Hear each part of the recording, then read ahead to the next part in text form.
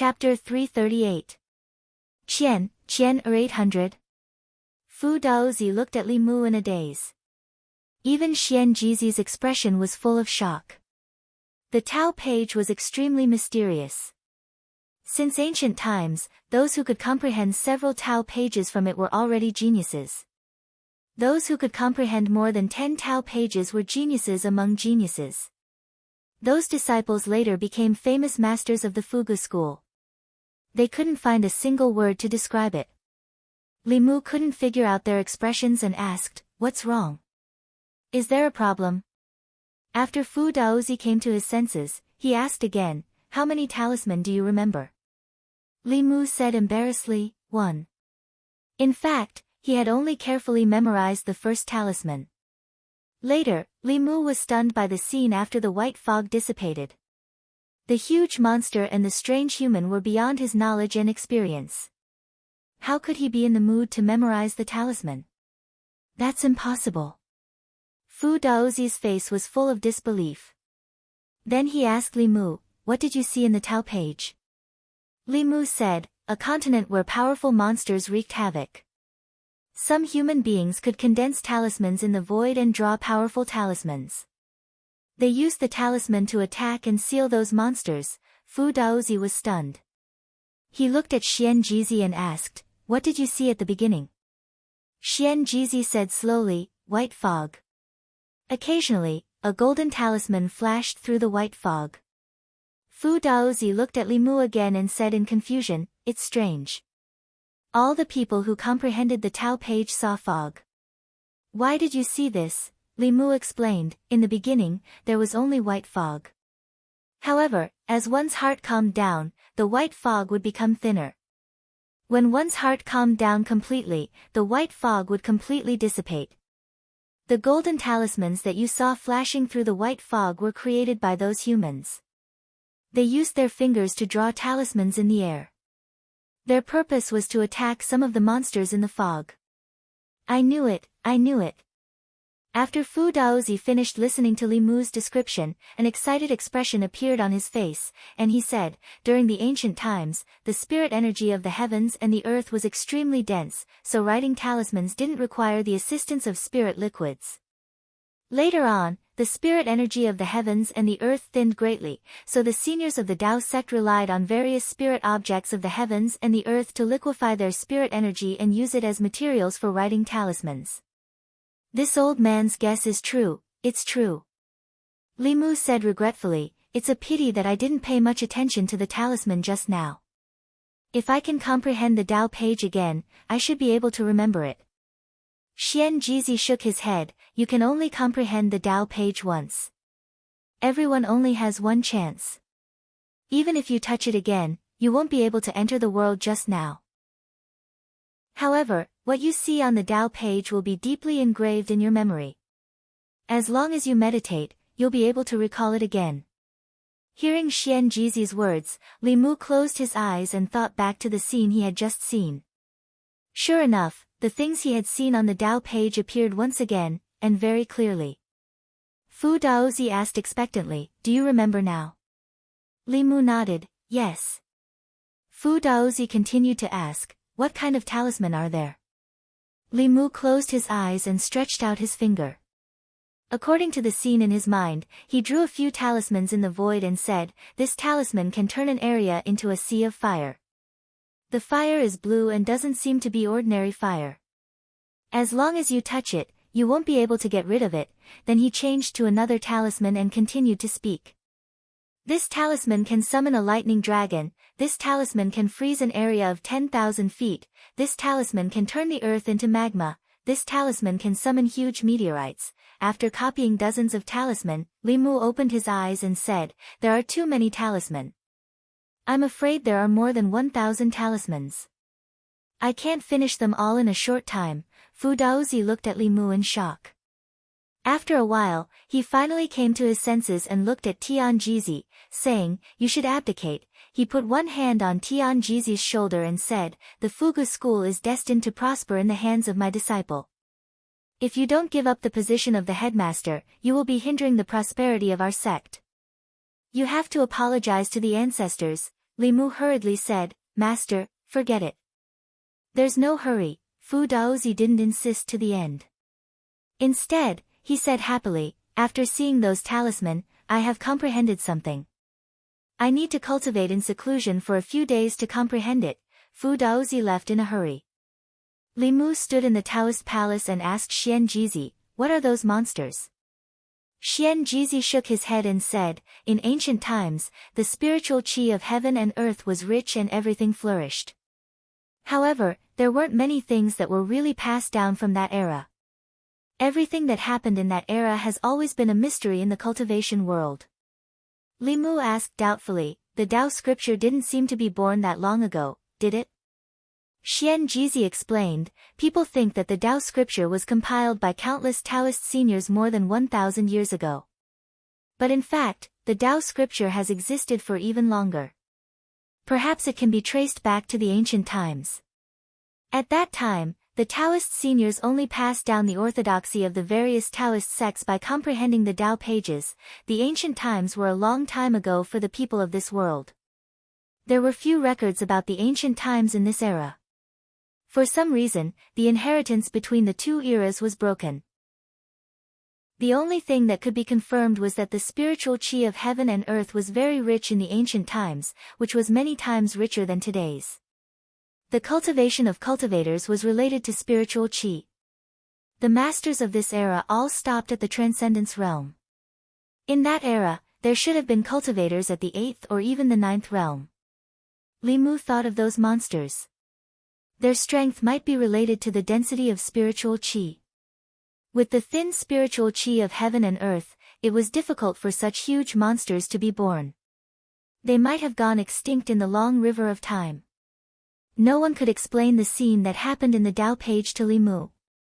Li Mu stopped thinking about it and asked Xian Jizi, is there any way to show the scenes that I saw in the Tao page?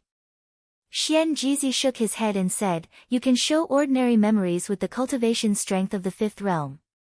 However, you can't show the insights in the Tao page. Li Mu found that he couldn't show the scenes in his mind with spiritual spell visual projection. It seemed that the problem didn't lie with him but with the Tao page. He waved his hand and said, I'll go back now. Don't forget that you still owe me 5 heaven-level talisman. Standing in the Taoist palace, Xian Jizi watched him leave as if he saw the beginning of the change in the cultivation world. White Cloud Peak. Li Mu had been in seclusion cultivation for 7 days after he returned. After 7 days, he opened the door and stood in the courtyard. Under the long-awaited sunlight, he stretched lazily. During these 7 days, he had watched the scenes that he saw in the Tao page countless times. He recorded all the talisman that he could see and organized them into a jade slip. Similar to a USB flash drive, jade slips were used by cultivators to store information. If it was recorded on paper, it would take at least 1,300 pages. If it was recorded on jade slips, 1 jade slip would be enough. Li Mu flew up and came to the main peak again. Then, he landed in a Taoist palace. Talisman Daozi walked out. Li Mu handed him the jade slip and said, Master, take this. Talisman Daozi took the jade slip and asked, what's this? Li Mu said with a smile, you'll know when you see it. Talisman Daozi pressed the jade slip to his forehead. His expression gradually became sluggish, and even his body trembled slightly. Li Mu looked at him and said, these are all the talisman images in the Tao page. I hope you can understand the great Tao of the talisman from them, Master. Talisman Daozi looked at Li Mu with his beard trembling. He tried to speak several times but failed. Li Mu bowed and said, I won't disturb Master. I'll go back now. He flew out of the Taoist palace and returned to the White Cloud Peak. He let out a long sigh of relief. This was the only thing he could do for Talisman Daozi. Li Mu used the talismans on the Tao page to repay the favor of Talisman Daozi for giving him the comprehension of the Tao of talismans.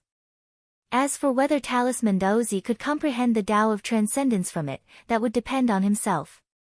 Not long after, an aura familiar to Li Mu landed outside the small building. Li Mu opened the door. Elder Su said respectfully, Uncle Master Li, the sect master invites you in. In less than half a month, he had changed the way he addressed Li Mu from Lord Li to Uncle Master Li. Although Xian Jizi listened to Talisman Daozi and didn't publicize this matter in the sect, he still informed the third-generation elders in the sect. Li Mu came to the main Peak's Dao Palace and found that other than Xian Jizi, the other heads were also there. Li Mu cupped his hands and said, "Greetings, sect master, senior brothers and senior sisters." With a master who was a supreme elder, it was much more convenient for him to move around Baiyun Mountain. Even if he met the sect master and the sect master, he only had to greet them as equals. Xian Jizi looked at Li Mu and said, "The materials for the talisman are ready. Junior brother, you can start at any time." After this period of rest, Li Mu's injuries had healed and his mind had returned to its peak state. Drawing a saint-level talisman might be a little difficult, but for a heaven-level talisman, it shouldn't be a problem for him to draw 5 of them in one go. Drawing talismans wasn't difficult for him. The difficult thing was to gather the materials. The cultivators in the ancient times could draw talismans in the void because the spiritual chi of heaven and earth was rich at that time. When the spiritual chi was thin, they had to find natural treasures that contained spiritual chi to replace it. Li Mu borrowed Xian Jizi's magic power and drew 5 heaven-level talismen in one go. He let out a sigh of relief. At this time, Xian Jizi said, "There is still some talisman liquid left. Junior brother, do you want to draw a few more?" Li Mu wiped the sweat from his forehead and said in a bad mood, "Draw? Do you think I'm a tool for drawing talismans?" Xian Jizi sighed and said, "The great competition of the peaks is about to begin. In every competition, the top 3 disciples will be rewarded with a heaven-level talisman. In the ancestral court, except for junior brother, no one has 100% confidence. This talisman liquid is extremely precious. As a member of the Fugu school, junior brother can't bear to waste it, right?" Li Mu looked at the serious face of Xian Jizi and understood that he still had a lot to learn if he wanted to be the sect master of the Fugu school. Chapter 339. Li Mu had originally thought that he had profited greatly by becoming Fu Daozi's disciple and becoming a second-generation disciple of the Fu Lu school for the Empress. Now, he realized that these old foxes seemed to be even more scheming. Although there were many people in the Fu Lu school who could draw a heaven-grade Fu Lu, they didn't have a 100% success rate and might cause a waste of precious talisman fluid. In order not to waste materials, they seemed to be planning to use Li Mu as a tool. He had always been the one to use others as tools, so this was how it felt to be used as a tool. However, Li Mu couldn't refuse. Xian Jizi's reason was very sufficient. Li Mu was a disciple of the Talisman sect, so he naturally had the responsibility to save resources for the sect. If Li Mu refused, it would be disloyal to the sect. How could someone who was disloyal to the Fu Lu school become the Fu Lu school's headmaster? Thus, Li Mu was able to draw 3 more heaven-grade Fu Lu. The function of these Fu Lu was to repair the physical body. Even if one's limbs were chopped off, they could be regenerated in an extremely short amount of time. In the underground karst cave, Wu Bo had been ambushed by senior brother Qin and crushed his heart. He had used this talisman to regenerate a new heart. Anyone wouldn't be able to endure 8 times in 2 hours. After Li Mu finished the last stroke, he supported himself on a stone pillar in the Dao Palace and walked to the front of the hall. Then, he collapsed comfortably on a chair. He would rather return to the divine capital and be squeezed dry by the Empress than be squeezed dry by a group of old men here. Li Mu only lacked magic power to draw heaven-grade or even saint-grade Fu Lu. If he had the Empress magic power and enough materials, he could draw as many as he wanted. He had always been taking from the Empress and had never given anything in return. When he returned to the Immortal's capital, he would also draw some Fu Lu for the Empress. Although the Empress was rich, she didn't have a lot of good things on her. For example, the heaven rank Fu Lu was a rare item in the Fu Lu school. In the 10 continents and 3 islands, besides the Fu Lu school, almost no one could draw a Fu Lu of this level. The only one the Empress gave to Li Mu was one that Li Mu gave to Xiao Bai for protection. Other than that, the highest rank Fu Lu she gave to Li Mu was only earth rank. This was obviously not in line with the status of the Empress of the Great Zhou. She always carried a stack of heavenly rank Fu Lu with her. In the future, when she rewarded her meritorious subjects, she would be able to take it out. The position where Li Mu was lying was the headmaster's position. Fu Lu school had a hierarchy, and his action was against the rules. However, the heads only looked at each other and didn't say anything. They had already heard from the headmaster that he had comprehended all of the pages. The founder of the Fu Lu school only comprehended a portion of the pages, and yet he was able to establish the Fu Lu school. What would happen if he comprehended all of it? At that time, the title of the number 1 Taoist sect would change hands. Xian Jizi looked at Li Mu, who was lying on the chair, and asked, "Junior brother, have you comprehended all of the pages?" Li Mu extended his hand, and a jade slip appeared in his palm. He threw the jade slip to Xian Jizi and said, "The Fu Lu that appeared in the pages are all in here." Nothing ventured, nothing gained. The future leader had to have the bearing of a future leader. Li Mu was not worried that he would starve to death if he taught others the way of talismans. The stronger the talisman sect was, the more beneficial it would be for him and the Empress. Xian Jizi placed the jade slip on his forehead, and a moment later, he passed it to Hyun Jinko, who was beside him. After Hyun Jinko read it, he passed it to Zhengyang Zi. Apart from Yuzhen Zi, who was in seclusion, the other 6 heads all looked at the jade slip with longing and excitement in their eyes. They all knew what this jade slip meant. The founder of the Fu Lu school founded, and Li Mu would lead the Fu Lu school to an unprecedented peak. Not to mention that he had completely comprehended the pages and contributed the complete contents of the pages, just by relying on his heart of 7 orifices. If he was tied to the Fu Lu school and drew talismans day and night, in the future, the Fu Lu school's disciples would each have a saint level attacking Fu Lu. Their attacks would be at the 7th realm, and they would be able to beat the 10 demonic sects together. Unfortunately, they couldn't tie him up. Not to mention that the materials needed for a saint-level Fu Lu were hard to find, and it was impossible to create an unlimited number of them. Martial Uncle Fu Daozi would also not allow them to do so. Not to mention, he had the Empress of the Great Zhou behind him. He was a treasure in the Fu Lu school, and in the heart of the Empress, he would also be a treasure. If the Fu Lu school forcibly detained him, it was very likely that the Great Zhou court would send a large force to suppress them. The strength of the Fu Lu school was unquestionable, but in the Great Zhou, the strength of any sect could not compare to the Great Zhou court. Xian Jizi put away the jade slip and bowed to Li Mu with cupped fists, saying, "Thank you, junior brother." As the head of the Fu Lu school, his bow represented the highest etiquette of the Fu Lu school. He bowed to Li Mu for his contributions to the Fu Lu school, and for bringing the Fu Lu school to a new height. Li Mu waved his hand and said, "We're on the same side, there's no need to thank me." Xian Jizi smiled and said, "In that case, senior brother won't be polite." In fact, there's another important matter that concerns the future of the sect, and I need junior brother's help. Seeing Xian Jizi's expression, Li Mu began to regret what he had just said. As the head of the sect, Xian Jizi's face was as thick as his cultivation. Li Mu had become a second-generation disciple of the Fu Lu school, but he had not obtained any benefits, and had become a tool for them. Now, he actually had something to ask of him. How could he not feel embarrassed? Li Mu did not speak, but Xian Jizi took the initiative to say, "Although the ancestral court holds a trial of the Tao of Talismans every 4 years, the disciples who pass the trial have the aptitude for the Tao of Talismans, but most of them lack the talent for cultivation. Junior brother is a pillar of the Great Zhou, a favored minister of the Empress.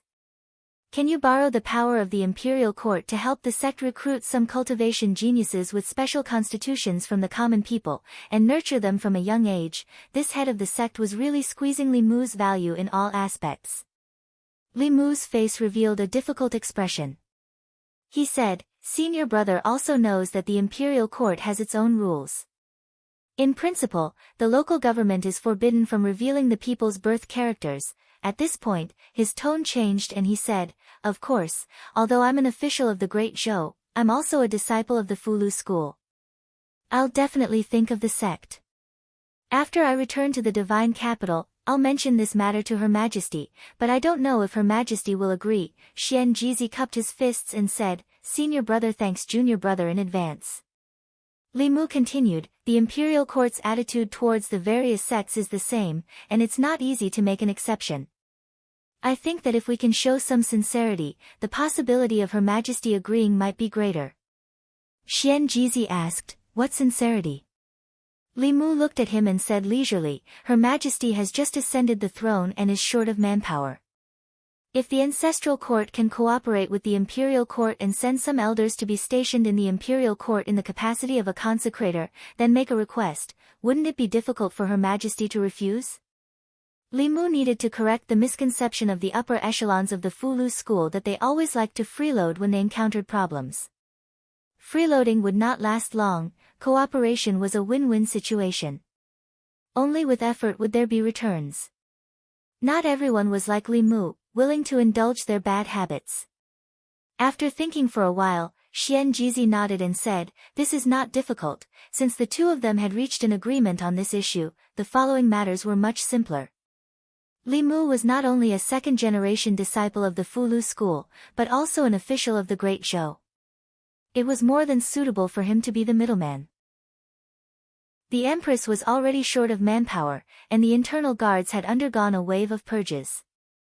If an expert of the Fulu school joined, she would not have to experience the awkwardness of having no one to rely on. He could not wait to tell the Empress this good news. After watching Li Mu walk out of the palace, Xian Jizi thought for a while and said, "I've decided to pass the position of headmaster to junior brother Li." This was originally the most important matter of the Fulu school, and it required everyone to discuss and decide. However, after Xian Jizi spoke, none of the heads objected. Hyun Jinko hesitated for a moment and said, "The current him is not suitable for this position. After all, he's only at the 4th realm. It's not a good thing to push him to the front so early." Xian Jizi shook his head and said, "Of course not now. At the very least, we have to wait until he enters the 7th realm." Hyun Jinko's eyes were filled with anticipation. He said, "I wonder what heights he will bring the Fulu school to." Baiyun Peak. Li Mu had just returned to his room. Having learned his lesson from last time, he first cast a soundproof spell, then took out the conch. After activating it with his transcendence energy, he said impatiently, "Your Majesty, let me tell you a piece of good news." Chapter 340. Li Mu wondered if he was born to be busy. Taking advantage of his vacation time, he even facilitated the cooperation between the Fulu school and the court. In the past, although the court had cooperated with the various sects, it was only at a superficial level. For example, the large sects allowed their low-level disciples to be stationed in local government offices to help the local officials govern their areas. The court gave the sects their territories and allowed them to recruit disciples in the vicinity of the power they belonged to, and so on. This kind of cooperation on a deeper level rarely happened in the past. The reason was naturally the distrust between the two sides. The power and strength of these sects were too strong enough to threaten the rule of the court. Moreover, the court had absolute control over the 36 counties in name. The 4 sects and 6 schools' activities in the secular world were greatly restricted. Because of this suspicion and distrust, the Great Zhou court had never had an official from the 4 sects and 6 schools. Even a minor official was required to not have a sect background, and the high-level positions of these sects were not held by officials of the court. Li Mu was probably the first person to hold both a high position in the court and a high level of a sect. With him as the middleman, it was most appropriate. Li Mu did not tell the Empress anything else about the Fulu school. He only said that he intended to facilitate the cooperation between the Fulu school and the court. The court would pay attention to the talented disciples of the Fulu school, and the Fulu school would also send powerful elders as guests of the court. The Empress was currently lacking manpower, and this was something to be happy about. However, Li Mu did not hear the Empress's happiness. She was like a salted fish as an empress. She did not have the slightest bit of initiative, nor was she active in doing things. Her most active activity was to run to Li Mu's house to freeload food, and to help Li Mu with the spirit snail to check on him. More than 100 times in 3 days. Not to mention a superior, even a girlfriend rarely did this. Fortunately, Lu Hanyan was different from her. Otherwise, Li Mu would probably go crazy. In the spirit snail, the Empress said calmly, "You can decide on this matter. This could also be considered a national policy." From a certain point of view, it was Li Mu's duty as the censor of the palace secretariat. However, he still had to ask for the Empress's permission, so as to avoid the bad reputation of a favored official causing chaos in the government. Li Mu sighed. The Empress didn't even care about collaborating with Fulu school. He didn't know what she cared about. On the other side, the Empress no longer mentioned this matter. Instead, she asked, "When are you coming back?" Li Mu replied, "I will do it as soon as possible." The voice in the conch was clearly dissatisfied. "You said it would be quick more than a month ago. How quick is it?" Li Mu explained helplessly, "This time, it's really as fast as possible. The shortest is 3 days, the longest is 5 days. After spending a few days with Lu Hanyan, she went into seclusion with Yuzhenzi. Li Mu could have returned to the fairy's capital now, but the 7 Peaks disciple competition was about to begin. As a second-generation disciple, he needed to attend. The Empress was really too much. She didn't care about the country's affairs and urged him to go back to work so urgently. This also affected Li Mu's enthusiasm. Great Zhou was her great Zhou, and Li Mu was working for her. She couldn't always sit at the top and let Li Mu do all the work. She should at least give him some response. This way, Li Mu would have more motivation to do things. Li Mu put down the spirit conch and heard a buzzing sound coming from outside the courtyard. The Dao bell was urging him from outside. Li Mu put away the spirit conch and walked out of the door. He said, "Don't rush me. I'm coming, White Cloud Mountain." Today was the day of the ancestral court of Fulu School's 7 Peaks competition. The all-peak competition was held once every 4 years like the Talisman Dao trial. There was only a month's difference in time. In the past, the results of the Talisman Dao trial would be a hot topic among the disciples of the sect. However, this year, after the trial ended, it didn't cause much of a stir. This was because the trial left too many mysteries for the disciples. First of all, the first place of the previous trial would immediately become a core disciple and receive great support from the sect. They could enjoy cultivation resources that ordinary disciples couldn't enjoy. For a long time after the trial ended, the first place of the trial would be the object of envy of all the disciples. However, the identity of this year's first place was still a mystery. It wasn't just the first place. After the trial ended, the first and second place of the trial completely disappeared as if they had evaporated into thin air. Other than that, on the day of the trial, there was a strange phenomenon on Mount Baiyun. No one knew what was going on. However, according to the ancient books, some disciples guessed that when the sage-level Fu Lu was born, there would be a heavenly tribulation. The strange phenomenon on Mount Baiyun that day was very similar to a heavenly tribulation. As soon as this was said, there were different opinions. Some people said that the sect master drew the sage-level Fu Lu. Some people said that the strange phenomenon was caused by the sect master's advancement to transcendence. Some people said that the person who drew the sage-level Fu Lu was the first place of the trial. However, the sect had never explained this, and this matter had never been concluded. Before the grand competition, the disciples of the various peaks had already gathered around the main peak square. This grand competition was related to the honor of the participating disciples, and also related to the resources that each peak could obtain from the sect in the next 4 years. The top 3 disciples of the grand competition would each receive a heaven-level Fu Lu. The first place of the grand competition would also have the opportunity to become a direct disciple of the sect master and be promoted to a 3rd-generation elder. The top 10 disciples of the grand competition would also receive an earth-level Fu Lu and the opportunity to receive guidance from the sect master. Therefore, every time the grand competition was held, the disciples of the various peaks would do their best to obtain the highest ranking. This was not only for themselves, but also for the honor of the various peaks. Li Mu originally wanted to return to the divine capital as soon as possible so that the empress wouldn't nag him all day long. However, Xian Jizi said that he had to participate in this grand competition.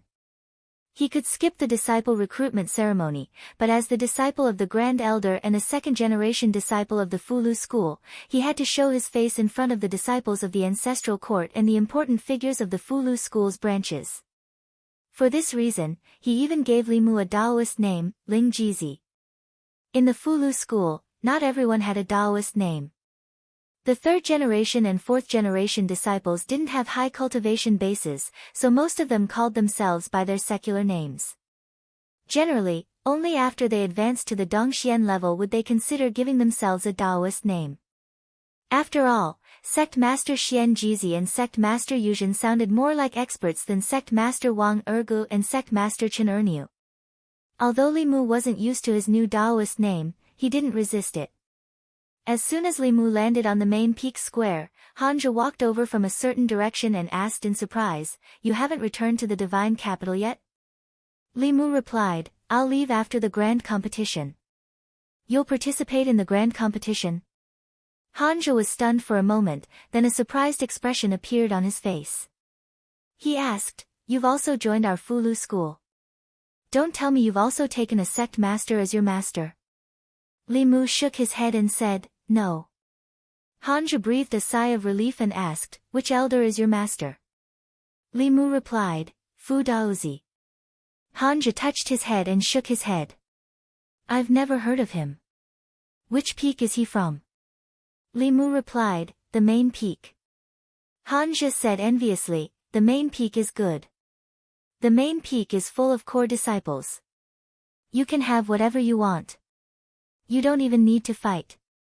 I told you, with your relationship with Lu, Martial Uncle Lu, you won't do too badly after joining the sect." Li Mu looked around and asked, "Why haven't I seen junior sister Qin today?" At the mention of junior sister Qin, Hanja looked helpless and said, "Don't mention it. I told her to reflect on her mistakes behind closed doors." Li Mu asked, "What's wrong with her now? You still have the nerve to ask?" Hanja glared at Li Mu and said, "If you hadn't left first last time, I wouldn't have asked junior sister Qin to drink with me. With her alcohol tolerance, she got drunk after just a few glasses. Moreover, she liked to take off her clothes when she was drunk. Not only did she take off her own clothes, but she also took off my clothes. Fortunately, I woke up at the critical moment. Otherwise, I really don't know how to face senior brother Qin's soul in heaven. The primordial yang body that I've maintained for more than 20 years might have been lost." Li Mu looked at him sympathetically and said, "Yes, it's too dangerous. Anything can happen when a man and a woman are alone. You'd better protect yourself. If you lose your primordial yang, it will be a big loss." Hanja agreed and said, "I didn't expect junior sister Qin to be so bad at drinking. I won't drink with her anymore." While they were chatting, more and more people gathered in the square of the main peak, and the sound of discussion was endless. "I wonder which peak's senior brother will get first place in the competition this time. The reward for first place is too generous. Not only will you become a third-generation disciple, but you'll also get a heaven-grade Fulu. That's equivalent to having an extra life. I wonder how many people are eyeing those 3 positions. Why is there an extra seat in front? What? Let me count. 1, 2, 3, 8, 9, there's really an extra one." All the disciples looked at the square in front of them, stunned. During the competition, the sect leader and the 7 peak chiefs would watch from the front. Therefore, there would be 8 seats in front of the square. These 8 huge seats were made of spiritual jade and had runes carved on them. They floated in front of the square, dignified and noble, showing the owner's identity and status. The sect leader and the 7 peak chiefs should have 8 seats. This was the usual practice in previous years. However, this year, there were 9 seats in front of the square. Could an elder have advanced to the 6th realm? I don't know. If an elder had advanced, how could the peaks not know? Could it be that one of the grand elders has returned? That's not very likely. The Grand Elders have been wandering outside for more than 10 years without any news. Even if they have returned, they have never cared about the competition between the peaks. Hanja looked at the 9 seats in front of him with a puzzled expression. He mumbled, this year's competition seems a little different from the previous years. When he turned around to look at Li Mu, he seemed to have noticed something. He looked Li Mu up and down a few times before lowering his head to look at himself. He asked in confusion, why is your Taoist robe different from mine? Hanja's Dao robe had a blue base, while Li Mu's Dao robe was mainly white. In the Fulu school, disciples of different levels wore Dao robes of different colors. For 4th-generation disciples like Hanja, their Dao robes were mainly sky blue. For 3rd-generation disciples, the elders of the peaks, their Dao robes were pale yellow. Only the sect leader and the peak chiefs would wear white Dao robes. Before Li Mu could speak, Hanja suddenly seemed to think of something. He looked at him in surprise and said in shock, Fu Daozi, isn't Fu Daozi the Taoist name of the Grand Supreme Elder who disappeared for a long time? You took the Grand Supreme Elder as your master? Li Mu did not deny it, which was equivalent to admitting to Hanja's words. Hanja was stunned. Really? Li Mu replied, really. Hanja grabbed his hair and mumbled, let me straighten it out first. You're a 2nd-generation disciple and I'm a 4th-generation disciple. Doesn't that mean I have to call you Grandmaster Martial Uncle? Li Mu nodded and said, in theory, yes. Hanja suffered a huge blow. Although he didn't want to compare himself to Li Mu, his former friend had now become his martial granduncle. Li Mu even had to bow to him when he saw him in the sect. This was something that Hanja couldn't accept. However, he quickly realized something and raised his head to look at Li Mu. He asked, you're my martial granduncle. Doesn't that mean you're Miss Hanyan's martial granduncle and junior sister Li's martial granduncle? Wait, your relationship is too messy. Let me sort it out. After counting with his fingers, he finally figured it out and said, junior martial sister Li is no longer a disciple of the Fulu school. But Miss Hanyan is Yuzhen Zi's disciple. You're Yuzhen Zi's junior martial brother, so you're her grandmaster martial uncle. You're your future wife's grandmaster martial uncle. Then what's the seniority of your child? Is he the same generation as me or a generation older than me? Wait a minute, I'm confused again. Before Hanja could figure it out, a bell rang from above, indicating that the competition was about to begin. Hanja glanced at Li Mu, then ran away like a wisp of smoke. Li Mu felt that it would be difficult to find him for a drink in the future. As the bell rang, the disciples of the various peaks had already taken their positions outside the square. Several figures flew out from the Dao Palace of the main peak. Xian Jizi and the heads of the various peaks each took a seat. Even Yuzhen Zi, who was in a state of seclusion, came out and sat to the right of Xian Jizi. Of the 9 chairs, only the one to the left of Xian Jizi was empty. The disciples of the various peaks gathered and began to discuss in low voices. That seat was originally Yuzhen Zi's. Why is Yuzhen Zi sitting to the right of the sect master this time?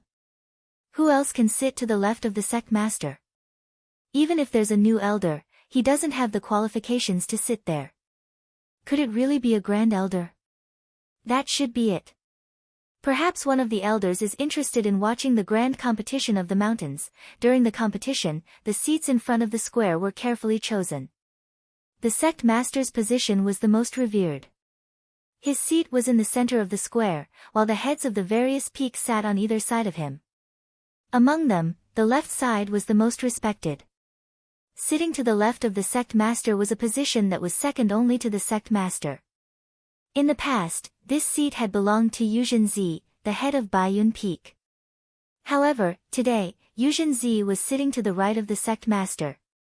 Apart from the Grand Elder, the disciples couldn't think of anyone else who had a position more respected than Yuzhen Zi. They looked at the seat with curious eyes. Most of the disciples and even the elders had never seen the Grand Elder's true appearance since they entered the sect. Outside the square, the disciples of the various peaks had already returned to their positions. Li Mu stood alone in one corner. He originally thought that he only needed to show his face. He didn't expect Xian Jizi to be so serious. Yuzhen Zi was Lu Hanyan's master and half his mother-in-law. Li Mu still felt some psychological pressure to replace her position. Of the 9 seats in front, he was the only one who hadn't taken his seat. Li Mu slowly flew over the square and sat to the left of Xian Jizi. The disciples of the various peaks of the Fulu school, the elders, and the important figures invited by the various subsects were almost all paying attention to that seat. When Li Mu took his seat, the square was quiet for a moment. The next moment, it was in an uproar. Countless people looked at that seat with a stunned expression. Who is this person? Why is he sitting in that seat? Could he be one of the Grand Elders? Isn't he the one who scared the runway bell? Why is he sitting in the Grand Elder's seat? During the Talisman Dao trial, Li Mu was always shrouded in fog in the image shown by the dark light technique. Most of the disciples of the Fulu school didn't recognize him. Only those who participated in the Talisman Dao trial with him could see his true appearance. At this time, among the disciples of the various peaks, those who passed the Talisman Dao trial were even more shocked. Isn't he the first place of this trial? He finally appeared again, and he's sitting in that seat. That's a seat that only the second-generation disciples can sit in. What qualifications does he have? Could it be? Xian Jizi's figure slowly flew up from his seat. He stretched out his hands and pressed down. The noise in the square instantly stopped. He looked back at Li Mu. Li Mu's figure also slowly flew up and stood beside Xian Jizi. Xian Jizi looked down and said slowly, "The one standing beside me is the disciple of the Grand Elder, Martial Uncle Fu Daozi, junior brother Ling Jizi. From today onwards, every disciple of the Fulu school will see him as if they see me." Xian Jizi's short words set off waves in the hearts of countless people in the square. The disciples of the Grand Elder were the second-generation disciples of the sect and had the same status as the chiefs. However, not all the chiefs could make the sect masters say, "See him as if they see me." This sentence had always been used on the future sect master. Even the current peak chiefs didn't have such qualifications. The sect master's words were tantamount to announcing that the young man was the future sect master of the Fulu school in front of all the important figures of the Fulu school's subsect. If he was only the disciple of the Grand Elder, then the sect master had no reason to say this. Because all the peak chiefs were the disciples of the Grand Elder. There must be another reason why he could sit to the left of the sect master. Xian Jizi floated in the air and said in a dignified voice, "Junior brother Ling Jizi is the champion of the Talisman Dao trial this time." As soon as these words were spoken, the doubts that had been in the hearts of countless people for a month were solved. The champion of the Talisman Dao trial this time was different from all the previous times. There had never been a trial taker who was able to walk above the 50th step. There had also never been anyone who was able to cause a phenomenon of heaven and earth during the trial. The square was in an uproar again. So it's him, that phenomenon should be caused by him, he's the one who drew the Fulu saint rank. No wonder he was accepted as a disciple by the Grand Elder. No wonder the sect master thinks so highly of him. This is simply reaching the heavens in a single step. Chapter 341. Before the grand competition of the peaks began, Fulu School's head teacher Xian Jizi's short words were like a boulder thrown into a calm lake, stirring up thousands of waves. Being accepted as a disciple by a Grand Elder was not a shocking matter. At most, the disciples were a little envious. However, sitting to the left of the head teacher and being regarded as the future head of Fulu School was too inconceivable. Fulu School was one of the 6 Taoist sects. Its Taoist teachings were spread throughout the ancestral province, and it had a great influence in the cultivation world. The selection of the Fulu School's head teacher was a major matter for the entire cultivation world. After today, the name of Fulu School's Ling Jizi would spread throughout the cultivation world. After this unexpected matter spread, no one paid attention to this competition. Around the square, countless gazes swept back and forth over the young man sitting to the left of Xian Jizi, as if they wanted to see through him. Just what kind of ability did this person have to deserve such attention from Fulu School? Li Mu sat in his chair, feeling the gazes from all around him. At first, he was not used to it, but now, he was calm and collected. Xian Jizi saying these words before the large competition was completely out of Li Mu's expectations. In truth, his motives for joining Fulu school were impure. Whether it was for Li Qing, the empress, or to become fellow disciples with Lu Hanyan, in short, there was no reason for him to truly join Fulu school. Not to mention becoming the head teacher of Fulu school. At that time, this goal was simply an unrealistic dream for Li Mu. It was just an excuse he used to coax the empress. But who would have thought that after only a month, his dream would come true? The position of head teacher of Fulu school was not only about glory, status, and responsibility. There were thousands of disciples in the ancestral court, and countless outer disciples. As the head teacher of Fulu school, he had to be responsible for them. In addition, the allocation of the sect's resources, the strengthening and revitalization of the sect, all of this pressure rested on the head teacher alone. Once he became the headmaster, Li Mu would not only have to worry about the empress, but he would also have to worry about the Fulu school. There were all sorts of things happening in the imperial court, and it was enough to worry about the empress alone. It was better for the Fulu school to slip away as soon as possible. Before the first day of the competition ended, Li Mu planned to sneak away with Wan Wan and Xiao Bai. After Lu Hanyan's closed-door cultivation ended, she would come to Fairy's capital to look for him. Wan Wan was also alone here, so Li Mu planned to bring her back to Fairy's capital this time. This way, she and Xiao Bai would have each other's company. As soon as the three of them left White Cloud Peak, several figures flew out from the main peak. Xian Jizi looked at Li Mu and asked, "Junior brother, where are you going?" Li Mu smiled and said, "I've been away from Fairy's capital for almost 3 months, and His Majesty has urged me many times. It's time for me to go back. If Master comes out of closed-door cultivation, I'll have to trouble you to inform him." Xian Jizi nodded and said, "Junior brother, you must cultivate diligently this time. Whether or not our Fulu school can prosper in the future will depend on you." Li Mu said awkwardly, "My cultivation is low now, and I can't take on the responsibility of the school. In the next few decades, the school will have to rely on you, senior brothers and sisters." As soon as Li Mu finished speaking, another stream of light flew out from the main peak. The law bell became the size of a palm and flew around Li Mu, circling around him. During this time, with Li Mu's help, the cracks on the law bell had healed by half. Li Mu reached out his hand, and the law bell obediently landed in his palm. Li Mu patted the law bell lightly and said, "I'm leaving. I'll come and see you again in the future." The law bell flew up again, buzzed a few times, and landed on his shoulder. Li Mu shook his head and said, "You have to stay on White Cloud Peak." "You can't go with me," Xian Jizi thought for a moment and said, "If the law bell is willing to follow you, then let it follow you." Li Mu looked at the law bell and gulped. He said, "That's not good.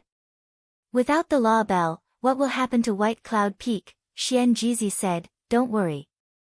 Our Fulu school hasn't fallen to the point where we need a spiritual treasure to protect us. Besides, the cracks on the law bell still need to be repaired by you.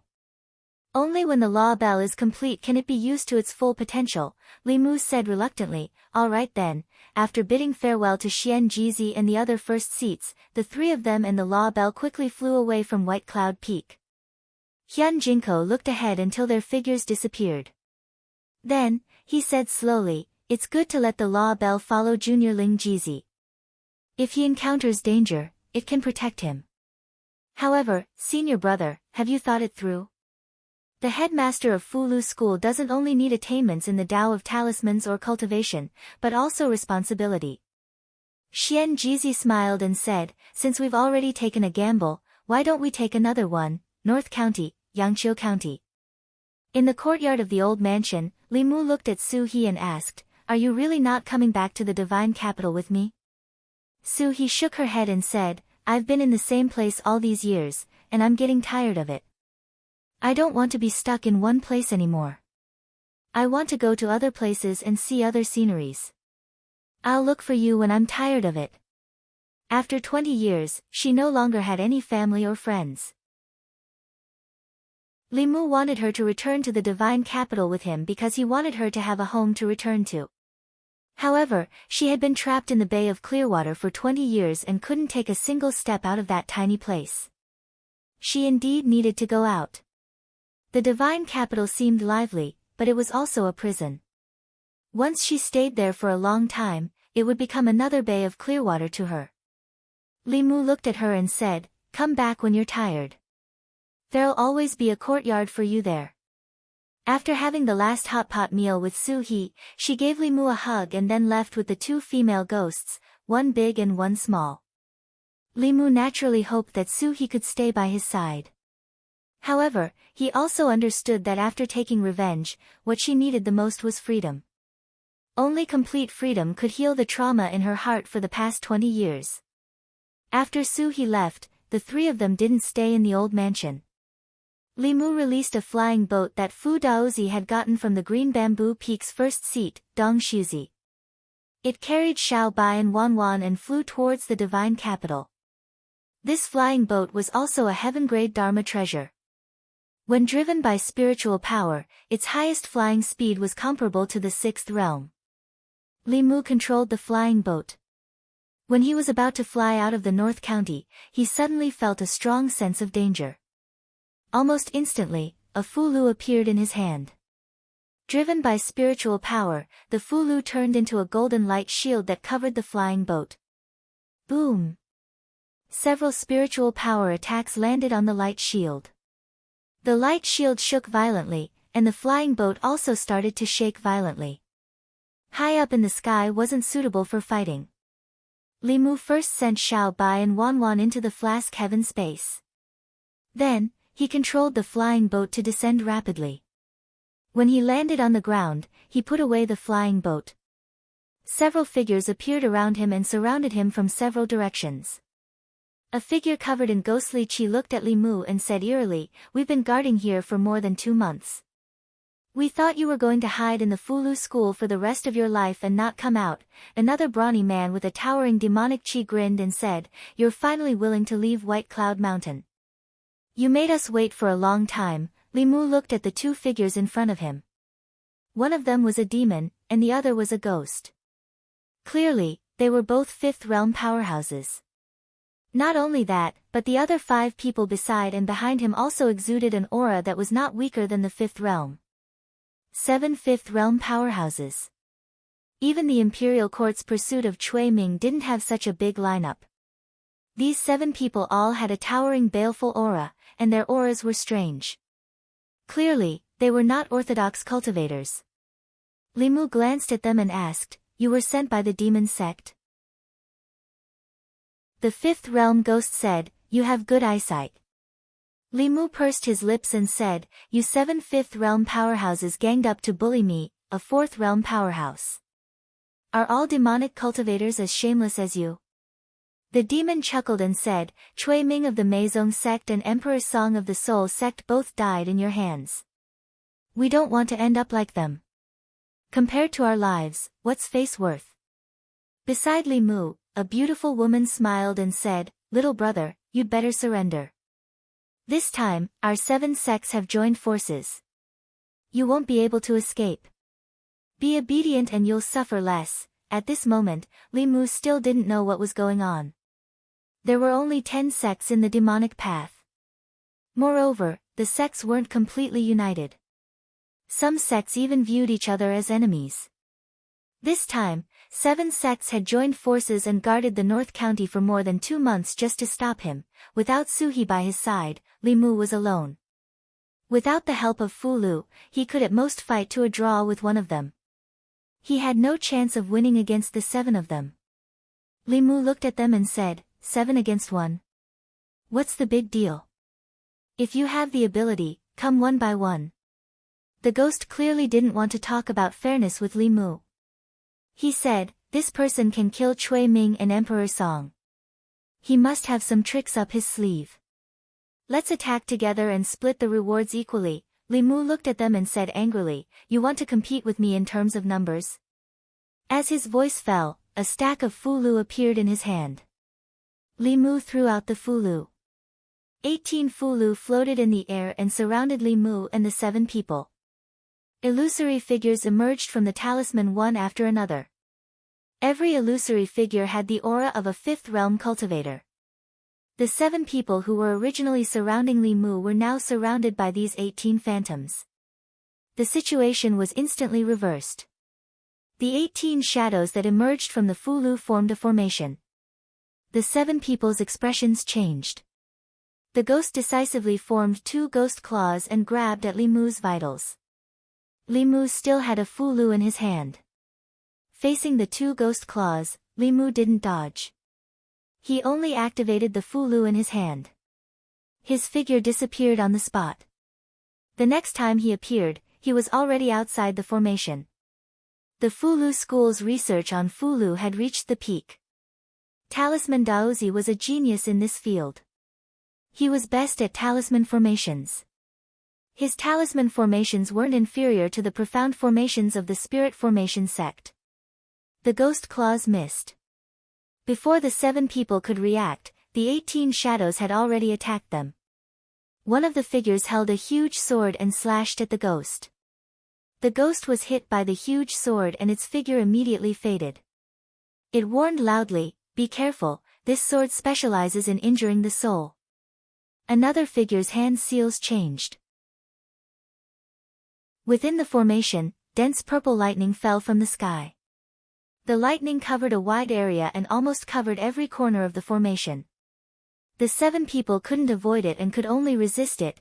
At this moment, a flame rose under their feet. This flame wasn't an ordinary flame. It seemed to even burn their souls and soul. The 7 people joined forces to defend against the lightning above their heads and the flame under their feet. Within the formation, a green wind suddenly blew. When the wind blew on their bodies, it was as if it was cutting their flesh and bones. Even the strong demon couldn't help but roar in pain. The rest of the people were screaming in pain. Li Mu stood outside the formation with his arms crossed. He looked at the 7 people trapped in the formation and said coldly, "Scream.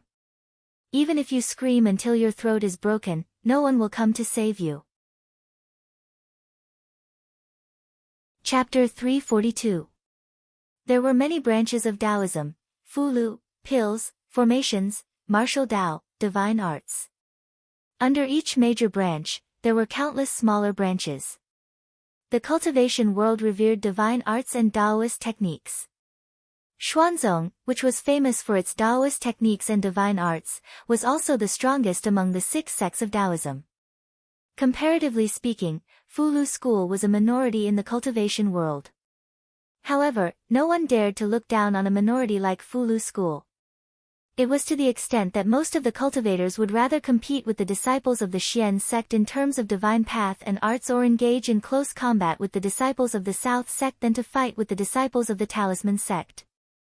This was because they didn't know the trump cards of Fulu school disciples. Once they looked down on Fulu school disciples, they would end up in such an awkward situation. Li Mu, a small cultivator at the 4th realm, had trapped 7 cultivators at the 5th realm in a talisman array with 18 upper-grade earth-rank golden armor talismans and a short-distance teleportation talisman. Talisman Daozi deserved to be a genius in the Tao of talismans that was hard to come by in the last few hundred years of the talisman sect's history.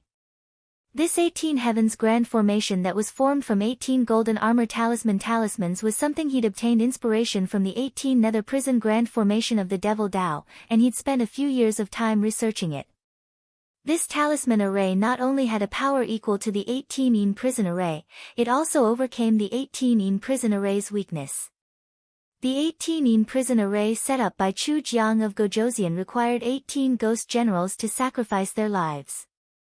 Moreover, their positions couldn't be moved. The 18 heavens array only required 18 golden armor talismans.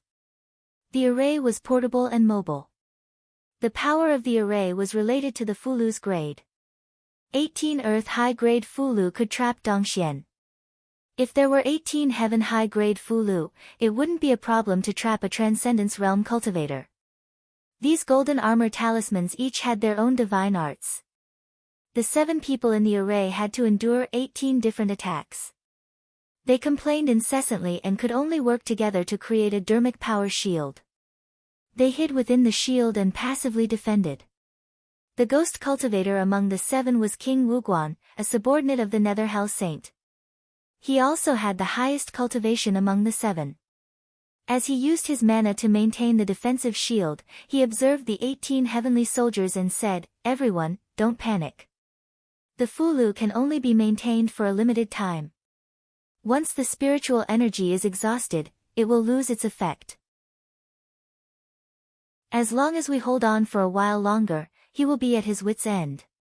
The 7 of them were caught off guard by the 18 heavenly soldiers. It was only then that they realized why the Heavenly Lord would place a bounty on a mere 4th realm cultivator. Although his own strength was weak, Fulu was really powerful. Cui Ming and Emperor Song deserved to die in his hands. Li Mu stood outside the array. Ever since the 7 of them gave up attacking and joined forces to resist, the situation on the battlefield had become a stalemate. Although the Fulu formation was simple and easy to carry, it also had its flaws. If the 18 Capital Heaven formation was set up by 18 Creation Realm experts, their mana would be endless. When it was exhausted, spiritual jades could be used to replenish it. The array could last for a long time. However, the Fulu's spiritual energy was limited and could not last indefinitely. The few of them joined forces to create such a protective shield. As time passed, it was possible that it could last until the Fulu's spiritual energy was exhausted. King Wuguan hid in the shield and looked at Li Mu mockingly. He said, "Emperor Song died in your hands like this. I don't believe it. Your Fulu's spiritual energy is endless. Let's see how long you can trap us." Of course, the Fulu's spiritual energy was not endless.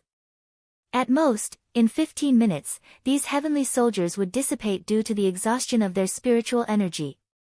Of course, Li Mu had more than one set of array talismans in his hands.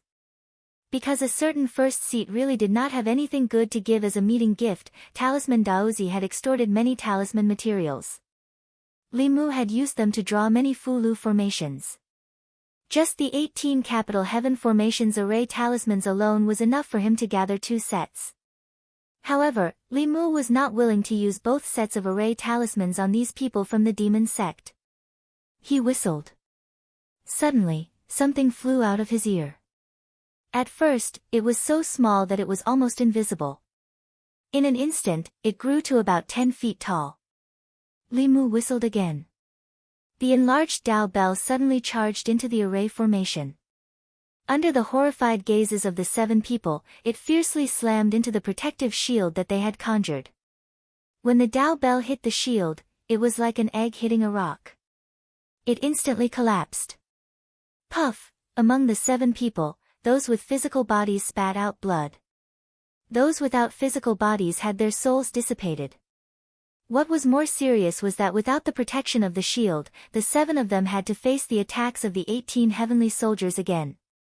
King Wuguan was already seriously injured. After the shield disappeared, he was caught off guard by a thunderbolt. His soul was even more scattered. He used the last of his spiritual energy to resist the burning of the Samadhi true fire. At this moment, a heavenly soldier had already slashed down with a giant golden sword in his hand. "No!" King Wuguan roared. His voice was filled with unwillingness and fear. As the giant sword fell, King Wuguan's soul collapsed and turned into pure spiritual energy. Of the 7 people from the demon sect, only 6 were left. Following that, the beautiful woman's physical body was finally destroyed after enduring several attacks. Her primordial spirit had just escaped when it was sucked into the Samadhi true fire. After letting out a series of shrill cries, it was quickly burned into nothingness. There was also a man in a red robe. When he saw that 2 of his companions had already been killed by the array formation, his body decisively exploded, turning into a cloud of blood mist. It was unknown what mysteries this blood mist had, but it actually passed through the array formation directly. After escaping from the array formation, the blood mist didn't stop at all. Without hesitation, it fled into the distance. Li Mu looked at the blood mist in the distance and threw out another Fulu. the Fu Lu turned into a small purple person. Inside the small person's body, lightning flashed chaotically and emitted a terrifying pressure.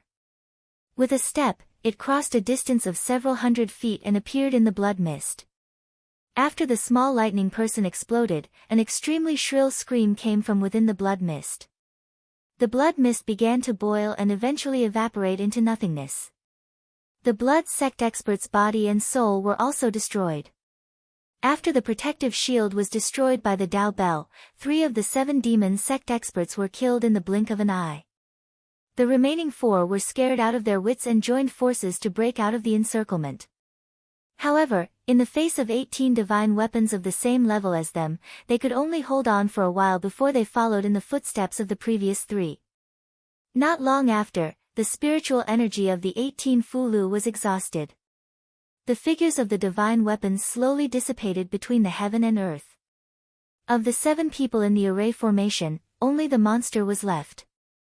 Its intelligence had been erased and its eyes had lost their light. It was only left with a walking corpse. Li Mu walked over and pressed his hand on its head.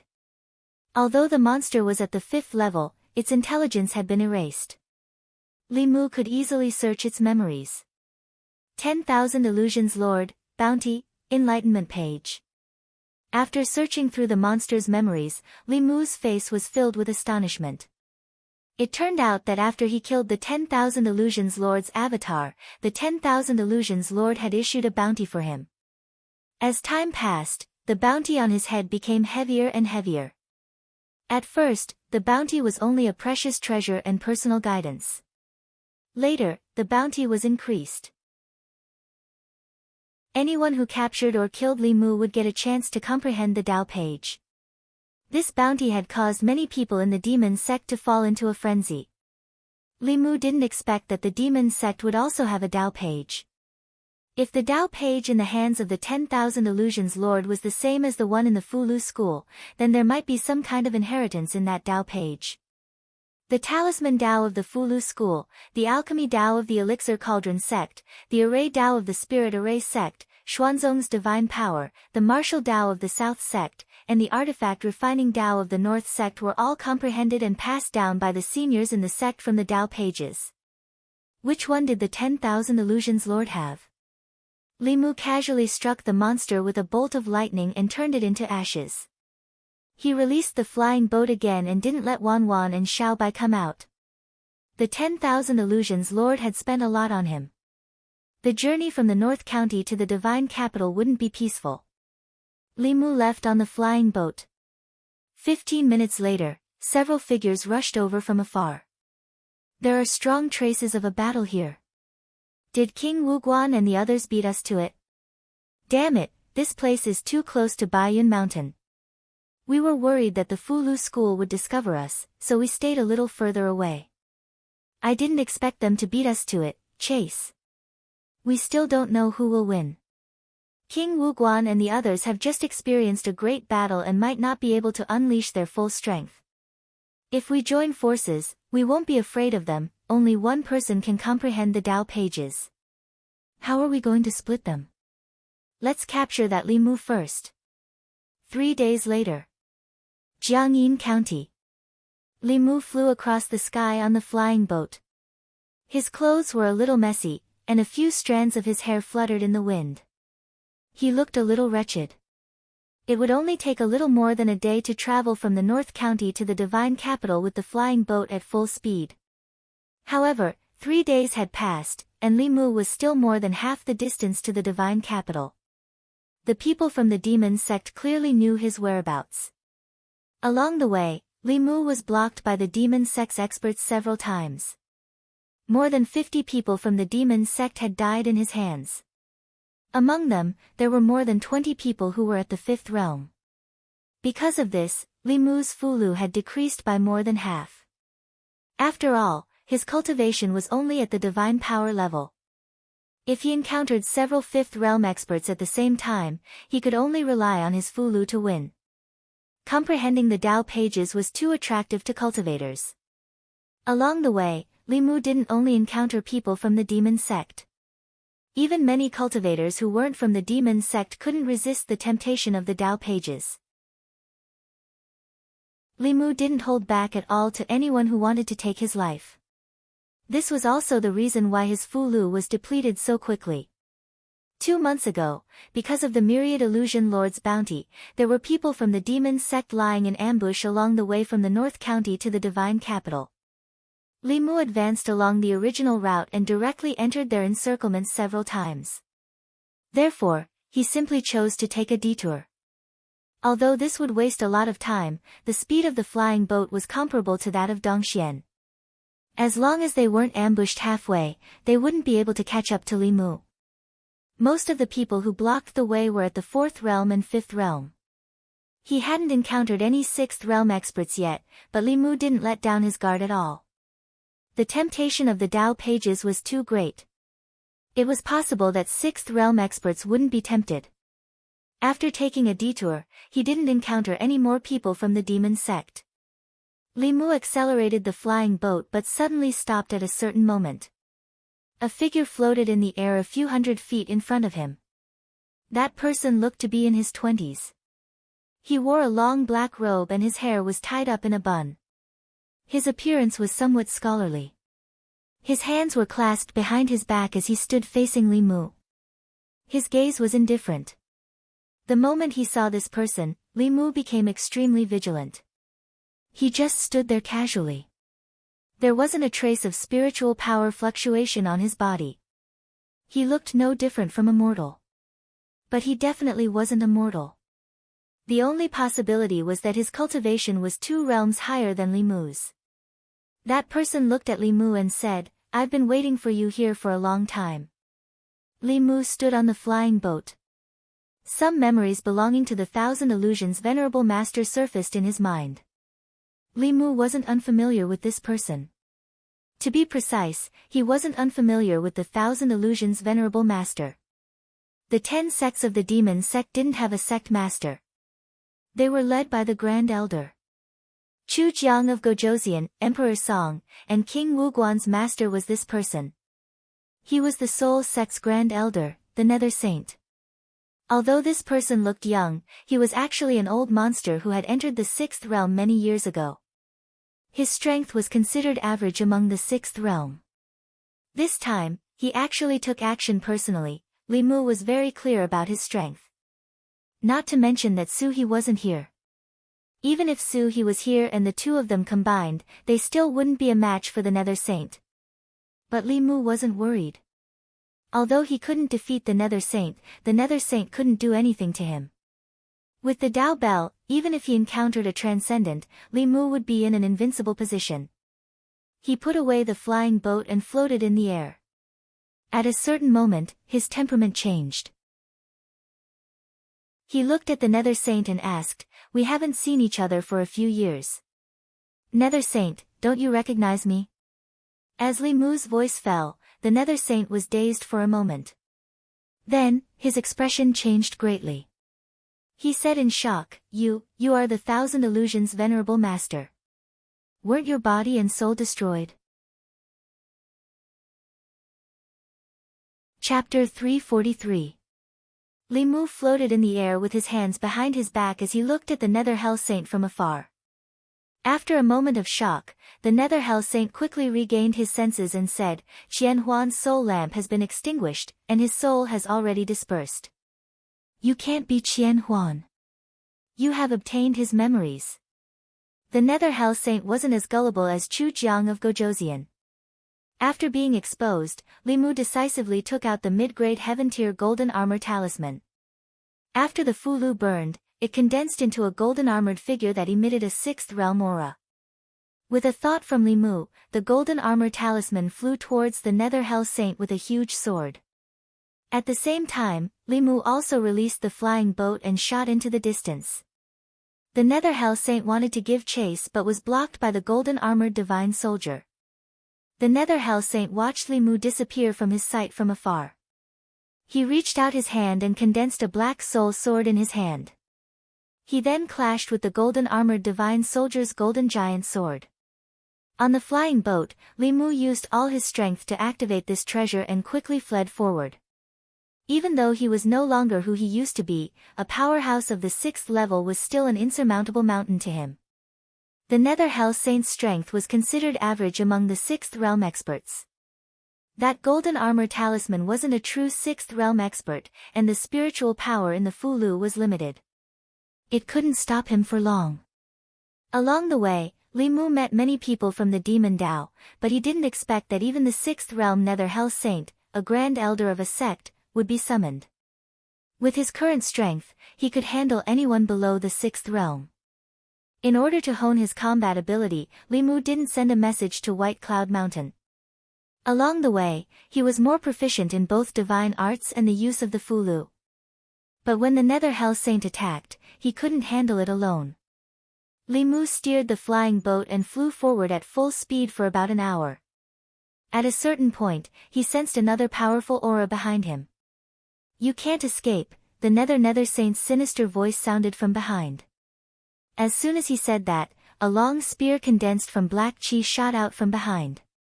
It seemed to be constantly traversing space. It was faster than the flying boat, heading straight for Li Mu. Li Mu whistled, and a giant bell instantly enveloped his body. Dong! The black chi spear smashed into the giant bell, creating a deafening sound. The spear collapsed, and the surrounding 300 meters was filled with sand and stones.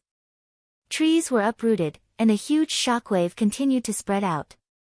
Li Mu was not affected at all within the Dao Bell, but the Nether Hell Saint was already approaching. The Nether Hell Saint was outside the bell and could only see the giant bell. He couldn't see the situation inside the bell. His face was filled with surprise. The spear he threw seemed casual, but it was actually his full-strength attack. Everything within 1,000 feet of him was turned into ruins by the recoil, but the bell was unharmed. He condensed another soul sword in his hand and slashed at the Dao Bell. Dong! Another deafening sound rang out. The soul sword in the Nether Hell Saint's hand dissipated, and his body was also forced back a few steps. The defense of the bell was beyond imagination. The Nether Hell Saint retreated 30 meters, and countless black chi gushed out from his body. The black chi condensed into several giant pythons, which twisted their bodies and crashed into the giant bell. Dong! Dong! Dong! The giant pythons dissipated when they crashed into the bell, but the giant bell remained in its original position, undamaged.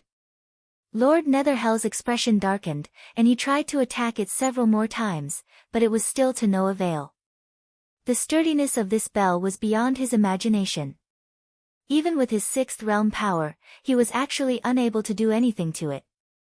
The recoil from the bell caused his own aura to become unstable instead. He looked at the bell again and finally discovered something. His body transformed into a ball of black chi and completely enveloped the bell. Li Mu stood inside the bell and observed the Nether Hell Saint's every move. The Nether Hell Saint's black chi completely enveloped the Dao Bell. Li Mu didn't know what the Nether Hell Saint was doing, but in the next moment, his expression changed. Wisps of black chi were seeping in from the cracks on the Dao Bell. Li Mu didn't hesitate to throw out that set of array talismans again. The 18 golden armored soldiers appeared again and formed a talisman array, trapping the Dao Bell and the black chi in it. One of the soldiers slashed at the black chi with his giant golden sword. Another soldier formed hand seals with both hands, and thunder exploded in the black chi. As for the other 2 soldiers, one transformed into a frost giant, and the other into a flame giant. They pounced at the black chi. The 18 soldiers each used their own abilities. The black chi rolled, and the Nether Hell Saint appeared again. He had 2 soul swords in his hands, and one of them shattered the giant golden sword of the soldier. After withstanding several thunderbolts, the Nether Hell Saint only had an unstable aura. He swung the other sword, and the frost giant and the flame giant immediately collapsed. When the 2 soldiers reformed again, their bodies were much dimmer. The great heavenly array could trap a cultivator who had just entered the 6th realm, but it was still difficult to trap a long-established expert like the Nether Hell Saint. Moreover, Li Mu could see from the Dao Bell that the Nether Hell Saint seemed to be very effective against these divine soldiers that didn't have physical bodies. In less than 15 minutes, this talisman array would run out of spiritual power and dissipate. At this moment, Li Mu's Fulu was almost used up. He had used all his trump cards, and he had no other choice but to hide in the Dao Bell. Li Mu stretched out his hand, and a jade talisman appeared in his palm. The Empress had given it to him before he left the divine capital. The Empress didn't tell Li Mu what the talisman was for. She only told him that he could crush the talisman in an emergency. Boom! At this moment, a loud sound came from outside the Dao Bell. Li Mu looked outside the Dao Bell and realized that the Nether Hell Saint had already broken the talisman array. It was much faster than he had expected. The Nether Hell Saint floated in front of the Dao Bell and sized it up. He said, "This Dao Bell is a good treasure, but it's a pity that it's incomplete." The Dao Bell buzzed and slammed toward the Nether Hell Saint. The Nether Hell Saint disappeared, and the Dao Bell's attack missed. When the Nether Hell Saint appeared again, he was already on top of the Dao Bell. He pressed his palm down, and the Dao Bell was pressed to the ground. Li Mu looked up and crushed the jade talisman in his hand without hesitation. The jade talisman shattered, and it seemed like nothing had happened. However, the Nether Hell Saint's expression changed. He immediately retreated a few hundred feet and looked in Li Mu's direction with vigilance. The space in front of the Dao Bell fluctuated, and a figure stepped out of the void. "Your Majesty! The Empress of the Great Zhou!" The voices of Li Mu and the Nether Hell Saint could be heard. One was surprised, while the other was frightened. However, the latter's fear quickly turned into calmness. The Nether Hell Saint looked at the illusory figure of the woman in front of him and heaved a sigh of relief. He said, "So it's just a divine clone. If your true body came, I would naturally retreat. However, a mere divine clone that has just reached the 6th stage of cultivation, what can you do to me?" The Empress looked at him indifferently and said, "You are not worthy for me to come personally." The Nether Hell Saint reached into his chest and took out a pair of ghastly hook-shaped weapons. He smiled at the Empress and said, "I have long wanted to see what the Empress of the Great Zhou is capable of." As he spoke, his figure had already disappeared from where he stood. Li Mu's mind moved, and the Qingxian sword appeared in his hand.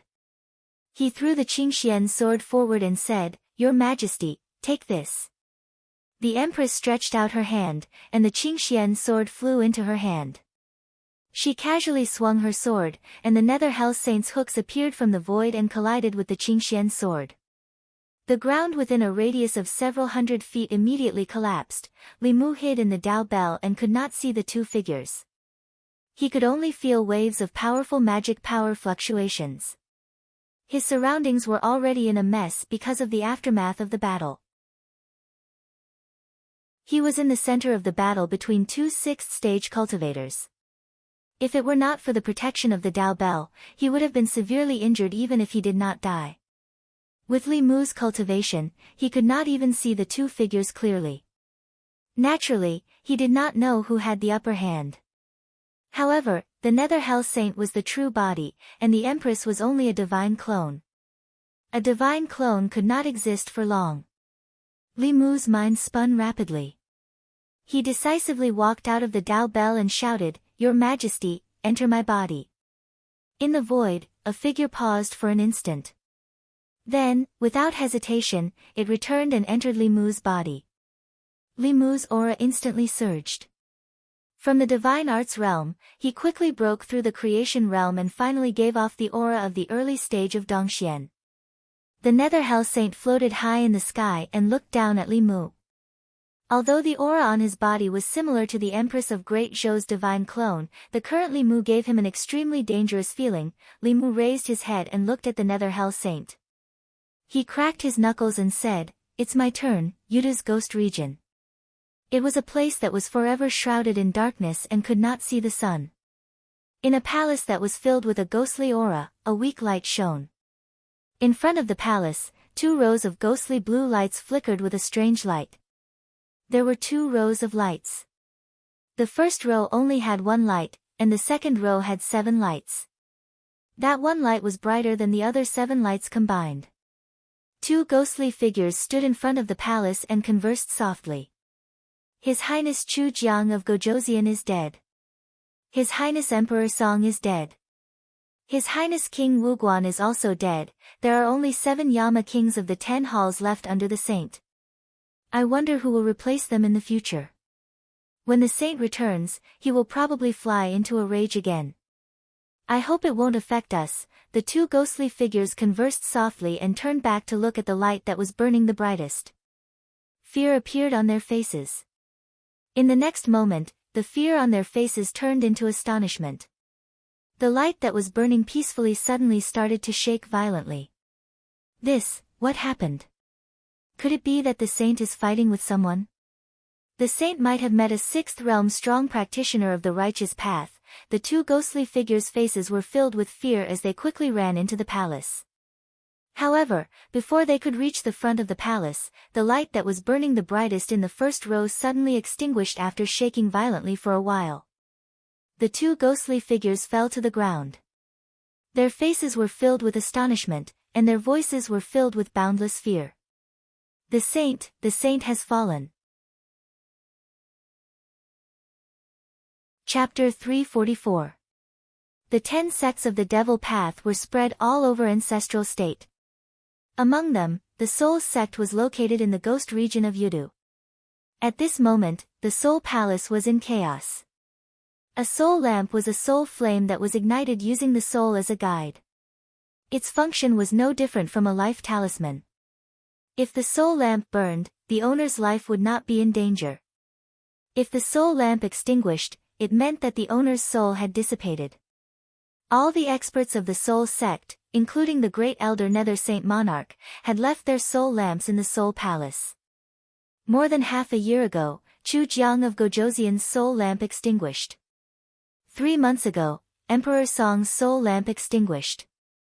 3 days ago, King Wuguan's soul lamp went out. Today, the Nether Saint's soul lamp was extinguished. The great elder was the faith of the sect. The sudden extinguishing of his soul lamp had caused a great uproar in the Soul sect. Countless disciples of the Soul sect were at a loss when they heard that the great elder's soul lamp had extinguished. The entire Soul Palace was in chaos. How did the grand elder's soul lamp go out? Could it be that the great elder has really fallen? The great elder has fallen. What's going to happen to the Soul sect? What are we going to do? Shut up. An angry roar came from outside the palace, causing the chaos in the Soul Palace to calm down.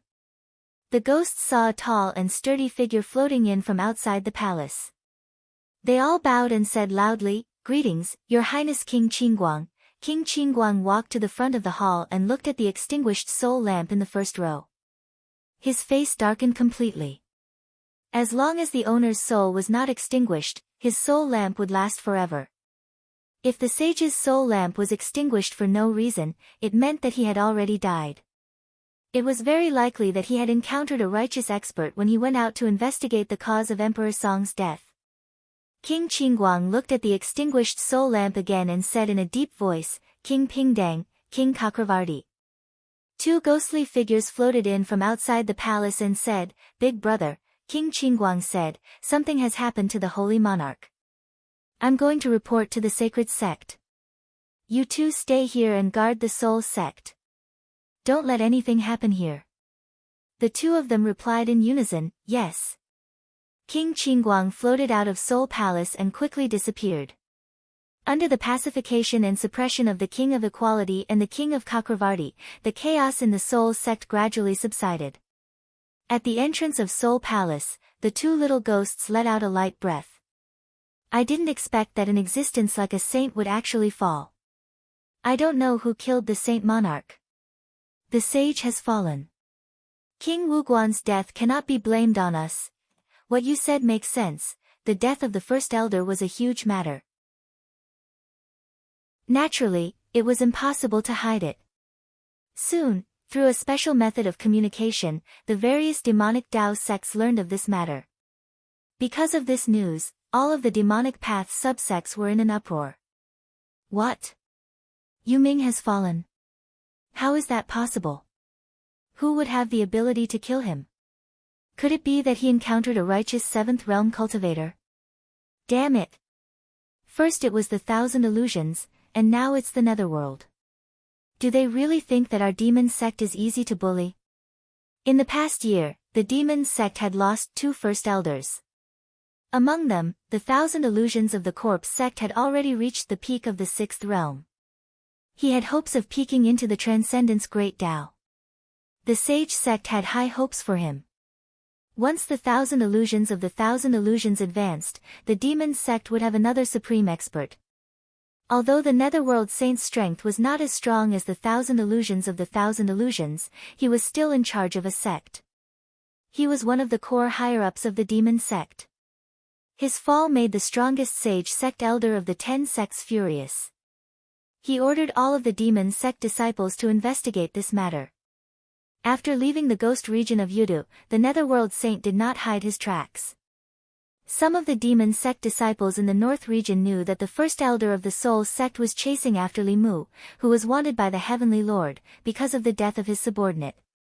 Later on, a disciple provided information that he had seen the battle between the netherworld saint and Li Mu from afar in Jiangyin County. However, because he was afraid of being affected by their battle, he hid from afar. He originally thought that the bounty this time would be taken by the Lord Saint. Who would have thought that the first elder of the soul sect would also die in the hands of Li Mu? This news was no different from a sudden clap of thunder. It shocked many people. Using this matter, the various demon sects exchanged information and found out that in these 3 days, dozens of demon sect disciples had died in the hands of Li Mu. Among them, there was no lack of 5th realm experts. More than 25th realm experts, and 1 6th realm first elder. After knowing this number, those demon sect disciples who were still dreaming of capturing or killing Li Mu alive to obtain the heavenly lord's reward instantly extinguished this thought. Although the reward was great, one still needed to be alive to receive it. Even the first elder of the soul sect, a 6th realm expert, had died in body and soul. How could they be stronger than the netherworld saint? After this incident, Li Mu's name had become a kind of deterrent in the demon sect's 10 sects. Shen Du, Li residence. Li Mu lay on a chair as Xiao Bai massaged his shoulders. Wan peeled the seedless grapes from the west region that the empress had rewarded him and fed him. It was good to have one more person at home. It was really a wise decision for him to bring Wan to Shen Du. His days in Shen Du were much more leisurely and comfortable. After returning from the north region, Li Mu wasn't in a hurry to go to the secretariat. Instead, he enjoyed the last of his leisure time at home. Of course, he didn't spend all his time enjoying the service of Wan and Xiao Bai. After returning to Shen Du, Li Mu spent most of his time repairing the Dao Bell. Because of his own sins, he almost died in the hands of the netherworld saint. The Dao Bell enveloped Li Mushi. Other than the bell's body, the bottom of the bell was also impenetrable. The only flaw was the crack on the bell's body, which had almost allowed the nether hell saint to take advantage of it. In the end, he had to crush the jade talisman that the empress had given him to allow the empress's avatar to descend. If one were to say that the empress doted on him, the bunch of old men from the Fulu school wouldn't be so considerate. After being possessed by the empress avatar, Li Mu's cultivation temporarily reached the early stage of the 6th realm. With the help of Dao techniques, he was almost invincible below the 7th realm. The netherworld saint was only at the middle stage of the 6th realm. Under the joint attack of Li Mu and the empress, he couldn't even escape. Li Mu had never thought that he would have the chance to kill a 6th realm expert with his own hands. In terms of strength, people like Lord Thousand Illusions and the various peak masters were unreachable in his eyes. However, when he was possessed by the empress, Li Mu even developed a kind of confidence that he could compete with a transcendent being. Of course, this confidence also disappeared without a trace when the empress avatar left. Back then, Cui Ming sacrificed his blood essence and lifespan to allow the 10,000 illusions lord to descend. The empress avatar descended without any sacrifice. She used her own great magic power to break open space and force the avatar to travel thousands of miles. The empress herself also paid a considerable price because of this. After Li Mu returned to the Immortal's capital, she went into seclusion and didn't hold morning court for 2 times. At a certain moment, the space in the courtyard fluctuated, and a familiar figure appeared before Li Mu's eyes. Xiao Bai ran over quickly and said happily, "Big sister Zhou, you're here." She pulled Wan Wan and introduced her to Zhou Yi. "Big sister Zhou, this is the big sister Wan Wan I always tell you about." Wan Wan was different from Xiao Bai. After knowing that the beautiful big sister in front of her was the Empress of the Great Zhou, she was a little restrained. She grew up in the Immortal's capital and had a very strong sense of hierarchy. She didn't dare to imagine that Xiao Bai actually dared to call the Empress, Big Sister Zhou. After a while, she pulled Xiao Bai into the room. Li Mu gave up his seat and said, "Your Majesty, have some grapes." Zhou Yi sat in Li Mu's seat and said, "The imperial court found out from the spies in the demon sect that some elders of the demon sect were furious because of the Nether Saint's death. It's best that you stay in the Immortal's capital from now on and don't go out casually." Li Mu nodded and then asked, "Is your Majesty's injury all right?" Zhou Yi shook her head and said, "It's fine. I'll be fine after a few days of rest." When a transcendent expert sent their avatar from afar, if they didn't sacrifice others, they would have to sacrifice themselves. The myriad illusion monarch naturally wouldn't sacrifice his own cultivation for Cui Ming. If he knew that the Empress didn't hesitate to get injured for him, Li Mu would also be willing to stab himself a few times like Cui Ming. Li Mu bowed and said, "Thank you, Your Majesty, for saving my life." Zhou Yi said indifferently, "You're working for me. I won't let anyone hurt you." Li Mu was slightly moved. As the Empress of a country, she was willing to go to such extent for a subject. This made him feel that all his previous efforts were worth it. Night. In a dream. Li Mu dreamt that he fought with the Nether Saint for dozens of rounds and still wasn't a match for him. Just when he was about to lose his life, a familiar figure suddenly descended from the sky. The Empress hugged Li Mu, who was sent flying by the Nether Saint, and landed on the ground. She then raised her hand and gently pointed at the Nether Saint.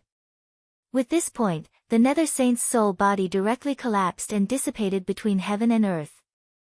The Empress looked at Li Mu and said gently, "I won't let anyone hurt you." Li Mu sat up from the bed with a blank expression. Chapter 345. Li Mu sat on the bed for 2 hours. After careful analysis, he felt that the reason he kept having these kinds of dreams was because he relied on the Empress too much. Other people were always the hero saving the damsel in distress, but he was always waiting for the damsel to save him. Over time, his subconscious would be affected. Li Mu didn't want to completely fall to the point of relying on a woman's protection. He decided to take the initiative to do something. If he could make the Empress rely on him, perhaps she would be the one having these kinds of dreams in the future. But she was the Empress of the Great Zhou, and also a 7th realm cultivator. If she couldn't handle someone, Li Mu couldn't either. How could he become the Empress's reliance? After deep thought, the only thing he could rely on was probably his cooking skills. Although his cooking skills couldn't compare to the imperial chefs in the palace, it was obvious that the Empress was used to eating delicacies and preferred his home-cooked meals. When she completely got used to Li Mu's cooking and couldn't leave Li Mu's side, it would be time for him to take the initiative. After the morning court session ended, the Empress's figure appeared in the courtyard of the Li Manor as usual. Li Mu rolled up his sleeves and said enthusiastically, "Your Majesty, you're out of court. What do you want to eat today?" "I'll make it for you." Zhou Yi thought for a moment and said, "Cushion carp tofu soup." "Okay, Your Majesty, please wait here for a moment." Li Mu smiled and walked towards the kitchen. Halfway there, he suddenly stopped. He realized that he seemed to have gone in the wrong direction. He was a favored official. Why did he always do what a favored concubine should do? He made an official into a concubine. No wonder he often had those strange dreams at night. So this was the reason. If this continued, not only would the situation not improve, but it would also worsen. It was never too late to mend the pen after the sheep were lost. Li Mu waved to the 2 girls in the corner and said, "Xiao Bai, Wan Wan, you 2 go cook. I have something to discuss with Sister Zhou." Li Mu walked to the Empress and sat down. He asked, Your Majesty, how are you suppressing your inner demons? Zhou Yi glanced at Li Mu and said, He hasn't appeared for a long time. When Li Mu heard this, he breathed a sigh of relief. The heart demon of the seventh realm was extraordinary. Since ancient times, there have been many powerhouses in the upper realm who were not destroyed by the enemy but were destroyed by the heart demon. Li Mu didn't want the empress to die because of the heart demon. When it came to inner demons, the clear heart art could only treat the symptoms, but not the root cause. In the end, she still had to rely on herself. Speaking of the art of tranquility, Li Mu had originally planned to draw some high-level Fu Lu with the help of the Empress's mana after returning to the Immortal's capital. Later, he realized that he had already taught the art of tranquility to the Empress, so she could draw it herself. High-level Fu Lu was very attractive to cultivators. This was a rare cultivation resource. A saint-level Tianji talisman could allow a half-step transcendence cultivator to work for the imperial court for several years. The Tianji talisman didn't just increase their lifespan, it also increased their chances of breaking through to the transcendence realm. Heaven-level and earth-level Fu Lu weren't very attractive to 6th realm cultivators, but they were still very attractive to those below the 6th realm. There were very few 6th realm cultivators. Most of the 4th and 5th realm cultivators were the mainstays of the cultivation world. Li Mu thought for a moment and looked at the Empress. He said, The art of tranquility that I taught your Majesty can not only be used to calm your Tao heart, but also to increase the success rate of drawing a talisman. As long as there are enough treasures to make talisman fluid, your Majesty can easily draw saint-level Fu Lu with your cultivation. You can use the Fu Lu to recruit more powerhouses for the imperial court. The Empress looked at him and said, I have already discovered that this art can increase the success rate of drawing a talisman. However, it seems to be limited to Fu Lu below the heaven level. Those above the heaven level will still fail. This time, it was Li Mu's turn to be surprised. He knew the effects of the art of tranquility better than anyone else. Not to mention the heaven level, even the saint level could be easily drawn as long as there was enough transcendence energy to support it. Why didn't it work when it came to the Empress? Li Mu was puzzled. He asked, Your Majesty has already tried it. The Empress nodded. After confirming with the Empress again, Li Mu fell into deep thought. It was the same art. There was no reason to favor boys over girls. The Empress looked at him and said, You were the one who drew the heaven-level Fu Lu on Mount Baiyun. Li Mu nodded and said, Your Majesty already knows. Li Mu didn't tell her much about the details of the trial, but he couldn't hide it from her. The Empress was silent for a moment. Suddenly, she asked, The master that you mentioned called Laozi is actually yourself, right? Li Mu was shocked. He hurriedly said, Your Majesty, why do you say that? The Empress glanced at him and said softly, When Tao techniques are first born, they will be recognized by heaven and earth. Only their creator can unleash their strongest power. It's the same for the art. This is the rule of heaven and earth. There is only one reason why my art of tranquility is inferior to yours. The Empress's words made Li Mu think of Xiao Yu. Although he couldn't use Xiao Yu's Tao technique, Xiao Yu's Tao technique didn't have any effect on him. Li Mu could dissipate her Taoist technique with just a thought. In other words, whether it was the art of tranquility or the 9 syllables, as long as it was Li Mu who brought them to this world for the first time, he was their creator. Even if the people who came after could learn it, they would never be able to reach his level. Using his Tao technique to attack him was suicide. However, the fact that he didn't have a master was exposed in front of the Empress. Li Mu said awkwardly, Your Majesty, actually, Zhou Yi waved her hand and said, This is your secret. You don't have to explain it to me. Li Mu looked at her and said, There are some things that I can't tell you, Your Majesty. However, I swear by heaven that my heart has always been with Your Majesty. I am loyal to Your Majesty and am willing to go through fire and water for Your Majesty. I won't hesitate to die 1,000 times, Zhou Yi said, I don't want you to go through fire and water. Go and cook. I like to eat the dishes you make. Li Mu rolled up his sleeves again. Okay. 2 days later, in the Secretariat. It had been many days since he returned to the capital. It was even longer than his 3-month holiday. After taking Wan Wan to see her old friends at the wonderful music lane and accompanying her and Xiao Bai to walk around Shendu for 2 days, Li Mu finally stepped through the gates of the Secretariat. After the imperial examinations ended, the Empress transferred him to the Secretariat. His official position was the Secretariat Censor. His rank was not high, but it was extremely important. He usually participated in national affairs. After the guard at the door reported, Louis walked out of a yamen and said, "Lord Li, you're finally here." Li Mu saluted him and said, "We'll be officials in the same yamen in the future. Please take care of me, Assistant Minister Liu." Louis smiled and said, "We're all colleagues. We should take care of each other. I'll take Lord Li to your yamen." In the Secretariat, there were 6 Secretariat censors. They were the backbone of the yamen. Each of them had a yamen that corresponded to the affairs of the 6 ministries. Li Mu took over Lu Yi's original position and was in charge of the Ministry of Justice. The Secretariat censors didn't specifically interfere with the operations of the ministries. However, they had the responsibility of supervising and guiding the official affairs of the ministries. Li Mu's yamen was very large. When he walked in, the table in the yamen was neatly piled with memorials. Louis said, "Lord Li, you haven't been in the yamen for the past 3 months. These memorials have to be dealt with as soon as possible. There are many affairs in the Secretariat. If you don't deal with them in time, they will pile up." Li Mu nodded and said, "I know." Louis smiled and said, "Lord Li, you just came to the yamen. If there's anything you don't understand, feel free to ask me." After seeing Louis off, Li Mu sat down and used a short time to familiarize himself with the unfamiliar surroundings. Then, he began to deal with the memorials on the table.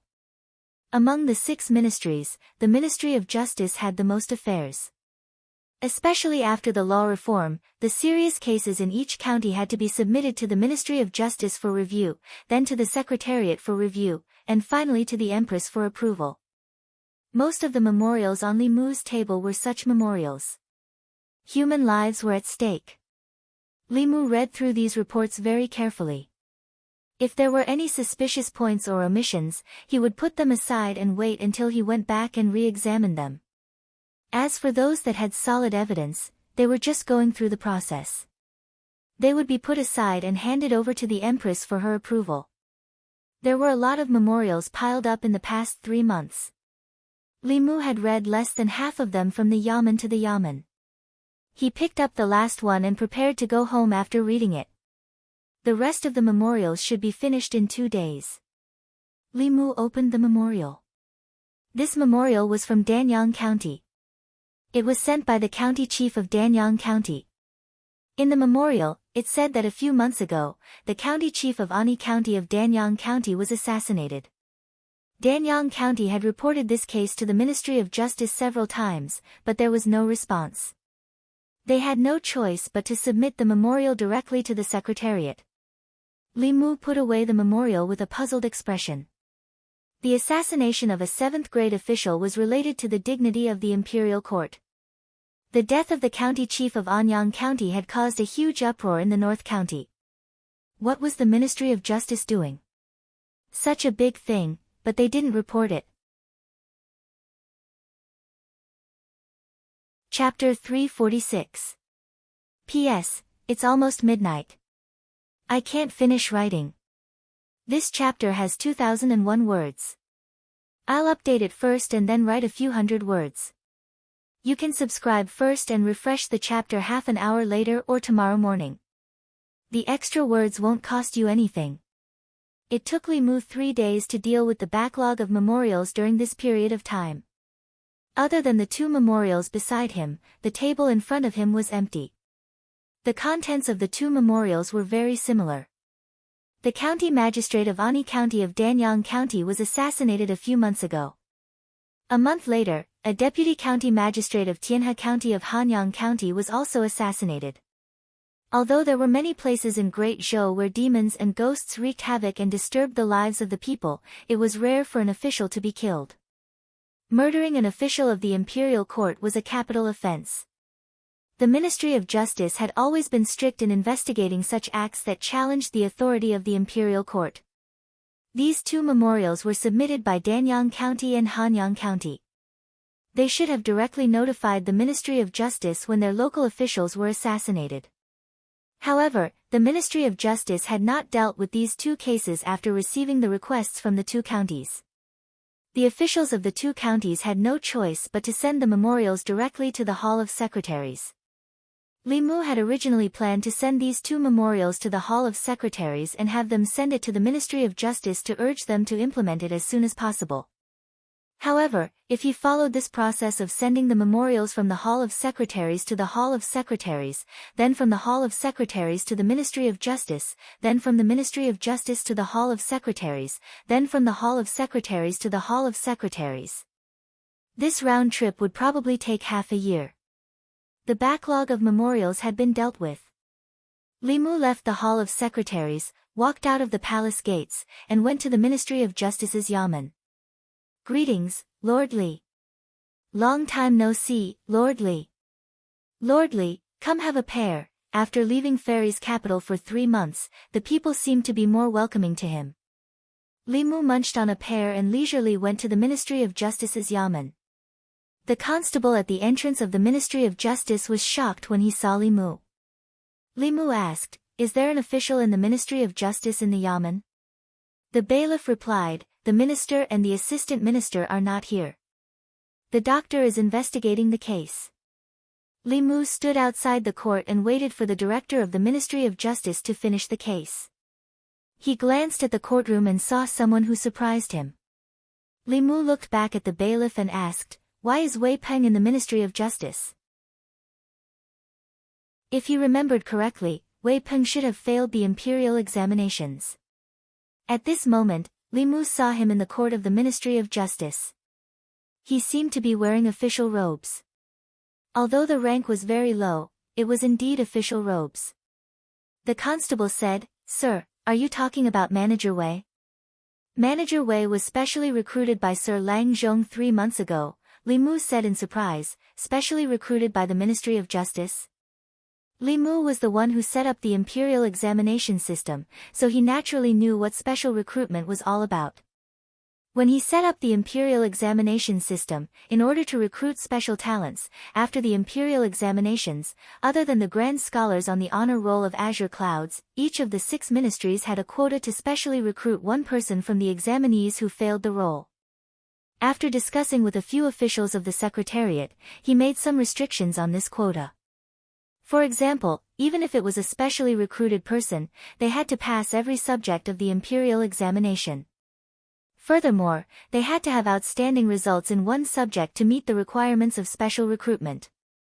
After the ministry's proposed special recruitment, the Secretariat would discuss and make a decision before it was finally implemented. There was only one reason why Wei Peng could appear here. That was because of his outstanding results in criminal law. That was why the Ministry of Justice made an exception and specially recruited him outside of the 100 Grand Scholars. Li Mu looked at the court of the Ministry of Justice with interest. In the court, the director of the Ministry of Justice knocked on the gavel. He looked at the 2 people kneeling in front of the court and said, "Brother and Sister Zhang, do you admit to killing Su Shi?" The man kneeling in front of the court said, "Sir, please judge clearly. It was Su Shi who brought his servants and broke into my house in the middle of the night. He wanted to defile my sister. He had the servants control me, but I struggled to break free. I was anxious to save my sister, so I smashed his head with a jar," the director of the Ministry of Justice said, "but in the end, you and your sister are fine. Su Shi is dead, so you naturally have to take responsibility for his death." The man said with grief and indignation, "Am I supposed to just watch him defile my sister?" The director of the Ministry of Justice said, "You could have stopped him, but you killed him. Since it was an unintentional mistake and Su Shi was in the wrong first, I can give you a lighter sentence." The man lowered his head and said with a miserable voice, "He broke into my house time and time again, wanting to do something to my sister. I went to the Yamen 3 times, but you didn't do anything. I just wanted to protect my sister.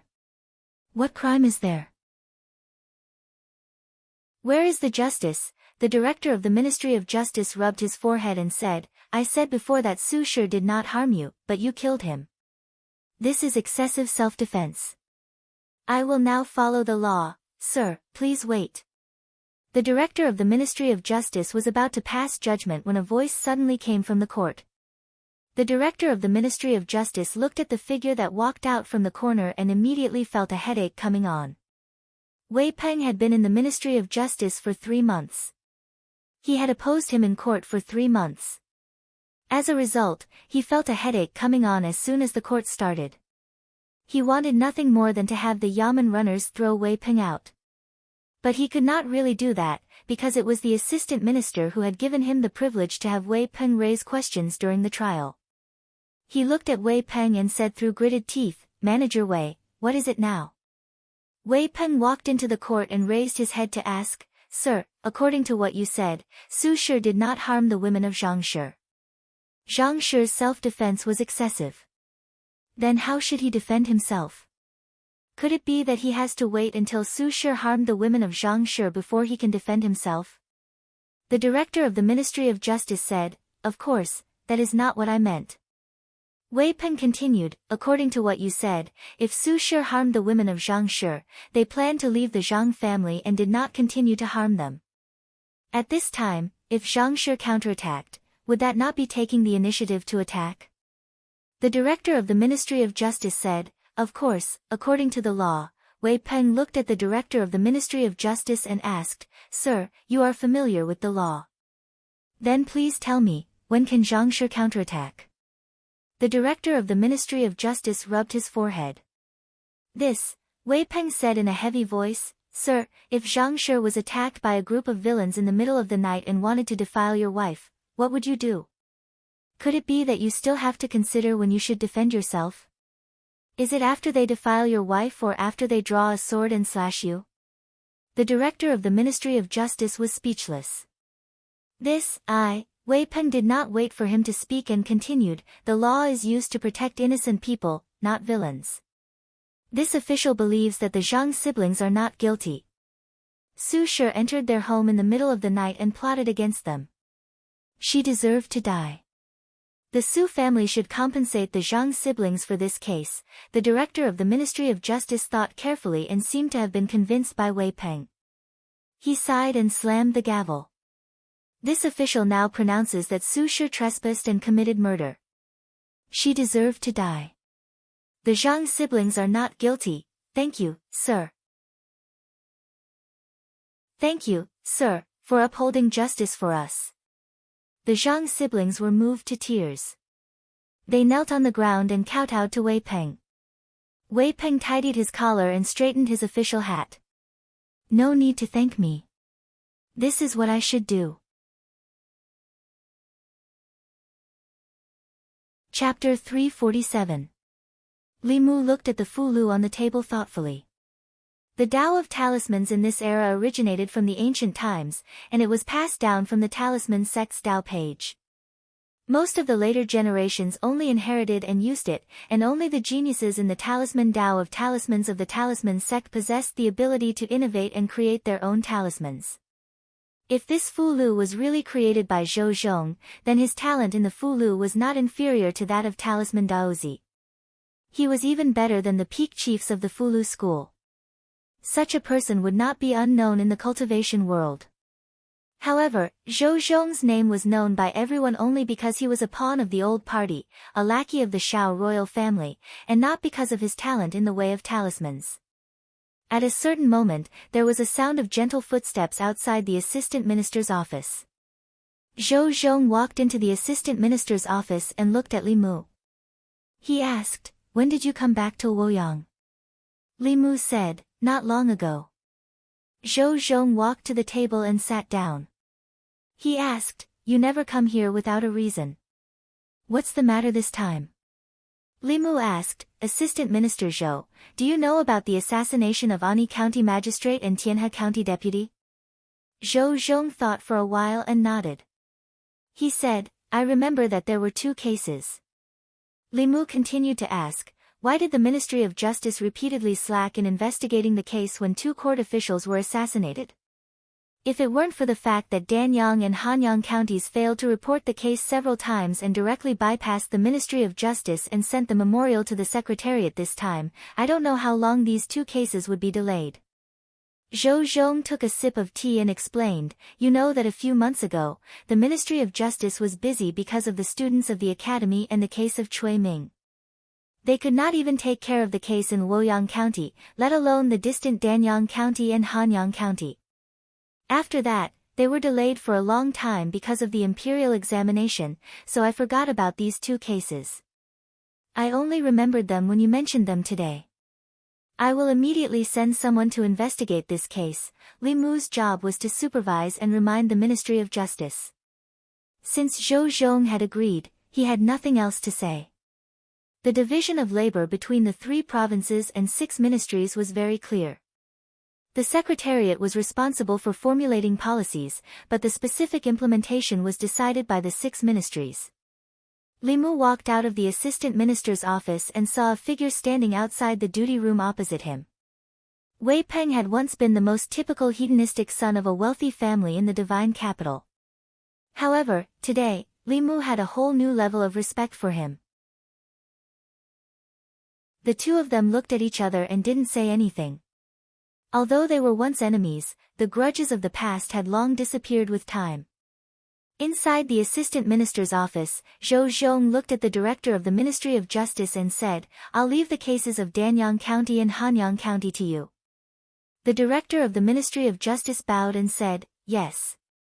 The expression on his face was submissive, but he was complaining in his heart.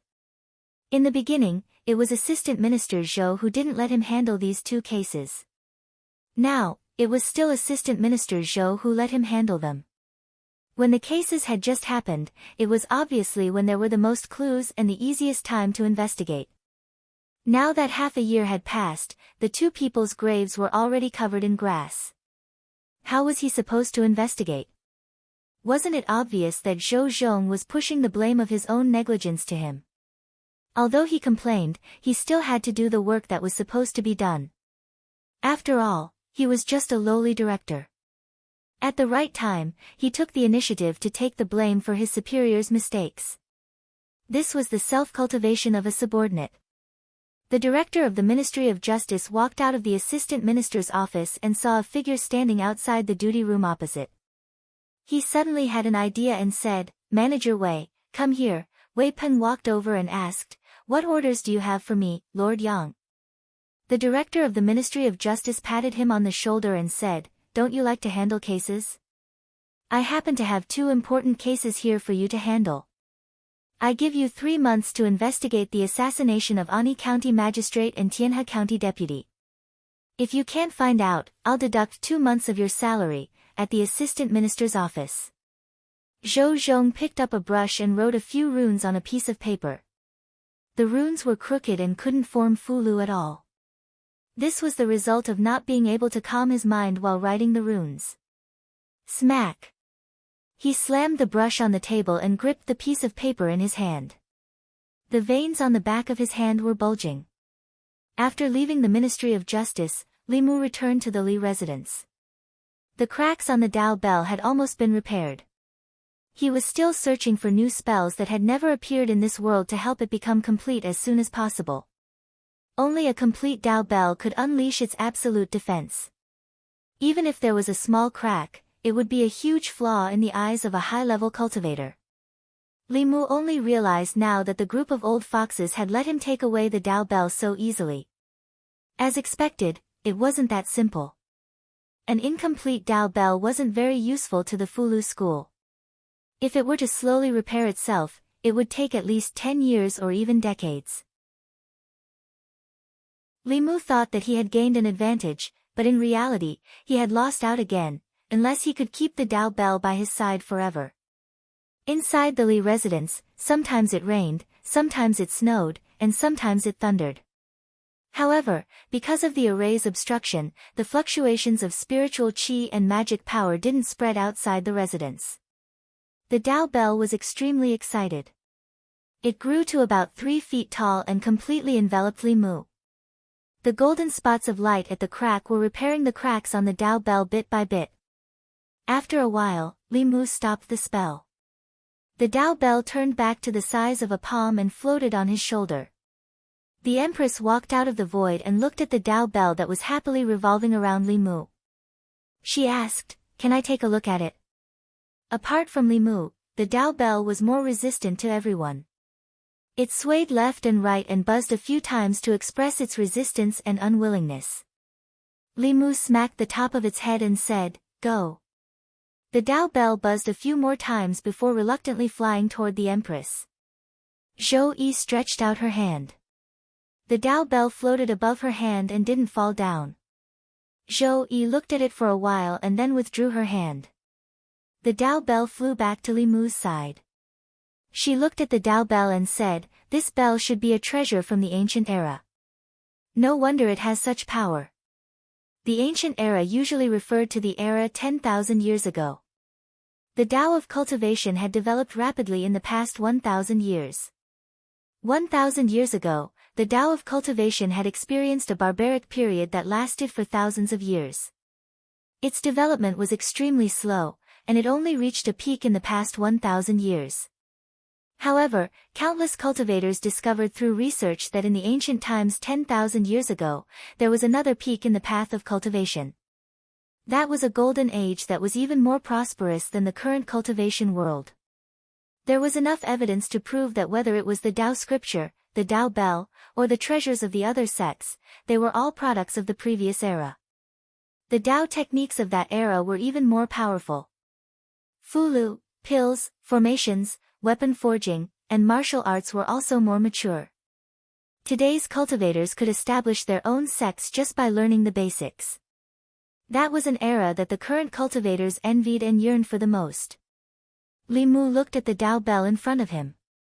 In this era, it could become the treasure of the Fulu school. However, in the ancient era, it might just be an ordinary treasure. As Li Mu sighed, the door of the Li residence was suddenly pushed open. A figure walked in from outside. Lu Hanyan looked around and asked, "Is this our new home?" Wan Wan flew over from the corner and hugged her arm. She said happily, "Young mistress." Li Mu's figure flashed and appeared beside Lu Hanyan. He asked in surprise, "Why are you in the divine capital? Are you still going back to Baiyun Mountain?" Lu Hanyan smiled at him and said, "I'm not going back." Then she saw another figure standing in the courtyard. She asked, "She is?" Li Mu said, "This is Her Majesty, the Empress." Then, she introduced her to the Empress. "Your Majesty, this is my fiancé." Lu Hanyan had lived in the divine capital since she was young. She knew the meaning of the Empress better than Xiaobai. She quickly bowed and said, "Greetings, Your Majesty." The Empress looked at them and said, "I still have some memorials to deal with in the palace. I won't disturb you." After she finished speaking, her figure gradually faded away in front of the two of them. Lu Hanyan had heard about Big Sister Zhou from Xiaobai a long time ago. She asked Li Mu, "Has Her Majesty been coming to our house often recently?" Li Mu nodded and said, "Quite often. She treats Xiaobai as her younger sister and often comes to visit her." Lu Hanyan only asked one question. Then, she stopped thinking about the Empress. After 2 years, she returned to the divine capital. It seemed that nothing had changed, but in fact, everything had changed. Li Mu took her around the house. Lu Hanyan said, "This house is so big. It's spacious enough for a dozen people. It's just the 4 of us. Isn't it a waste?" Li Mu said, "There are 4 of us now. In the future, there might be 5, 6, 7, or 8. It won't be a waste then." Lu Hanyan looked up and asked, "What do you mean?" Li Mu said, "What I mean is, should we hire a few maids and servants? Also, the house is bigger. When relatives and friends come in the future, we should have rooms to entertain them." Lu Hanyan nodded and said, "That's true. But we don't need maids and servants. I don't like outsiders in the house.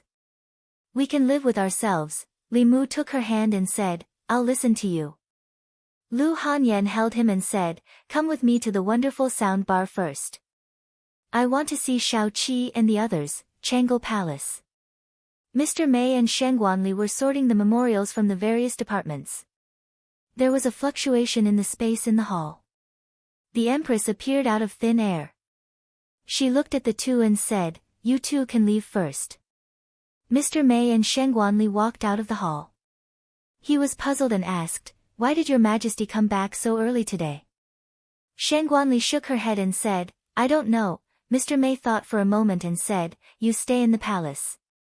I'll go to the Li mansion to take a look. In the Changle Palace, Zhou Yi calmly opened a memorial. Her eyes were slightly unfocused. She didn't know why, but there was an inexplicable ripple in her calm heart. This was the sign of the inner demon. This time, she used her spiritual power, but she couldn't erase this ripple no matter how hard she tried. She didn't calm down until she silently recited the mind-clearing spell. She looked troubled and murmured, what's wrong with me? Chapter 348. Li Mu guessed that Lu Hanyan came out of seclusion early and came to Shen-Du without saying anything. She must have had the intention of checking up on him. Fortunately, Li Mu had kept himself clean for half a year in Shen-Du. He was strict with himself and never flirted with women. Many people wanted to introduce their daughters to him, but he rejected them all. When she went out to ask around, all she heard was Li Mu's good points. As for seeing the Empress at home when she opened the door, Li Mu didn't even need to explain. The Empress was like a god in their hearts. She wouldn't think too much about it. Even if they were in the room or on the bed, as long as they were both wearing clothes, Lu Hanyan probably wouldn't think too much about it, let alone him and the Empress in the courtyard. After being separated from her sisters at Great Music Bar for 2 years, Lu Hanyan went to Great Music Bar on the first day she returned to Shen-Du. She met up with Yinin, Miao Miao, 16, 7, and other good friends. Li Mu invited them to a banquet at the Fragrance Bar to thank them for taking care of Lu Hanyan in the past. 16 sat beside Lu Hanyan and hugged her arm. She rested her head on Lu Hanyan's shoulder and said, I thought I wouldn't see you again in this lifetime. Her other arm was hugged by 7. 7 looked at her and complained, Sister Hanyan, you're so cruel. Last time you snuck away, I cried for a long time. Most of the girls at Great Music Bar were sold by their families when they were young. They grew up together and were close to each other even though they weren't family. After a while, the atmosphere started to liven up. The girls started to gossip about her and Li Mu after asking her about her experiences in the past 2 years. Sister Hanyan, how did you and brother-in-law meet? How did you end up together? When do you plan to get married?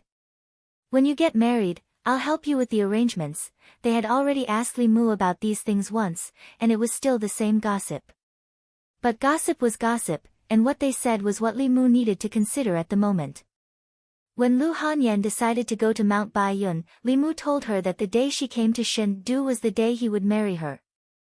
Li Mu had already calculated the date, but Lu Hanyan's return to Fairy's capital was a few months earlier than what they had agreed on. The date that Li Mu calculated was a little too late. He recalculated according to their birth characters. The closest auspicious day was the 9th of the next month, which was exactly 1 month away from today. Lu Hanyan's parents were long gone, and Li Mu had always been alone. After some discussion, they decided to keep things simple. They would just invite some friends from Fairy's capital to their house for a meal and drink the wedding wine. Lu Hanyan was supposed to sleep with Li Mu, but before the wedding, she became coy and insisted on sleeping in a different room from Li Mu, saying that she wanted to maintain the modesty of an unmarried woman. Women just like to pretend to be reserved. She had slept with him countless times in the past, and now she was lying to herself. However, Li Mu didn't have any objections. After all, they could sleep together every day in the future, and he wasn't in a hurry for half a month. After waiting for so long, this day finally came. A month later, he was also a man with a family. After being in Fairy's capital for half a year, Li Mu didn't make many friends, but made many enemies. After careful calculation, he realized that he didn't need to invite many people on the wedding day. The Fulu school had to inform them. Yuzhen was equivalent to Li Mu's half-mother-in-law. She had to come when her disciple got married. As for the peak masters, it wasn't certain. They had already been exploited by Lu Hanyan and Li Mu in turns. If they came this time, they might even take out the last of their family's assets. As for the White Demon King and Xuandu, although Li Mu wanted to inform them, his two elder brothers' whereabouts were elusive. Li Mu couldn't inform them even if he wanted to.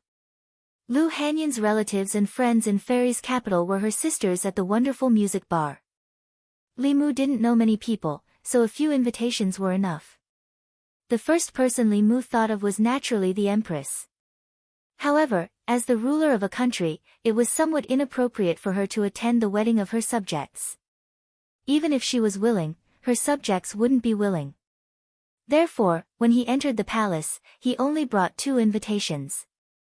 At the entrance of Changle Palace, Li Mu handed one invitation to Mr. Mei and the other to Shangguanli. He said, "My wedding is on the 9th of next month. Come to my wedding banquet if you have time. Congratulations." Sir Mei took the invitation card with a complicated look in his eyes. If she was a few years older, she would be Li Mu's mother.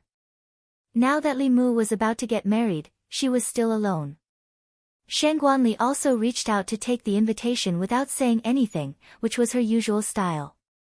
Li Mu gave Mr. Mei another invitation and said, "Sister Mei, help me give one to Mrs. Chu.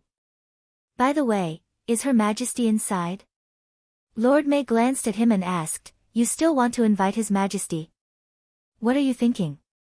If His Majesty appears at your wedding banquet, the spittle of the courtiers during the morning court session would be enough to drown you."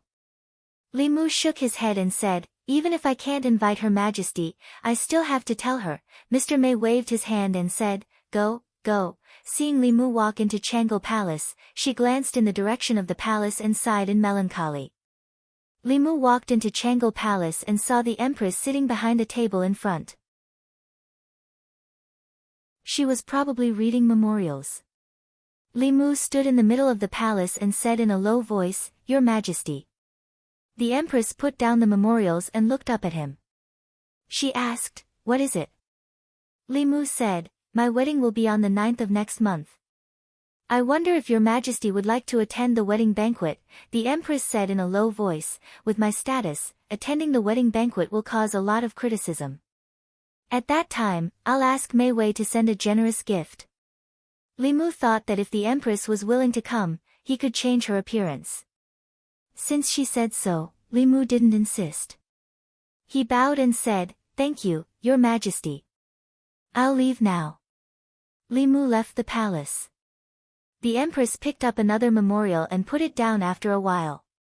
She said in a low voice, "Mei Wei, come in." Mr. Mei walked in and asked, "Your Majesty, what are your orders?"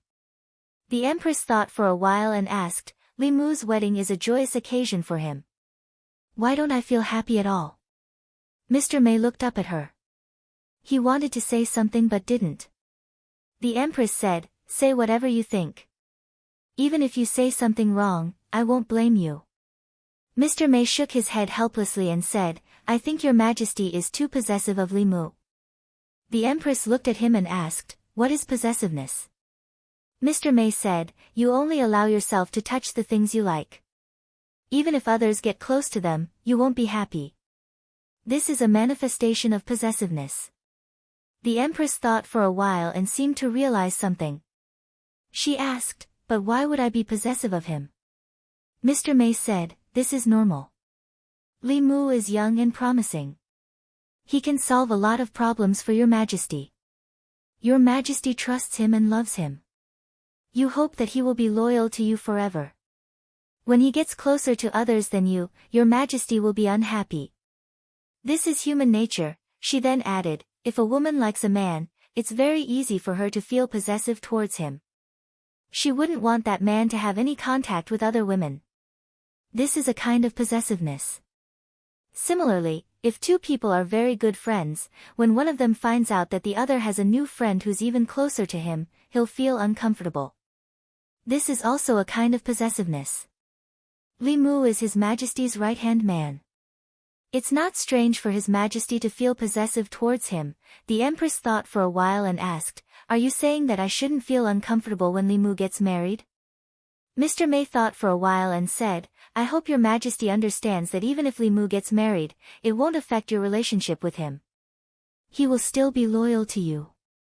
Other than being your official, he has his own life. Your Majesty shouldn't feel uncomfortable because of this." The Empress was silent for a while and said, "You are right. He is loyal to me. I should treat his wife the same way I treat him. Ask the Secretariat to write an edict and give her a 5th rank title. Also, give her a golden hairpin and a pair of jade bracelets." Mr. May saw that she had thought it through. He smiled and asked, "Your Majesty, do you feel better now?" Zhou Yi frowned. She didn't feel better. Instead, she felt even worse. She thought for a while and said, "Forget it. He is the one who is loyal to me, not his wife. Don't ask the Secretariat to write an edict." Mr. May paused and asked tentatively, "Then the golden hairpin and jade bracelets?" Zhou Yi thought for a while and said, "I won't give them to you either." Chapter 349. Li Mu walked out of Changle Palace with a puzzled look on his face. He didn't know if it was an illusion, but he felt that the Empress wasn't happy about the news of his upcoming marriage. That didn't make sense. He was loyal to the Empress. Shouldn't the Empress be happy for him now that he had successfully resolved his marriage? Unless the Empress had a change of heart. But that didn't seem possible. They were still in love a few days ago. There was no reason for her to suddenly change her mind. Li Mu thought about it carefully and realized that he had been too careless this time. When it came to marriage, other people might think of it as happiness and bliss. However, the Empress' marriage was not blissful. She was used as a political bargaining chip by the Zhou clan and married to the former crown prince. They were only husband and wife in name, but not in reality. She had a failed marriage. Wasn't Li Mu stabbing her in the heart by mentioning marriage in front of her? He hadn't thought about this matter. He should have thought about taking the Empress' feelings into consideration, he sighed. It was too late for regrets now. He had to be more careful in front of the Empress in the future. She was powerful, but her heart was fragile and sensitive. She was very similar to Lu Hanyan in this aspect. Even their experiences had something in common. They were both betrayed by their families. For someone who had experienced this, no matter how high their position was or how powerful they were, there would always be a sensitive and forbidden area in their hearts. Fortunately, Lu Hanyan had met him. Li Mu would use the rest of his life to heal the wounds she had suffered when she was young. The Empress, on the other hand, was not so lucky. No matter how powerful she was, no matter how high her status was, and no matter how powerful she was, she would never be able to obtain a man like him. Li Mu didn't stop when he passed by the secretary's department. He walked past it directly. Li Mu was now a member of the secretary's department and had many colleagues here. However, Li Mu only had a nodding acquaintance with some of them. Some of them seemed to be friendly on the surface, but they were actually mortal enemies. Li Mu hoped to see friends he truly recognized at his wedding. He would invite the constables of the Fairies Department, not the officials of the Secretary's Department. The Fairies Department. When the constables heard the news, they all congratulated him. "Congratulations, boss. No wonder the boss doesn't care about the women in Fairies' capital.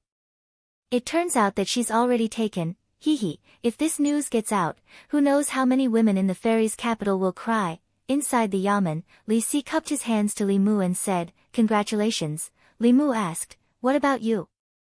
When do you plan to get married?" Li Si said, "I'll wait for Miao Miao to go down the mountain. In a few days, I'll be returning to the North County. Do you want to pick up Zhang Shan?" Li Mu nodded and said, "When you come back, take him with you." It had been a long time since the three heroes of the Yangqiu County government gathered together. After that farewell, the three of them were no longer the same. Zhang Shan was different from Li Mu and Li Si. He wasn't interested in cultivation. Nothing was more attractive to him than making money. Li Si put his hand on Li Mu's shoulder and said, "Since you've decided to get married, you'll have to settle down." Li Mu was stunned. "When have I not settled down?" All the people in Fairy's capital knew that his primordial yang was still there. He had kept his chastity for Lu Hanyan. Was this not settling down? Li Si shook his head and didn't say anything else. After leaving the Fairy's department, Li Mu returned to the North Court. He didn't go back to the Li Mansion but to the Zhang Mansion first. Before he left Fairy's capital last time, the Empress had rewarded Zhang Chun with a house with 3 courtyards. Although it was still a distance away from his dream of a house with 5 courtyards, it was still the envy of countless officials in the court to own a house with 3 courtyards in a place like the North Court where every inch of land was worth its weight in gold. Li Mu knocked on the door. Soon, footsteps came from inside. Zhang Chun opened the door and said, "Li Mu, when did you come back to Fairy's capital?" "Come in and have a seat," Li Mu said. "I just came back." "I won't be coming in. I'm here to deliver something to you." Li Mu took out an invitation and handed it to him. He said, "I'm getting married next month. Remember to bring Madame Zhang and Miss Yi to the wedding banquet." Zhang Chun was so shocked that his eyes almost popped out of their sockets. He said in shock, "Wedding?" Li Mu was also stunned. He asked, "Is there a problem?" Zhang Chun said in disbelief, "Will the Zhou family agree? Will the Shao family agree?" "Even if they agree, all the officials in the court won't agree." Li Mu looked at him strangely. He was marrying Lu Hanyan, not the Empress. Why did the Zhou family and the Shao family agree? What right did all the officials have to object? Zhang Chun flipped open the invitation and was stunned for a long time before he came back to his senses and said, "So it's with Miss Lu," Li Mu said. "Who else can it be?" Zhang Chun shook his head and said in disappointment, No one." Li Mu frowned and asked, "Old Zhang, you don't seem too happy about my marriage?" "No, of course not." Zhang Chun showed a smile that was uglier than crying. He said, "Congratulations, congratulations. I wish you and Lady Lu grow old together and have a child soon." After a while, Zhang Chun saw Li Mu off and closed the door. He leaned against the door and sighed. Madame Zhang walked out of the room and asked worriedly, "What happened? Why do you look like that?" Zhang Chun sighed again and said, "Madam, I'm afraid there's no hope for our 5-zoned house." Li Mu returned home and found that Lu Hanyan had already finished cooking and was waiting for him in the yard. Usually, he was the one who cooked at home. When the Empress came, the situation suddenly changed. He was not used to it. Lu Hanyan made all the dishes that Li Mu liked. She said with a satisfied smile, "Today, I went shopping with Xiao Bai and Wan Wan and heard the people talking about you." The people of Shen Du were his solid support. Li Mu asked calmly, "What did they say about me?" Lu Hanyan said, "They said that you are righteous, not afraid of power, and that you are a good official." Li Mu asked, "What else did they say?" Lu Hanyan said with satisfaction, "They also said that you are clean and do not get close to women." Li Mu looked at her and said, "Do you believe me now? Even if you don't believe in Xiao Bai, don't you believe in all the people of Shendu?" "I believe you, I believe you." Lu Hanyan picked up a piece of tofu and put it in front of his mouth. She said, "Open your mouth, this is your reward." Li Mu was very busy these days. There was only a month before the wedding, but there were many things that needed to be prepared in advance.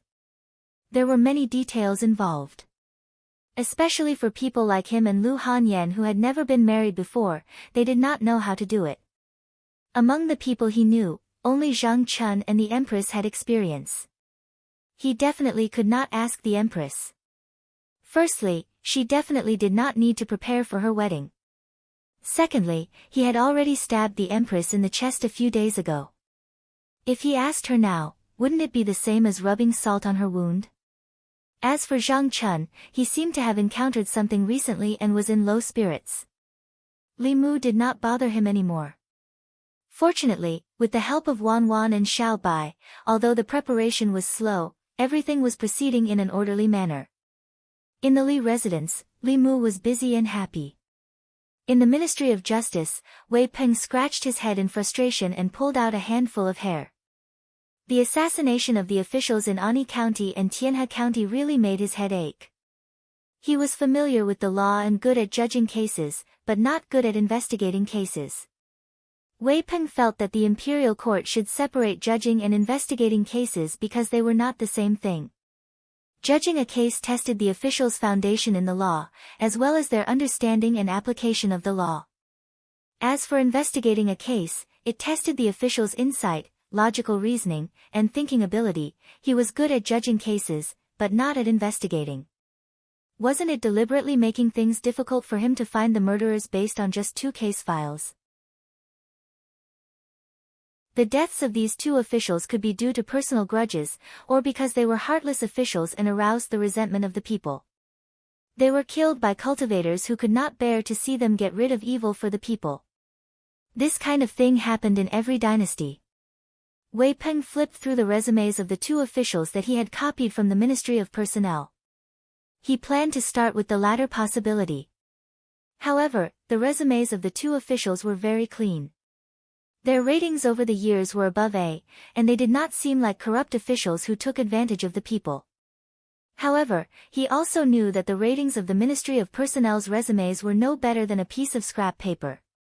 If he really wanted to know how these 2 officials were like, he would probably have to go to Hanyang County and Danyang County to investigate personally. Wei Peng rubbed his forehead and leaned back in his chair. He was even more frustrated.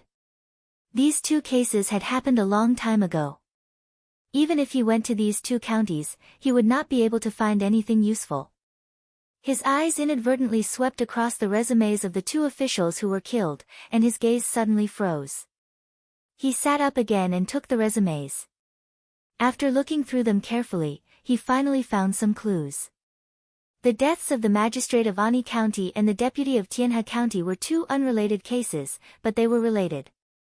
For example, the 2 of them were once in charge of the Ministry of Personnel. Not only that, they were officials in the Ministry of Personnel at the same time and were promoted in the same year. One was promoted to the magistrate of Ani County, and the other to the deputy of Tianhe County.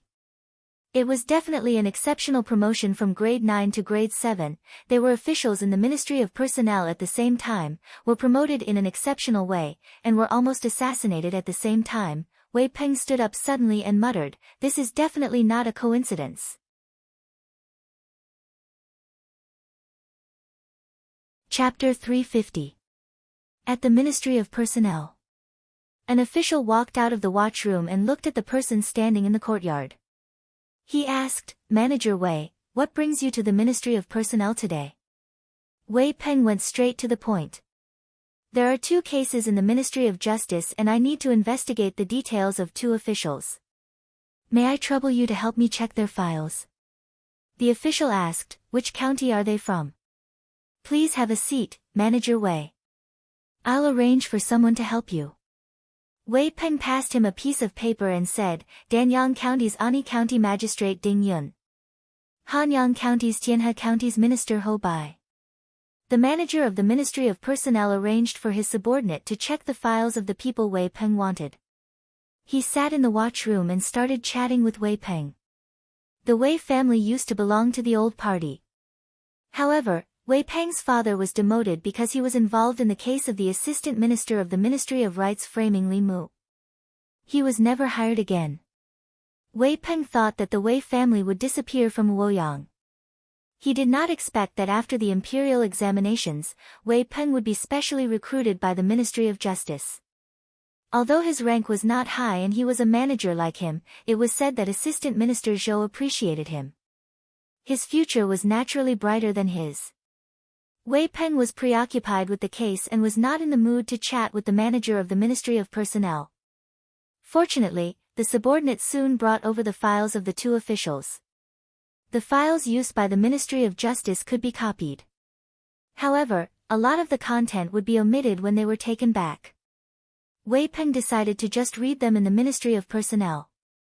The files in the Ministry of Personnel were obviously much more detailed.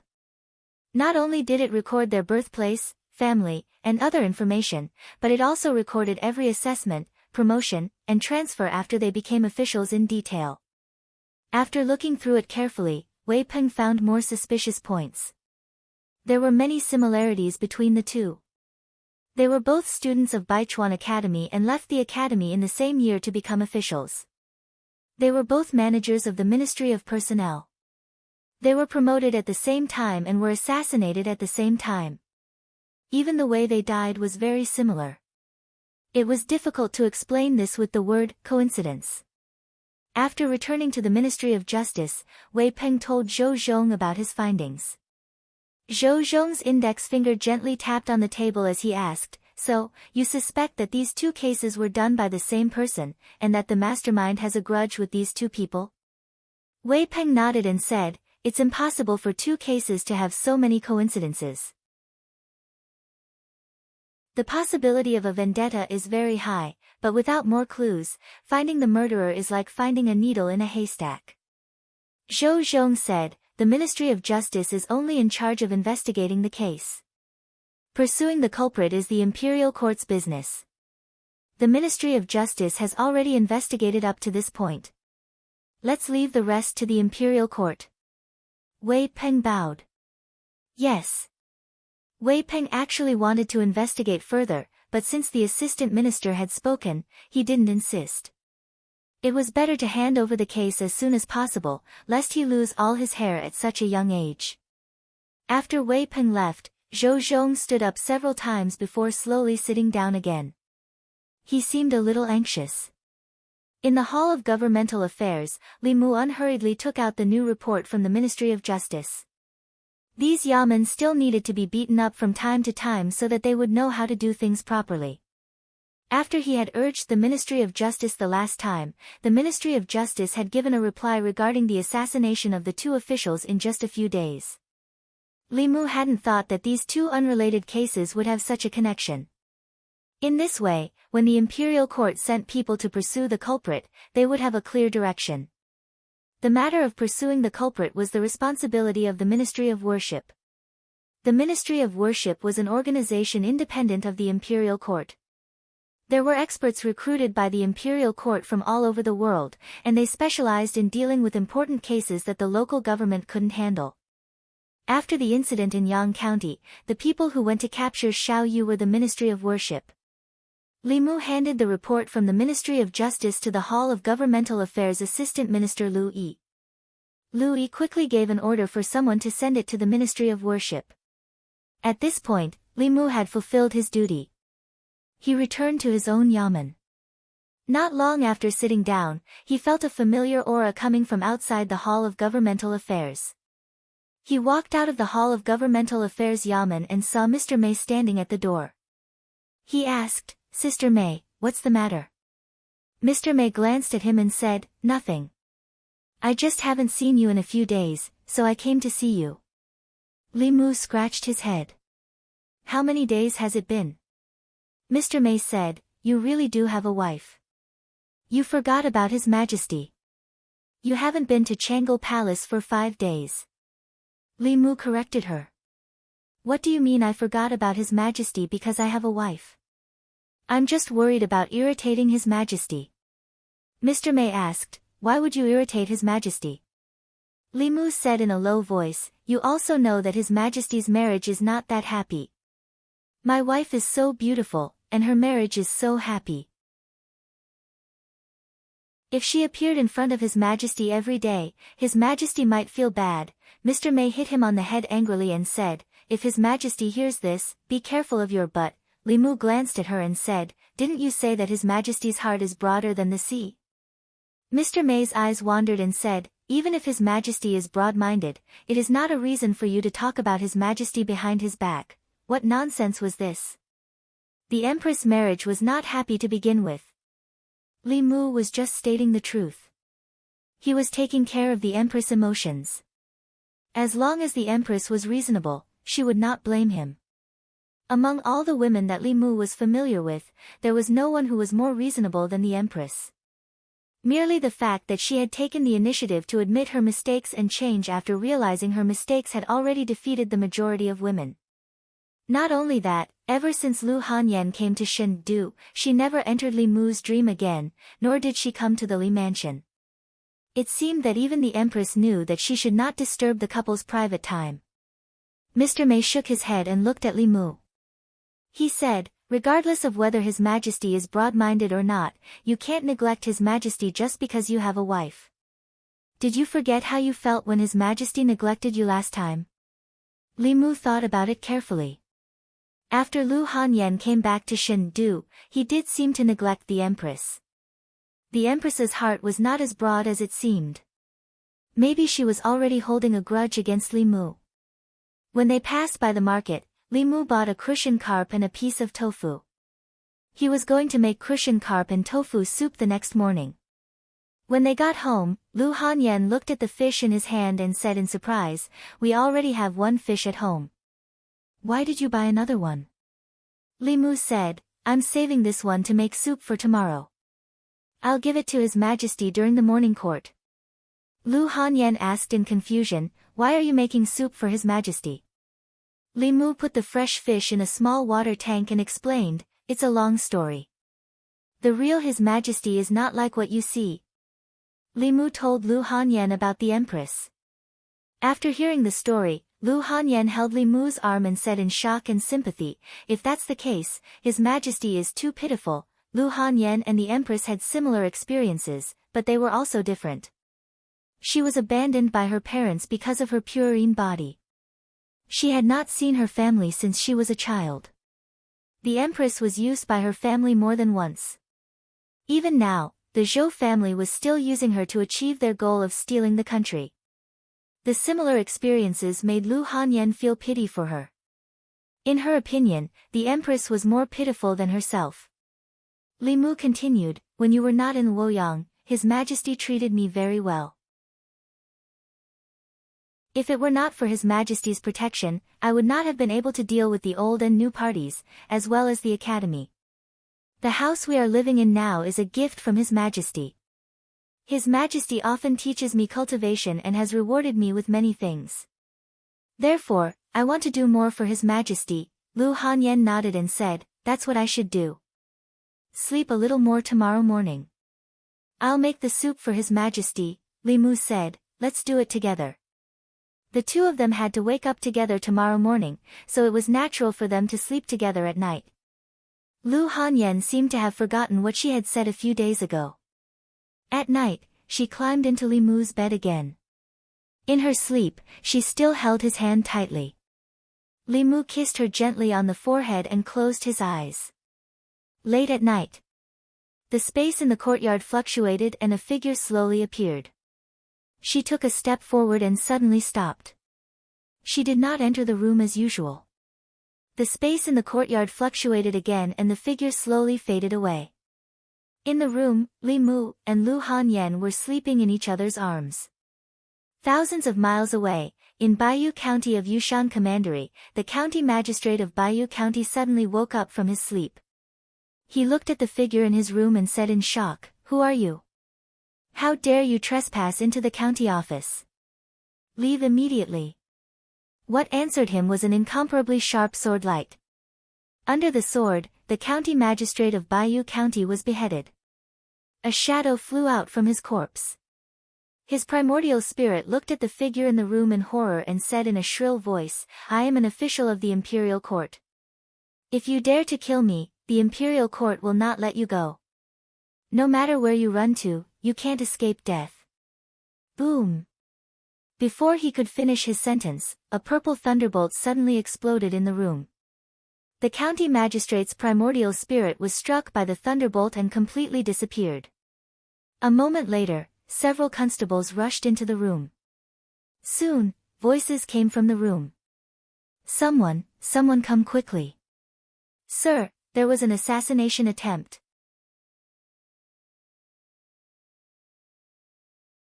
Chapter 351.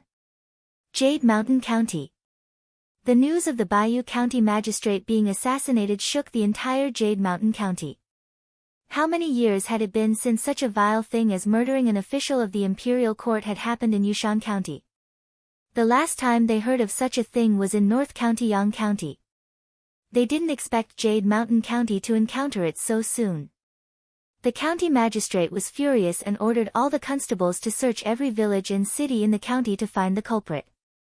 Even if they only provided clues, they would be rewarded handsomely. Jade Mountain County, Zhongshan County. The assassination of the Bayou County magistrate had affected the entire Jade Mountain County. Zhongshan County was no exception. The county yaman's constables and Min Zhuang had already checked the villages one by one, looking for suspicious people. Within the county, all the inns, brothels, and places that might be hiding people were searched 5 or 6 times in a day. The Zhongshan County magistrate hid in the county office and didn't come out. He wasn't stingy with spiritual jades and activated the formation outside the county office to its strongest state. He also carried the protective treasure given by the imperial court with him to deal with any unexpected situations. The county magistrate of Bayou County was inexplicably infiltrated by someone and destroyed in body and soul. That thief could be an assassin from the Devil's Doctrine or a cultivator who hated the imperial court. If he could kill the county magistrate of Bayou County, he could also kill the county magistrate of Zhongshan County. The Zhongshan County magistrate sat in the office and looked at a middle-aged man. He said, "Magistrate Huang, I suggest you stay in the county office. It's obviously not peaceful recently. I heard that Hanyang County and Danyang County officials were also killed. It'll be safer if everyone stays together." The middle-aged man smiled and said, "I'm just a magistrate. Even if it's a culprit, I won't care. It's fine." With that, he slowly walked out of the county office. The Zhongshan County magistrate looked at his back with dissatisfaction. Of course, he didn't keep Magistrate Huang in the county office for his safety.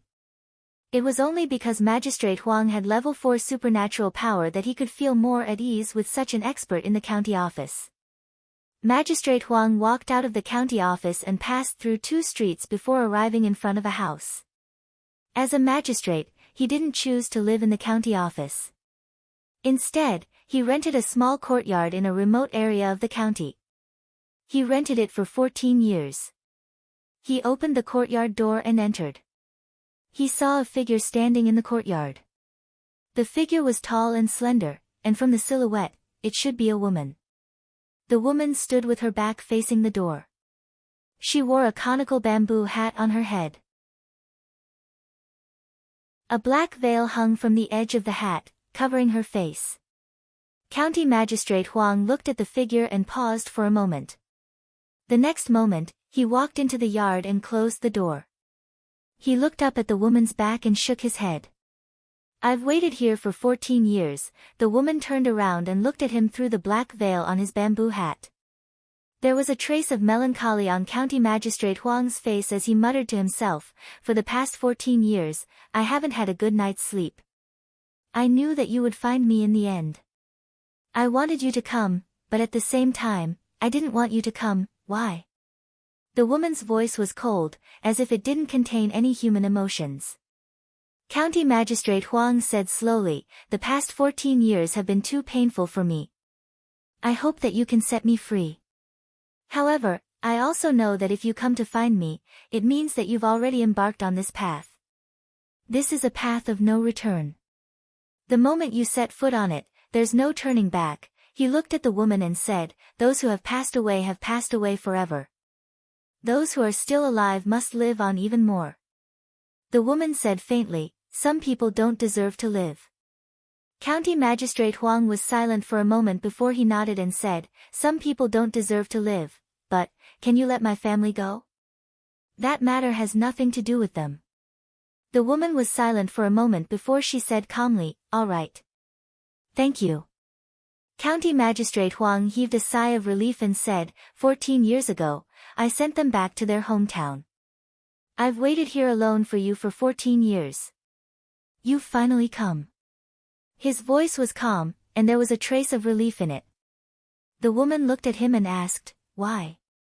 County Magistrate Huang knew what she was asking. He shook his head and said, it's meaningless to talk about this now. Everyone has to be responsible for their mistakes. I'm indebted to you, sir.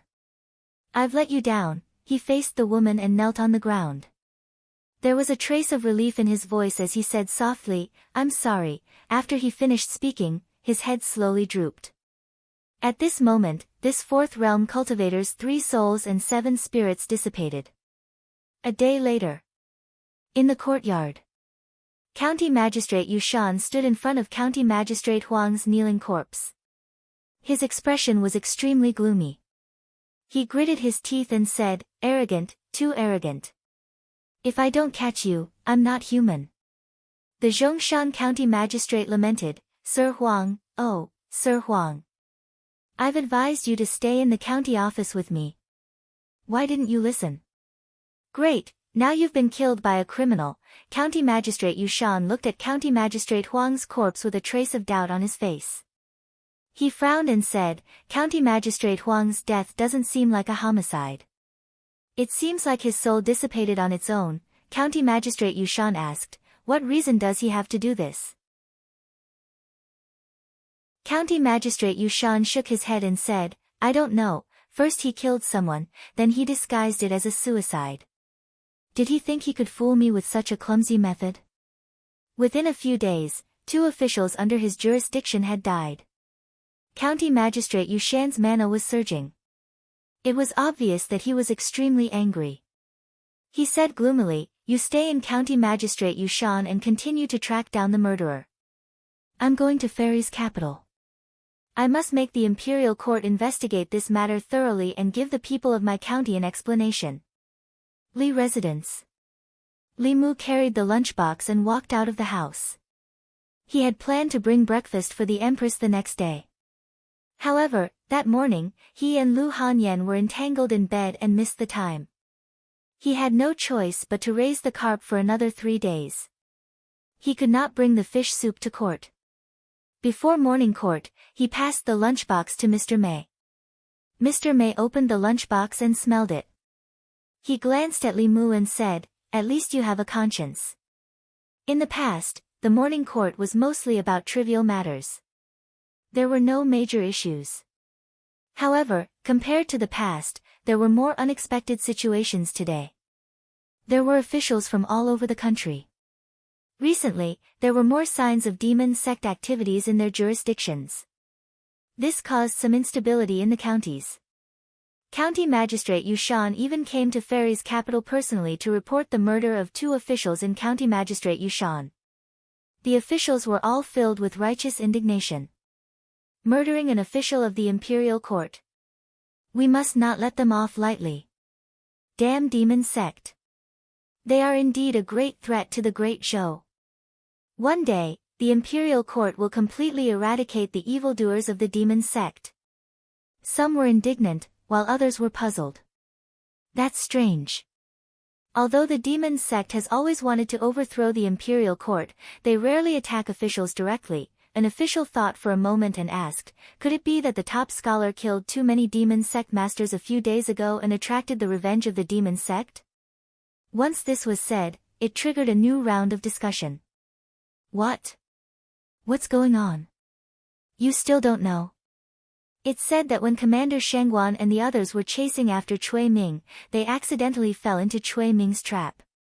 It was Zhuang Yuanlang who helped them escape, took down Cui Ming, and even killed an expert from the Devil Sect. After that, Zhuang Yuanlang was listed as a wanted man by the Devil Sect. It said that the Devil Sect put a very high bounty on his head and attracted a lot of experts, but they were all killed by him. He killed more than 25th level experts, and there's even a rumor that even the Great Elder of the Soul Sect, the 6th level Nether Hell Saint, died in his hands. That's too exaggerated. More than 25th Realm Masters and 1/6th Realm Master. The top scholar's cultivation is only at the 4th realm, although his cultivation isn't high, he must have a treasure bestowed by Her Majesty. I heard that in Jiangyin County, someone even saw the Empress's avatar descend.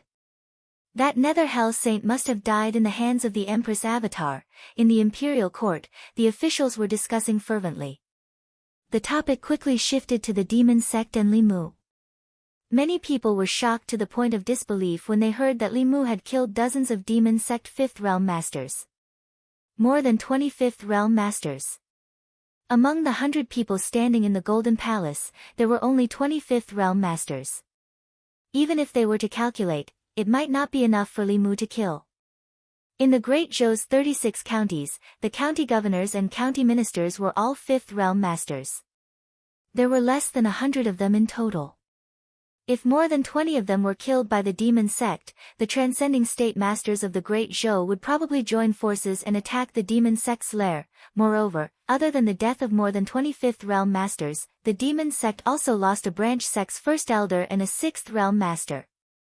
If they were to calculate, if they only killed 2 minor officials of the imperial court to vent their anger, then the demon sect was already very rational. They were even more rational than the Great Zhou court. It was inconceivable that a 4th realm cultivator could achieve such a feat. However, it also proved how much Her Majesty doted on Li Mu. She must have given Li Mu countless high-level Fu Lu and magic treasures. She even sacrificed her own cultivation and sent her avatar to help him. Was this how a favored official should be treated? Even a favored concubine wouldn't be treated this way, right? Since ancient times, the emperors who were known for their incompetence actually doted on their demon concubines and demon empresses so much. Of course, their countries didn't escape the fate of being destroyed in the end. The 25th realm masters of the demon sect, including the Nether Saint, were killed by a 4th realm cultivator. They must have felt very aggrieved when they died. Some of the officials even felt that their deaths were unjust. Because their opponent wasn't Li Mu, but the Great Zhou Imperial Treasury. They even guessed that if the person who wanted to kill Li Mu was a 7th realm master of the demon sect, the Empress would probably come personally. So many experts of the demon sect had died, but the officials were only shocked for a moment. 2 7th rank officials had died, but the investigation had to be carried out. This was the principle of the Imperial Court. The Department of Offerings had sent 5 Blessed Realm offerings to Yu County with the Yushan County chief to chase after the culprit. This was enough to show how much importance the Imperial Court attached to this case. When Li Mu walked out of Crepe Myrtle Hall, he was very unconvinced. He had killed so many experts of the demon sect. This was a great contribution to the Imperial Court. Some bastard officials even wanted to blame the deaths of the 2 officials of Yushan County on him. What did this have to do with him? If the demon sect wanted to take revenge, he couldn't stop them. However, if those 2 officials had really died because of the demon sect's revenge, Li Mu would still feel very apologetic. If the trash of the demon sect wanted to take revenge, they could come to him. Why did they have to vent their anger on innocent people? When his cultivation improved a little more, he would equip the Fu Lu school with a bunch of heaven-rank Fu Lu. Sooner or later, he would wipe out the nests of the 10 demon sects. After the Imperial Court, Zhou Yi returned to Chang'e Palace. Mr. Mei walked in with a soup bowl. "Your Majesty, this is the soup that Li Mu made for you. He gave it to me before the Imperial Court. He also told Your Majesty to drink it while it's hot." Zhou Yi could already smell her favorite cushion carp tofu soup. It had been a long time since she drank the soup personally made by Li Mu. After Mr. Mei filled a bowl for her, she picked up the spoon and took a small sip. Then, her brows furrowed slightly. "That's not right," Mr. Mei was surprised. "What's wrong? Doesn't it taste good?" Zhou Yi shook her head. "It tastes good, but it doesn't taste like what he made." She closed her eyes and counted with her fingers. Her expression was somewhat complicated. After drinking another mouthful of soup, she looked at Mr. Mei and said, "I think it's better to give her a title of nobility." Mr. Mei froze for a moment. He quickly realized who she was talking about. After thinking for a moment, he asked, "Then the jade bracelet and the golden hairpin, no?"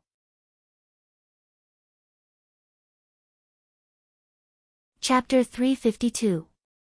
Mr. Mei's visit today surprised Li Mu. She was here to reward Lu Hanyan on behalf of the Empress.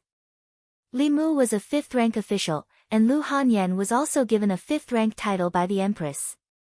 Although the rank of a lady was lower than that of her husband, there were many officials in the imperial court, and not all the wives of officials could have such an honor. In a family, the husband was an official in the imperial court, and the wife was a lady. Only then could she be considered to have entered the circle of nobles.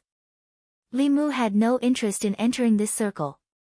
He just felt that this set of ladies' clothes looked beautiful on Lu Hanyan. Yinyin, Miao Miao, and the others happened to be in the residence. They urged Lu Hanyan to put on the dress and then surrounded her with envy. Like officials, a lady had a rank and salary. For a woman, having a lady's title was equivalent to entering the ranks of nobles. Yinyin looked around and asked curiously, "Is this the only dress?" Lu Hanyan asked, "What else?" Yinyin said, "Even if there isn't any precious jewelry, there should be silk or something like that." Her Majesty is too stingy, Lu Hanyan defended the Empress and said, "Don't say that about Her Majesty. I didn't do anything, and I got a lady's title. This is already Her Majesty's special gift." Miao Miao said, "Although you didn't do anything, brother-in-law did a lot of things. It's the same as what you did. In a few days, you will be a real family." There was less than half a month before the wedding. Li Mu had prepared most of the things that needed to be prepared. Yinyin, Miao Miao, and the others were here to accompany Lu Hanyan to shop. It just so happened that Li Mu was also on break, so he followed behind them and helped them carry their things. Shopping with women was a very troublesome thing. Li Mu bought things decisively and straightforwardly. Once he saw something he liked, he would pay the bill. They, on the other hand, had to pick and choose and shop around. Even though she was not short of money now, she still enjoyed this kind of thing. Lu Hanyan and the girls walked out of a rouge shop. On the street, a young man suddenly walked up and asked in surprise, "Miss Hanyan, is it really you?" Lu Hanyan looked at him and asked doubtfully, "You are?" The young man said, "I am Du Ming, a student of the Myriad Scroll Academy. I used to listen to you play a lot. Don't you remember me?" Lu Hanyan thought for a moment and replied politely, "Oh, it's young master Du, I remember." Du looked at her and asked, "Miss Hanyan, are you still there? Ever since you left, there weren't many musicians who were worth listening to." Lu Hanyan shook her head and said, "I'm not there anymore." Du Ming asked, "I don't know which music house Miss Hanyan is playing in now. In the future, I will definitely support you." "Oh right, I'm holding a banquet at the fragrance house today. I don't know if Miss Hanyan can do me the honor." As soon as he finished speaking, someone suddenly patted his shoulder. Du Ming frowned. When he turned around, he was immediately frightened. He said in a trembling voice, "Li Mu, what do you want?" The people who were taken out of the academy by Li Mu were now either dead or sentenced. This caused him to be nervous when he saw Li Mu. Li Mu looked at him and said, "Treating my wife to a meal. I want to ask, what do you want to do?" Du Ming looked at him and then looked at Lu Hanyan. He was shocked, but he quickly came back to his senses. He immediately said, Sorry, I didn't know Miss Hanyan was your wife. I didn't mean to offend you. I'll leave now." After he finished speaking, he quickly left and didn't dare to look at Lu Hanyan again. Seeing Du Ming run away, Yinyin smiled and said, "It's good to have brother-in-law. In the past, these people were always pestering us and couldn't be chased away. Now, let's see who dares to bother Sister Hanyan." Not far away, Du Ming had already run far away and was still in shock. A few young people stood in place. One of them looked at him and asked, "Didn't you say you saw someone familiar? Why did you come back so quickly? Did you get the wrong person?" Du Ming looked in a certain direction and still couldn't believe it. He muttered, "How did Miss Hanyan become his wife?" When they heard this, they were all stunned. "What? That Li Mu has a wife? Didn't they say he was still a virgin? Miss Hanyan? Could it be the top musician of the Great Music Workshop 2 years ago? Didn't she leave Shindu? How did she get involved with Li Mu?" The name Lu Hanyan was quite famous in the divine capital. Not only was she beautiful, but she was also very good at music. She was loved by some people who liked music. Later on, she left the divine capital for no reason. In a small area, she caused quite a commotion. Other than liking her music, Du Ming also admired her. At that time, he was disappointed for a long time. This time, when he saw her in the divine capital, he was filled with surprise and joy. The flame in his heart that had been extinguished was reignited. Then, it was extinguished by Li Mu's cold water. He looked in a certain direction and sighed. What a pity, what a pity. When the two of them returned home after shopping, Li Mu was carrying something in one hand and holding her hand with the other.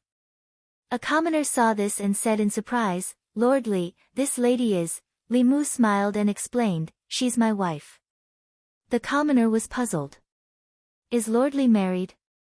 Li Mu replied, "Not yet, but it will be next month.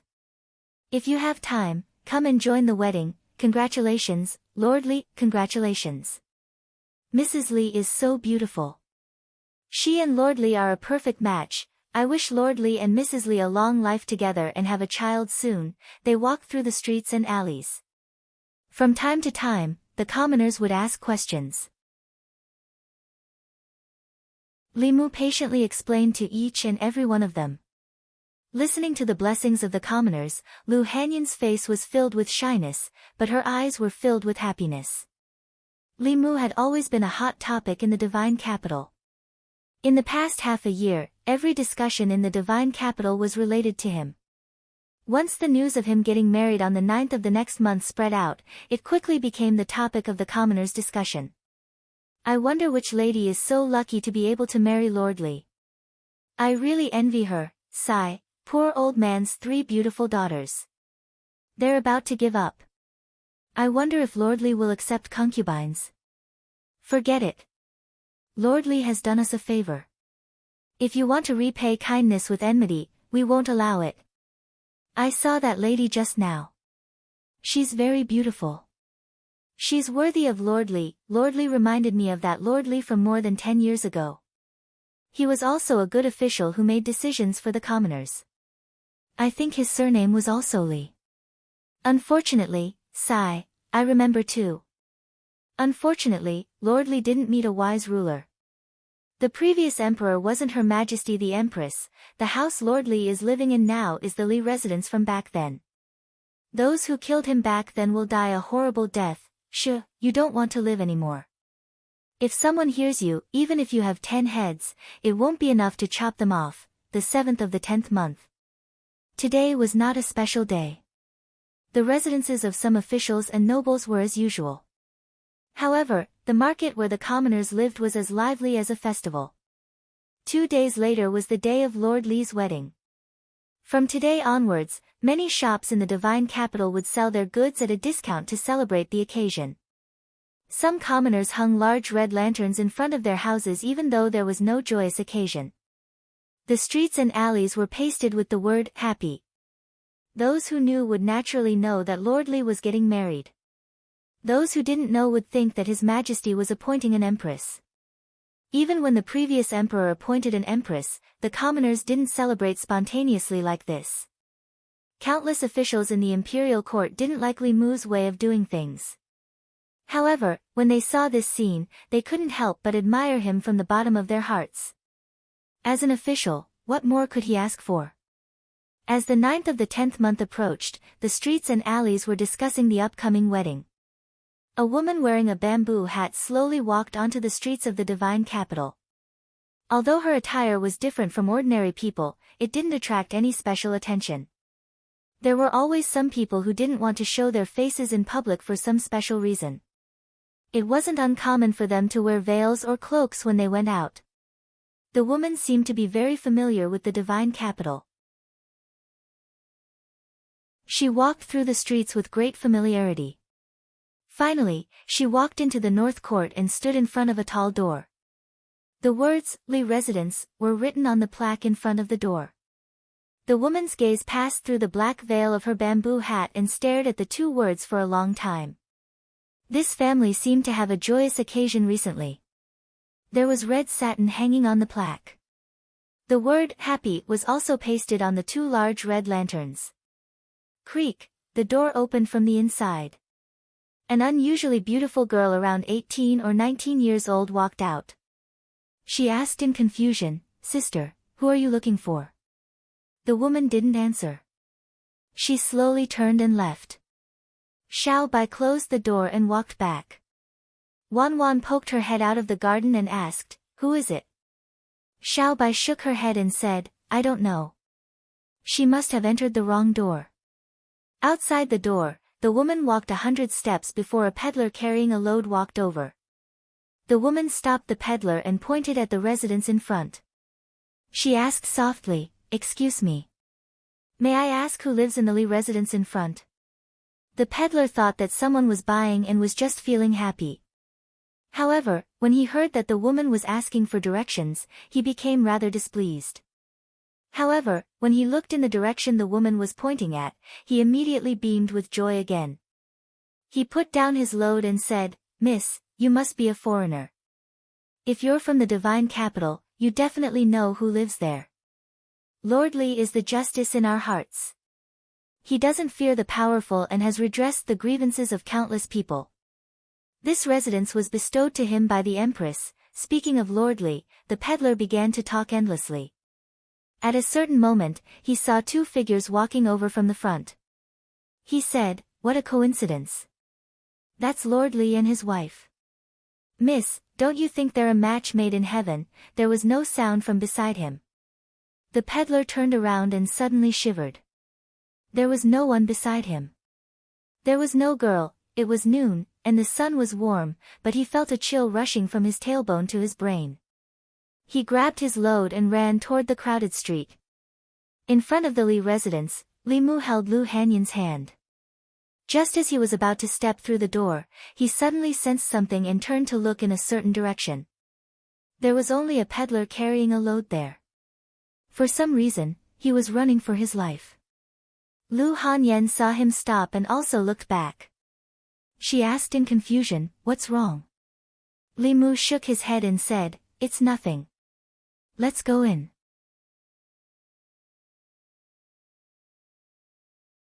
Chapter 353. At that moment, Li Mu inexplicably felt a strong throbbing in his heart. For cultivators who had refined their 3 spiritual and 7 physical souls, it was rare for them to have such a feeling. Most of their senses had a reason, but when Li Mu looked over, he did not find anything. The two of them walked into the house and the door of the Li residence closed. In a shallow alley in the north court, in a place that Li Mu could not see, a woman leaned against the wall. Her face under the cloak was extremely pale. The 8th of October. There was only one day left until the wedding day. Lu Hanyan returned to the Great Music Lane, which she regarded as her maiden home. Tomorrow, Li Mu would bring her back in a palanquin with 8 carriers. As the wedding day approached, Li Mu became leisurely. He did not invite many people, and there were not many guests coming tomorrow. Fu Daozi was still in seclusion. Yuzhen Zi and Hyun Jinko came as representatives of the Fulu school. Although the headmaster and the other peak chiefs did not come, they still sent their gifts. The talismans on Li Mu's body had been almost used up in the battle with the killers of the Devil's Doctrine. He took advantage of this wedding to replenish them. Hanja and junior sister Qin also came with Yuzhen Zi and the others. Hanja looked at Li Mu with regret and said, "Actually, I thought that you and Li." Before he could finish, he was kicked by Li Si behind him. Zhang Shan covered his mouth from behind and dragged him away. After a while, Hanja came back and said, "No matter what, congratulations to you for marrying such a good woman like Martial Aunt Lu. I wonder where my future Dao companion is now." Junior sister Qin casually walked in front of Hanja, coughed softly and puffed out her small chest. Hanja glanced at junior sister Qin and looked at Qin Miao Miao, who was standing beside Li Si and had lost a lot of weight. He said, "Even Li Si has junior sister Qin. God is really unfair." Qin Miao Miao also came with Li Si this time. She had an earth elemental body. Before her cultivation reached a high level, her body shape would be different from ordinary people. But after cultivation, she was much thinner than before. Of course, even if she had lost half of her weight, Li Si still looked like a little bird standing beside her. Li Mu's eyes inadvertently glanced and saw a figure passing by outside the door. He was surprised and did not know why Zhou Zhong would appear here. Other than his two old friends, Zhang Chun and Li Si, Li Mu did not invite any of the officials of the court. Zhou Zhong belonged to the opposing camp. He could not have come to congratulate Li Mu on his marriage. Li Mu walked out of the gate and saw Zhou Zhong standing beside the carriage, looking at the gate of the Li estate. Li Mu walked over and asked, "Assistant Minister Zhou, is something the matter?" Zhou Zhong looked at the plaque of the Li estate and said indifferently, "Nothing." Li Mu remembered that Zhou Zhong had once said that this was the residence of a friend of his. The original owner of the Li estate seemed to have been a criminal official, but Li Mu did not know what crime he had committed. These 2 days were good days. He could temporarily put aside the matter of the camp. Li Mu said, "Assistant Minister Zhou, do you want to go in and have a cup of tea before you leave?" Zhou Zhong shook his head and said, "Today is the death anniversary of my old friend. I am not in the mood for tea." Li Mu's face darkened. The little good impression he had of Zhou Zhong disappeared. Bang! Li Mu walked through the gate, and the gate of the Li estate closed with a loud bang. Even if today was the death anniversary of his old friend, he should not have said it in front of Li Mu, who was about to get married. If he was not the assistant minister of the Ministry of Justice, being caught and beaten for speaking so rudely before someone's wedding was already a light punishment. If he met someone with a bad temper, he would probably be hung up and beaten. Tomorrow was the day of the wedding. Li Mu did not want to be affected by these matters. He took a deep breath and threw Zhou Zhong to the back of his mind. The 9th day of the 10th month. The festive atmosphere in the divine capital reached its peak on this day. Li Mu had too many labels on him. The top scholar, the empress favored minister, the divine capital's righteous sky. At noon, when he rode on his horse and married his bride, the streets of the divine capital were empty. There were only a few tables set up for the wedding banquet in the Li estate. However, on the wide street outside the Li estate, the crowd was crowded with heads and feet. There was a row of long tables on both sides of the street outside the estate. No matter the identity of the guests, they could drink a cup of wine here. The commoners lined up outside the Li estate, fighting to be the first to present congratulatory gifts. Some gave half a piece of cloth, while others gave a pair of red candles. Although they were not valuable, it was a token of their sincerity. The entire northern court had never been so lively since the day it was built. Of course, to the high officials and nobles who were used to the tranquility of the northern court, this was noisy. An official sat in his own courtyard. Hearing the noise outside the door, he said unhappily, "So annoying. Isn't it just a wedding? Why do they have to make such a big scene?" His wife stood beside him and said, "They did not make such a big scene. This is the celebration of the commoners. When master can make the commoners like this, I will wake up laughing in my dreams." The official pursed his lips and said unhappily, "What's the point of winning over these unruly commoners? He doesn't have many friends in the imperial court." His wife looked at him and said disdainfully, "Those in the imperial court can be considered friends. They call you friends on the surface, but who knows how they are scheming against you behind your back." In another mansion, the assistant minister of the Ministry of Personnel stood in the courtyard. He was not affected by the noise outside at all. He walked into the study and asked, "Are you sure?" An official in the study said with a gloomy face, "Tianhe County Minister Ho Bai, Ani County Magistrate Ding Yun, Baiyu County Magistrate Deng Zhua, and Zhongshan County Magistrate Huang Ding." "Sir, don't you think these names are familiar?" The assistant minister of the Ministry of Personnel narrowed his eyes and said, "It is indeed the 4 of them." The official said, 14 years ago, the 4 of them were all in charge of the Ministry of Personnel. They were also involved in that incident. 14 years later, they were killed one after another. These cases were not done by the demon sect. The assistant minister of the Ministry of Personnel said, "You mean that someone is avenging that person?" The official said, "There is no other possibility." The assistant minister of the Ministry of Personnel narrowed his eyes and said, 14 years have passed, and they are still so persistent. Who could it be? Did someone from the Lee family escape the net? The official thought for a moment and said, the entire Lee family was wiped out back then. There can't be anyone who escaped the net. The assistant minister of the Ministry of Personnel scoffed and said, no matter who it is, just capture them and deal with them. If he can make a move on these 4 people, he won't let other targets go. He probably doesn't have the guts to do so in Shindu. Check where the officials who were involved in this incident are now. The official said, I've already checked. There was a minister counselor back then. He is now in Yentai County as the Yentai County Magistrate. He is at the peak of the 4th realm.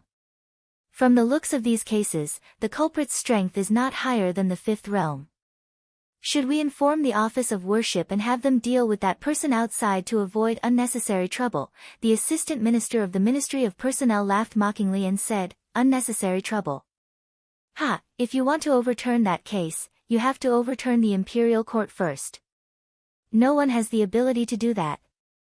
Whether it is the new party or the old party, or His Majesty, none of them will let that happen. The official asked, then what do you mean? The assistant minister of the Ministry of Personnel said, have the people from the Department of Offerings guard Yentai County. According to the law, the culprit should be brought back to Luoyang to be punished for murdering an official of the imperial court.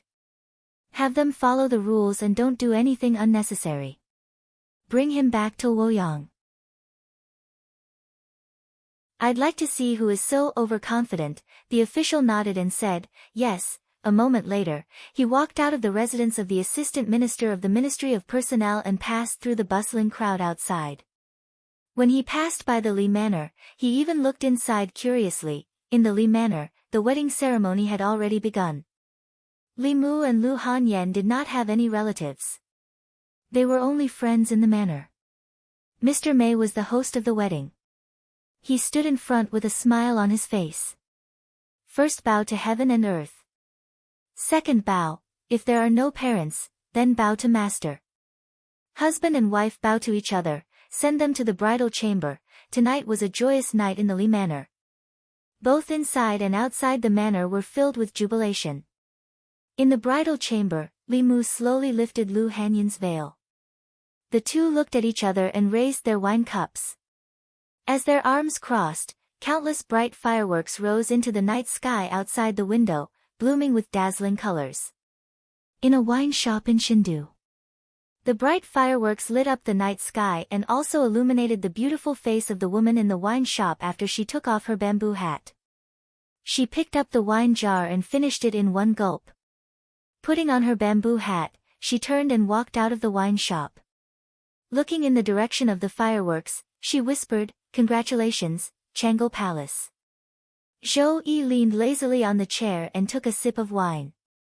He frowned and said, what kind of tribute wine is this? It has no taste at all. Don't send it next year.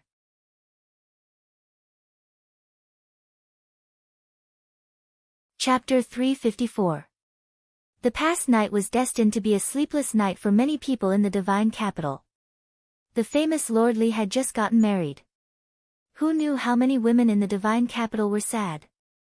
He was the top scholar in both civil and military affairs, the empress' favorite, the messenger of justice, and the people's justice. He was also so handsome. For the young women in the divine capital, he was undoubtedly the ideal husband candidate. Especially for such a man. He hadn't even gotten married yet. Some women who thought they were pretty would intentionally or unintentionally linger in front of the Lee Manor, fantasizing about having a romantic encounter with him and becoming the mistress of the Lee Manor in the future. Before Li Mu's wedding, they still had some hope. Now, their hopes were dashed. They couldn't feel any jealousy towards that lucky woman. They could only wish them happiness. Lee Manor. The sun had already risen to the top of their heads. Li Mu and Lu Hanyan walked out of the room. Lu Hanyan's face was rosy. She hid the smile in her eyes. Li Mu, on the other hand, was gloomy and unhappy. Just last night, the two of them finally had their first yin-yang dual cultivation. The process of dual cultivation was undoubtedly very happy. But the result was unacceptable to Li Mu. Last night, their yin and yang merged. Many years of pure yang and pure yin power flowed in their bodies. Lu Hanyan's cultivation successfully broke through to the 5th level. Li Mu's cultivation also experienced a surge, but he was still stuck at the peak of the 4th level. He was still one step away from the 5th level. However, this step was the most difficult step. Some people could take this step in a few days. Some needed half a month. Some took 3 to 5 years. Some took 30 to 50 years. There was no pattern. Li Mu started cultivating before Lu Hanyan. He was also the one who led her onto the path of cultivation. But she broke through to the 5th level before Li Mu. Li Mu was so angry that he trembled. Was he destined to be under a woman for the rest of his life? Damn the heavens. They were both yin and yang dual cultivators. This was too unfair to him. Lu Hanyan held his arm and comforted him, "Don't be discouraged. Maybe you'll break through in a few days. In the future, I'll protect you." Although she was comforting Li Mu, there was an unconcealable pride in her tone. Li Mu glanced at her and said, "Do I look like someone who needs a woman's protection?" As he spoke, his voice became softer and softer. Because he realized that he really was that kind of person. In terms of safety, they used to rely on Li Qing, then Su He, and then the Empress. In terms of finances, they had always relied on Lu Hanyan. Only when he thought about it carefully did he realize that he had been relying on women all this time. Now that even Lu Hanyan's cultivation was higher than his, Li Mu couldn't help but feel a little sour in his heart. What son of heaven? Maybe he was just a son adopted by the heavens. After the meal, Li Mu decided to enter the palace. Yesterday's wedding went so smoothly.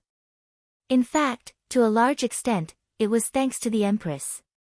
Li Mu didn't have any maids or servants at home, so she asked Mr. Mei to bring some maids from the palace.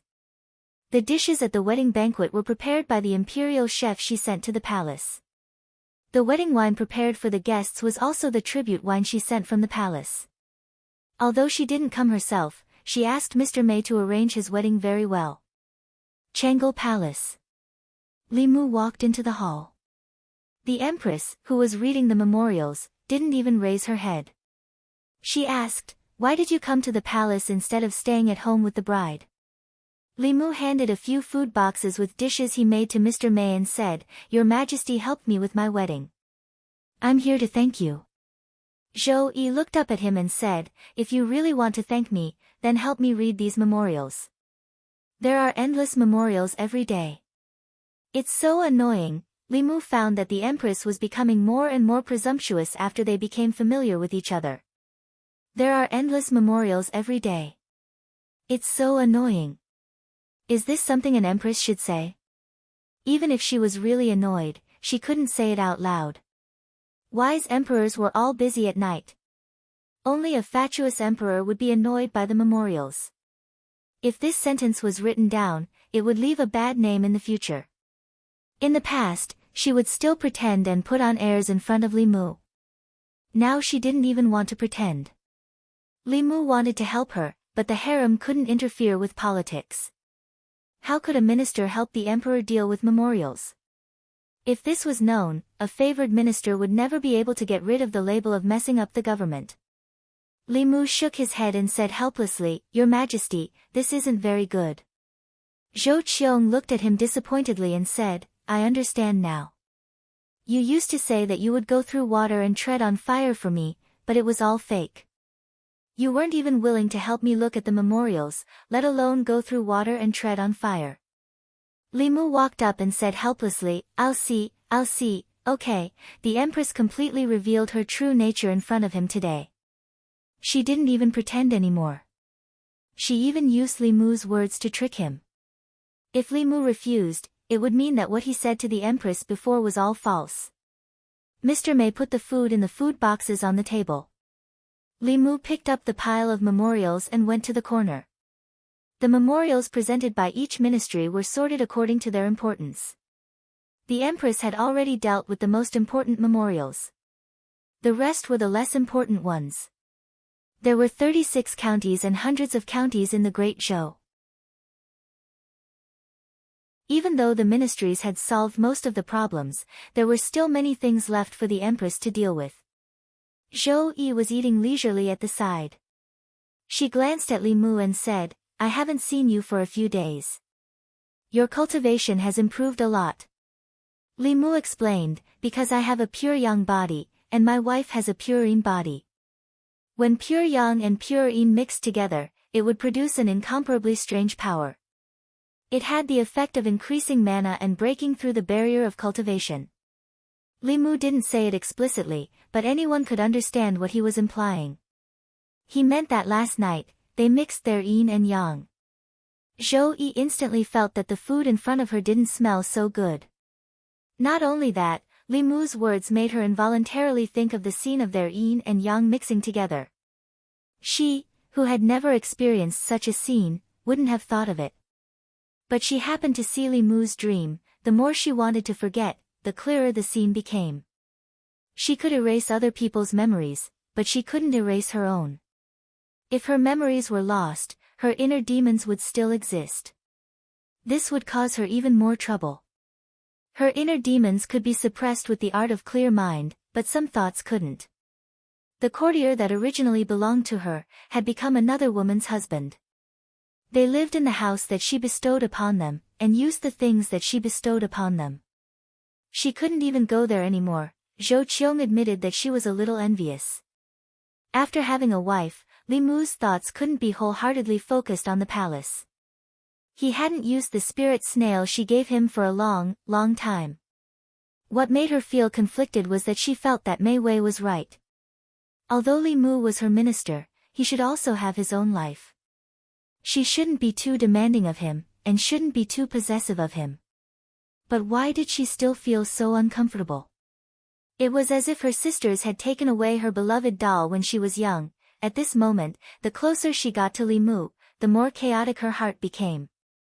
She put down her chopsticks, stood up, and said, "Look first. I'm going out for a walk." The Empress chose to be an empress who didn't do anything. Li Mu could continue to help her deal with the memorials. She didn't know about these memorials until she saw them. She didn't know that being an empress was so difficult. There were already a lot of things to do in the 36 counties of Great Zhou. As the superior country of Zhuzhou, Great Zhou also had to deal with the affairs of other countries in Zhuzhou. In some small countries, there was a coup d'état. The Orthodox royal family would ask for help from Great Zhou. There were also some small countries that were invaded by demons and demons. They couldn't resist with their own strength, so they would ask for help from Great Zhou. The ministers didn't have the right to make these decisions. In the end, it was up to the Empress to make the decision. Li Mu couldn't make these decisions for the Empress, so he picked out these memorials and put them aside. As for the matters within the Great Zhou dynasty, especially after the various levels of approval, as long as the Empress's written instructions were approved, Li Mu would approve them for her. After he finished dealing with the memorials, the Empress still hadn't returned. Li Mu left Chang'e Palace and went to the Secretariat. In addition to helping the Empress, he also had his own matters to deal with. When Li Mu walked into his office, he found that there were a few more booklets on the table in his office. Among the 6 officials of the Secretariat, he was in charge of the Ministry of Justice. He was the busiest. Li Mu opened a few memorials and found that they were from Yushan County. Yushan County's Baiyu County Magistrate and Zhongshan County Magistrate were suspected to have died in revenge from the demon sect. The Yushan County Magistrate had personally come to the Immortal's capital to report this matter, which was a step faster than the memorials from the county government. The Imperial Court had already sent the Consecration Department to investigate this case. They just had to wait for the results. Li Mu flipped through the 2 memorials and put them aside, preparing to read the next one. He had already picked up a new one, but he seemed to have realized something and put it down again. Li Mu opened the 2 memorials again and put them together. He found that the Bayou County Magistrate and Zhongshan County Magistrate had both been transferred out of the Ministry of Personnel before they went to work. Moreover, their official positions were in charge of the Ministry of Personnel. There was only a difference of a few months when they were transferred out of the Ministry of Personnel. If he remembered correctly, the Ani County Magistrate and Tianhe County Magistrate who had died seemed to have experience as officials in the Ministry of Personnel. However, Li Mu did not know what official position they had in detail. Within half a year, 4 officials from the Ministry of Personnel had died. This was too much of a coincidence. If the deaths of the first 2 officials and the 2 officials from Yushan County were committed by the same culprit, then this case had nothing to do with the demon sect. The imperial court had investigated in the wrong direction, because from the timeline, when the first 2 officials died, Li Mu had not yet provoked the demon sect. After discovering the connection between these cases, Li Mu went directly to the Ministry of Justice. He found the director of the Ministry of Justice and asked, who was investigating the assassination of the 2 officials from Hanyang County and Danyang County. The director of the Ministry of Justice said, it was Manager Wei. Li Mu said, let him come. The director of the Ministry of Justice walked out of the yamen and quickly found Wei Peng. Li Mu looked at Wei Peng and asked, what position did the Tianhe County Magistrate and Ani County Magistrate hold in the Ministry of Personnel? Wei Peng thought for a moment and said, Manager of the Ministry of Personnel. Li Mu was surprised. Manager of the Ministry of Personnel again. After saying that, he continued to ask, do you know when they were the managers of the Ministry of Personnel? Wei Peng clearly remembered this matter very clearly. He did not think too much and said, about 12 or 13 years ago, the 4 managers of the Ministry of Personnel at the same time had all been promoted in half a year. Then, 12 or 13 years later, within half a year, they all died of unnatural causes. What this meant was self-evident. Li Mu frowned slightly and muttered, what happened during that time?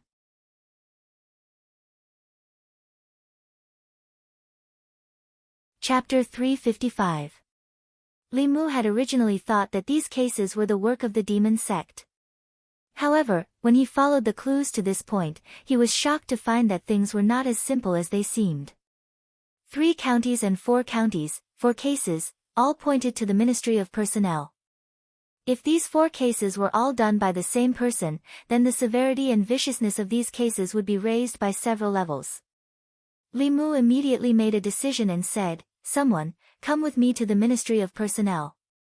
The director of the Ministry of Justice glanced at Wei Peng and said, why aren't you following Lord Li? After analyzing the clues of these cases, Li Mu believed that the final answer lay in the Ministry of Personnel. The Ministry of Personnel was not far from the Ministry of Justice, so they arrived quickly. Wei Peng was already a frequent visitor to the Ministry of Personnel, so he quickly sent for detailed information on the 4 assassinated officials. Managers of the Ministry of Personnel at the same time, promoted at the same time, and assassinated at the same time. Li Mu looked at the 4 sets of information and said, there should be another one. Check, who else was promoted at the Ministry of Personnel during that time? After the minor official flipped through the files, he said, there's one more person, Lord Yu, who was the minister counselor at the time. After the 4 managers were promoted, he was quickly transferred to Yantai County and promoted to Yantai County Lieutenant. Li Mu could already guess that the reason for these people's promotions more than 10 years ago was probably the reason for their deaths more than 10 years later. Obviously, as long as he found out why they were promoted more than 10 years ago, he would be able to find out the identity of the mastermind behind these cases. Li Mu continued to ask, do you know the reason for their promotions? The minor official shook his head and said, I've only been in the Ministry of Personnel for 3 years, so I don't know what happened more than 10 years ago.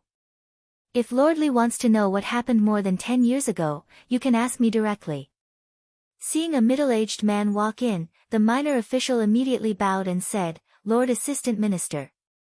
Li Mu looked at the man, his eyes slightly focused, and said calmly, Assistant Minister Chen. Li Mu and this left Assistant Minister of the Ministry of Personnel had quite a bit of enmity between them. The wife of the county magistrate of Yang County, who was killed by Xiao Yu, was this person's sister. At that time, the enmity between him and Li Mu had already been formed. After that, Li Mu came to the divine capital and scolded this person in the imperial court. He didn't leave him any face, and this caused the enmity between them to deepen. The assistant minister of the Ministry of Personnel said slowly, more than 10 years ago, there was an official in the Ministry of Personnel who colluded with the enemy and committed treason. He was exposed by the other officials in the Ministry of Personnel. Later, that official's entire family was executed. The other officials in the Ministry of Personnel were all promoted and placed in important positions. The officials who died were all promoted during that period. It was obvious that they were retaliated against by the remnants of the guilty officials' party. However, the honored masters of the Department of Offerings have already gone to Yantai County.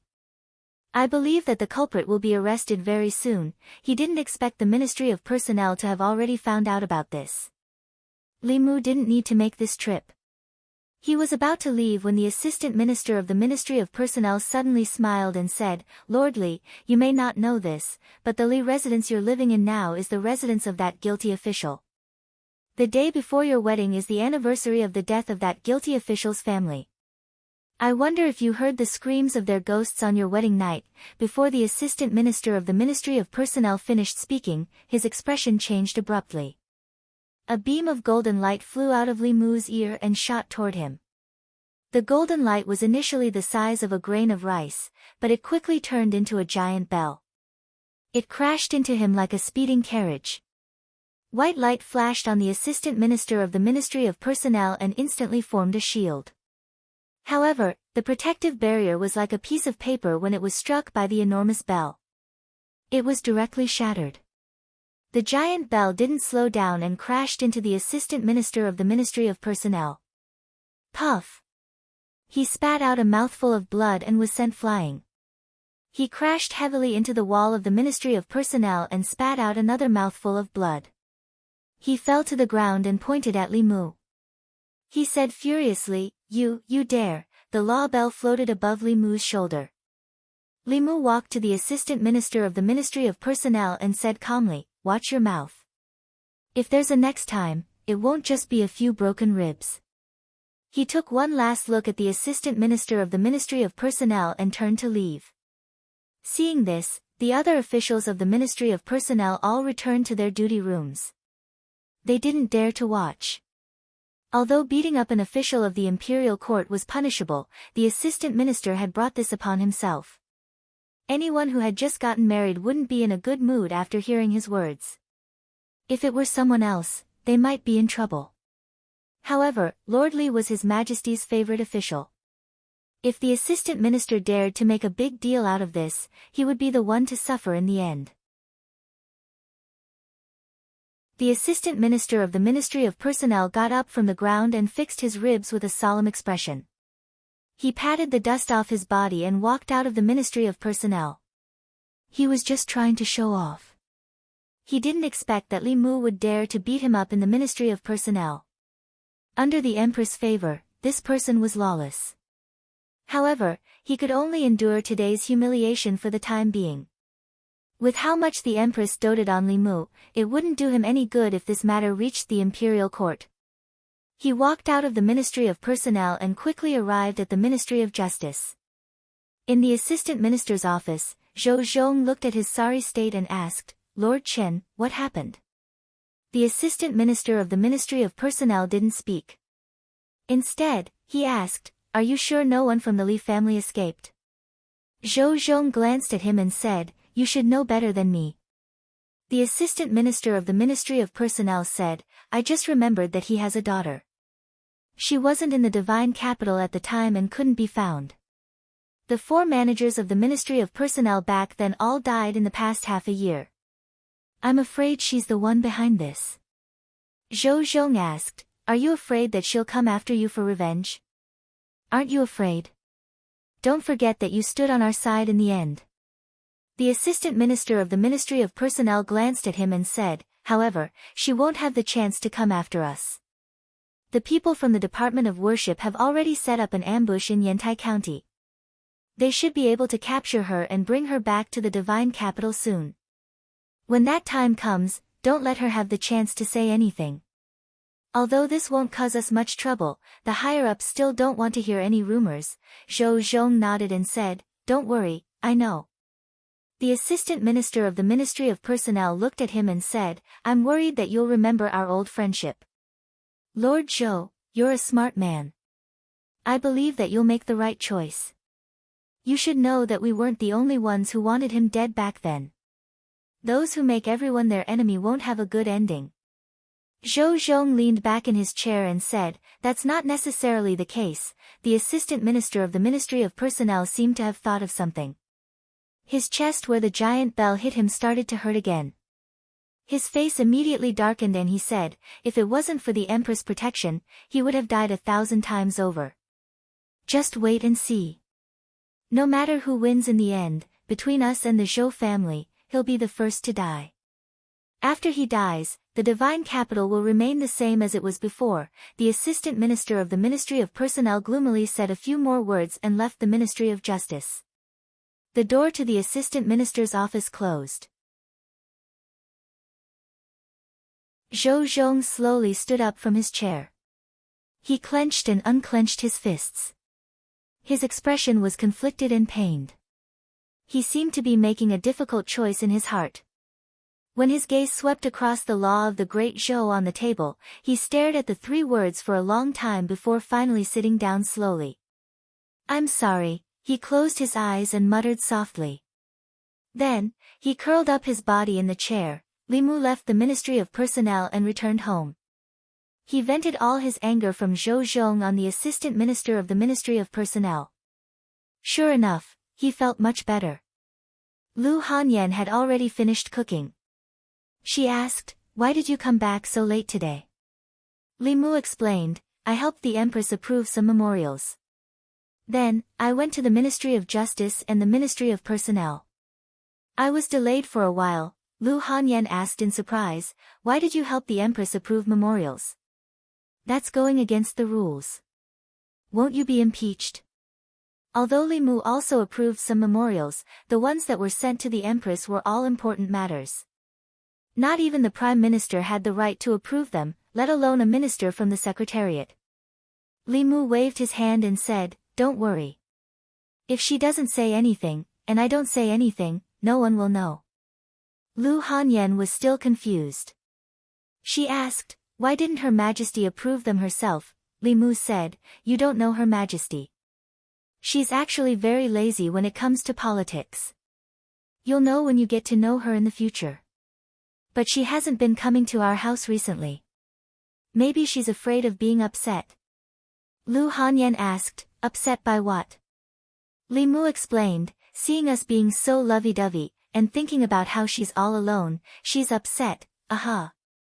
Mr. May stood at the door of the Li Manor with a box of food in his hand. He snorted loudly. Li Mu's expression changed instantly. He smiled and said, Sister May, you're just in time. Do you want to sit down and eat together? Mr. May was here to deliver the box of food. He handed it to Li Mu and glared at him. No need.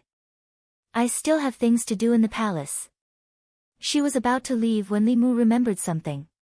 He ran out of the door and said, Sister May, wait. Mr. May turned around and asked, what's the matter?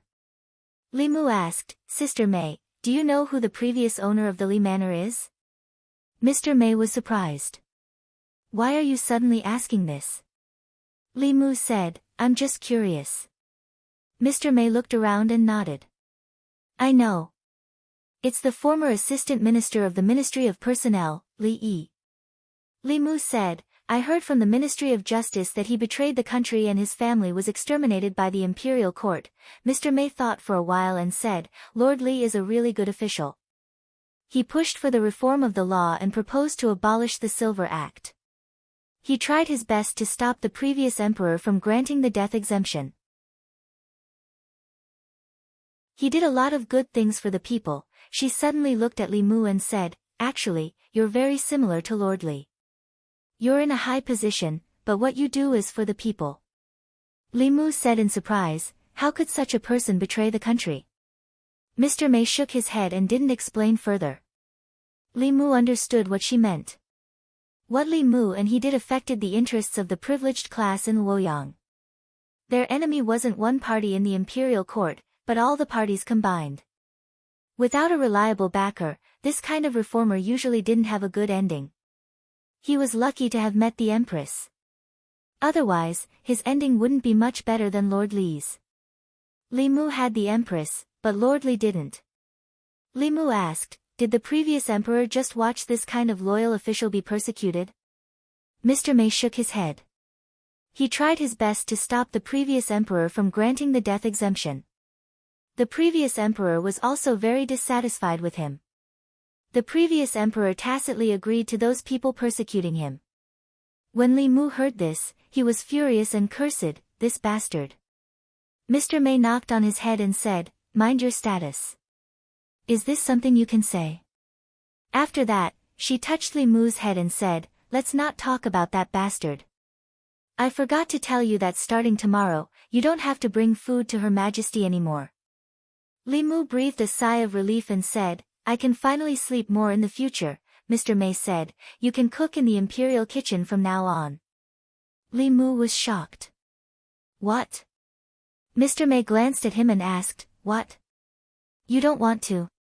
Did you forget what you said to Her Majesty before? You're willing to go through fire and water for her. Now you don't want to cook a few dishes for her. Were you lying to Her Majesty before? Li Mu looked at Mr. May blankly. Mr. May stared at him and asked, why are you looking at me? Li Mu murmured, why do you speak so much like Her Majesty? As a friend, I have to remind you that Her Majesty is different from you. At your age, you should be down-to-earth, considerate, and sensible. If you still play the little girl game, you might not be able to get married in this lifetime. Mr. May asked, what's different about Her Majesty? Li Mu looked around and whispered, you still have a chance to get married, but Her Majesty doesn't. Even if she wants to marry, no one dares to marry her. It's more likely that she marries someone else. For Mr. May, Li Mu felt like a younger brother who had a family and saw that no one wanted his older sister. She wasn't in a hurry, and Li Mu was worried for her too. He had to let her know her place. Her age was comparable to two 18-year-old girls. If she couldn't recognize herself, she might still be alone when she was 80. For this reason, Li Mu even criticized the Empress behind her back again. However, he trusted Mr. May a lot. At most, she would give Li Mu a slap on the head, but she wouldn't complain to the Empress. Li Mu's trust in Mr. May completely collapsed when he slept next to Lu Hanyan at night and saw the Empress waiting for him with a whip in her dream.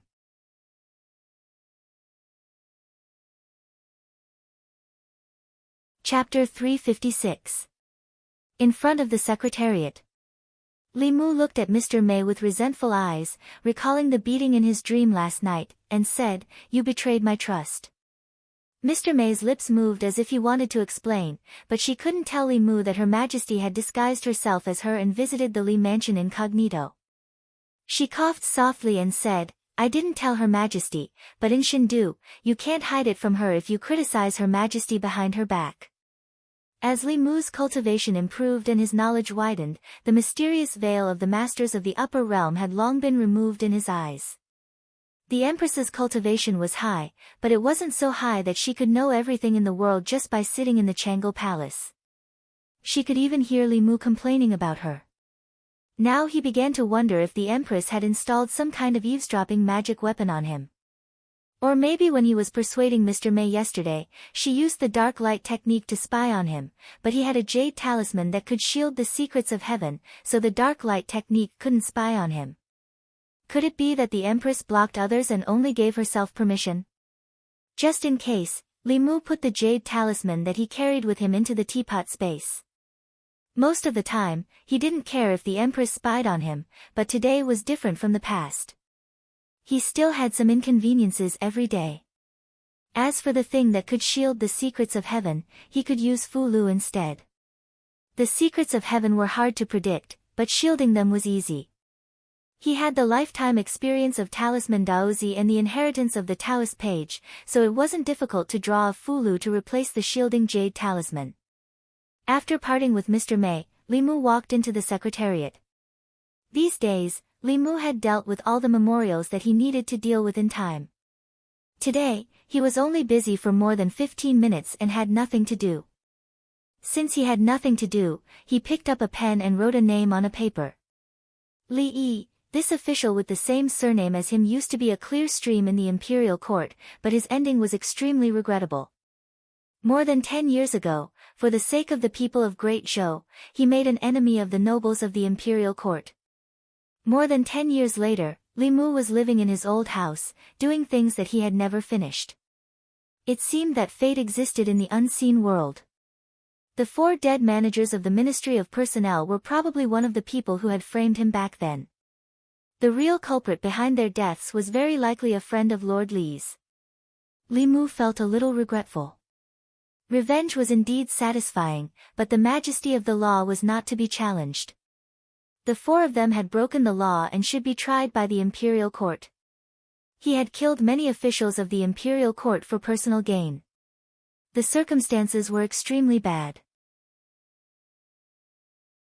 No matter what the reason was, he would not be able to escape death. At this point, Li Mu could not save him, but he wanted to do something for him, for the hero who had died in vain.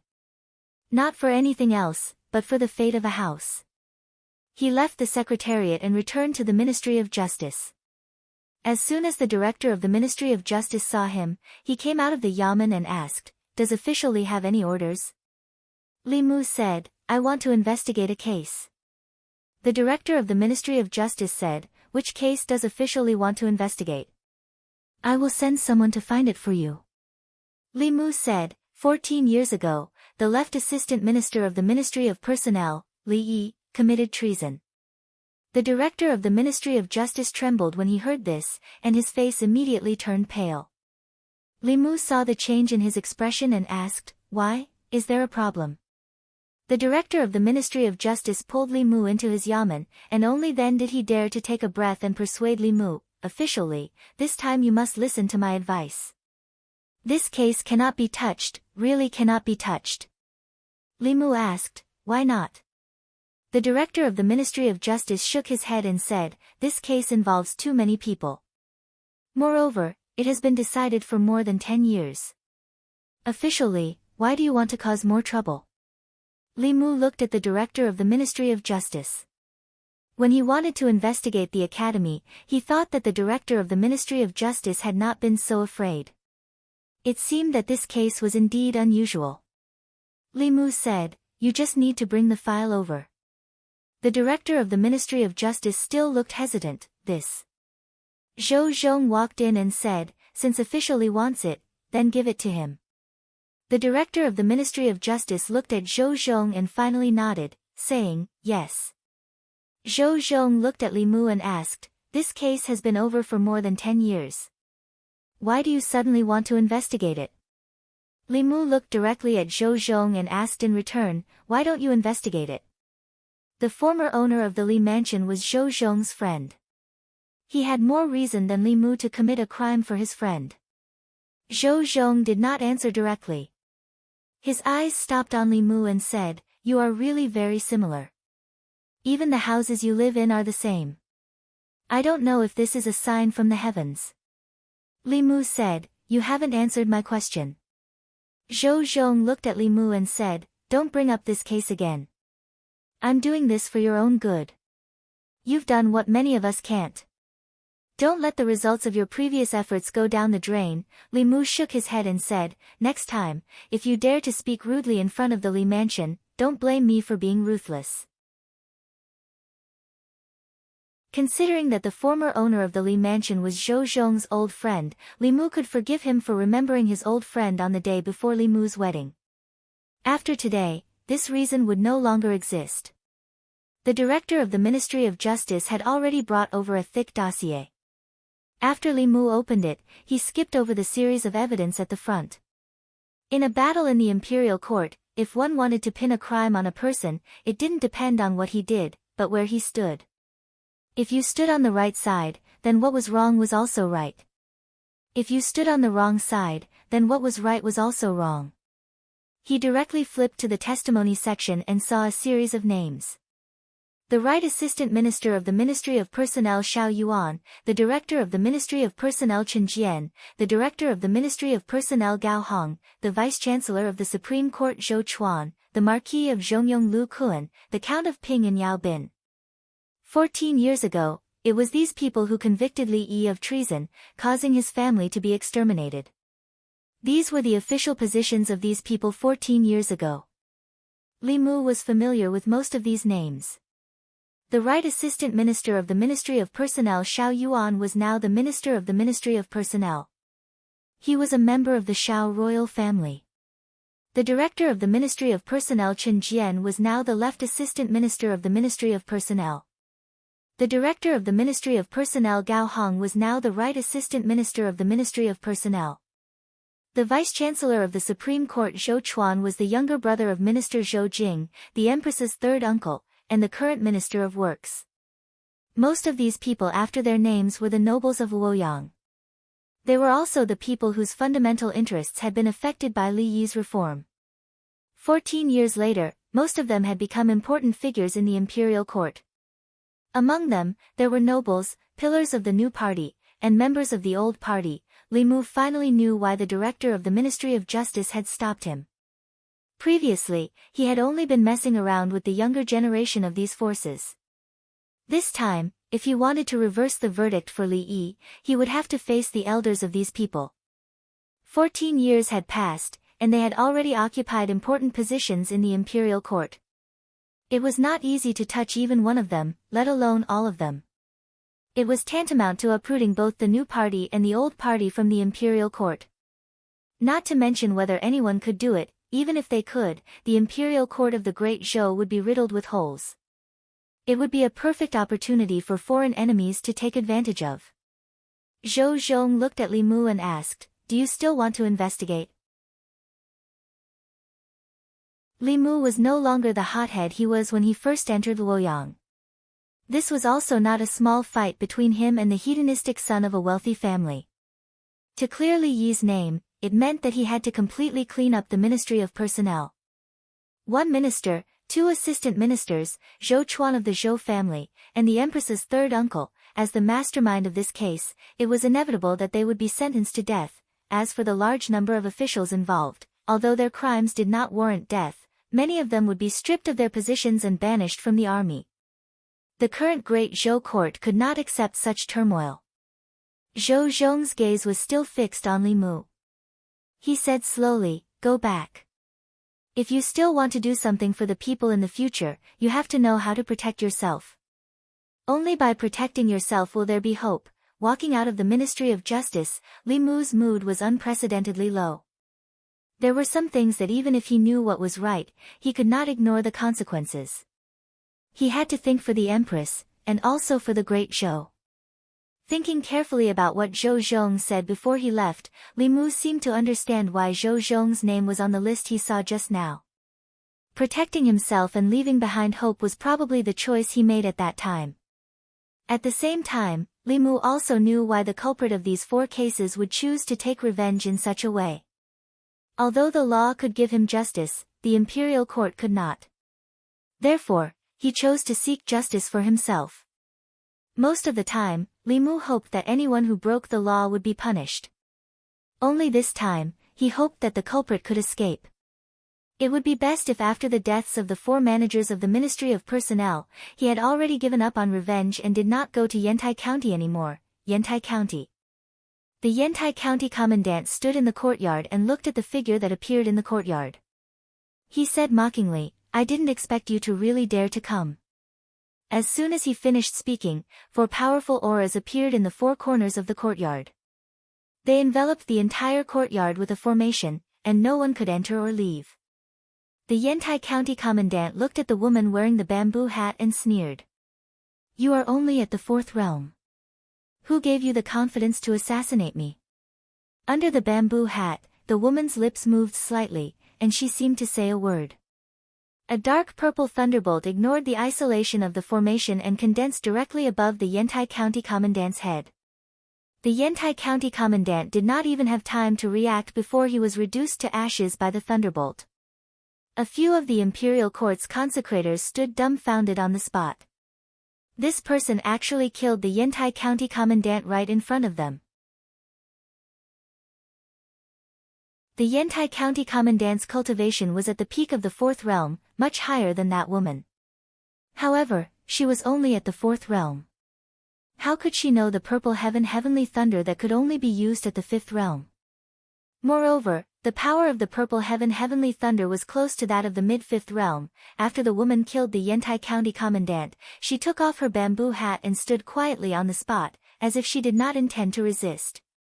One of the consecrators frowned. She wants to die. They had set up an ambush here, but she still killed the Yantai County commandant right in front of them. Another consecrator flew into a rage out of humiliation. He formed a hand seal and gritted his teeth. If you want to die, I'll fulfill your wish. Stop. A consecrator beside him stopped him and said, our duty is only to capture her. Don't do anything unnecessary. Bring her back to the divine capital, and the imperial court will deal with her. The woman looked at them and said, I won't go back to the divine capital with you. Kill me now. One of the consecrators looked at her coldly and said, that's not up to you. With the crimes you've committed, it would be too easy for you to die just like that. Clang. A shiny sword appeared in the woman's hand, and she stabbed it at the consecrator. The consecrator easily caught the sword with 2 fingers and sneered.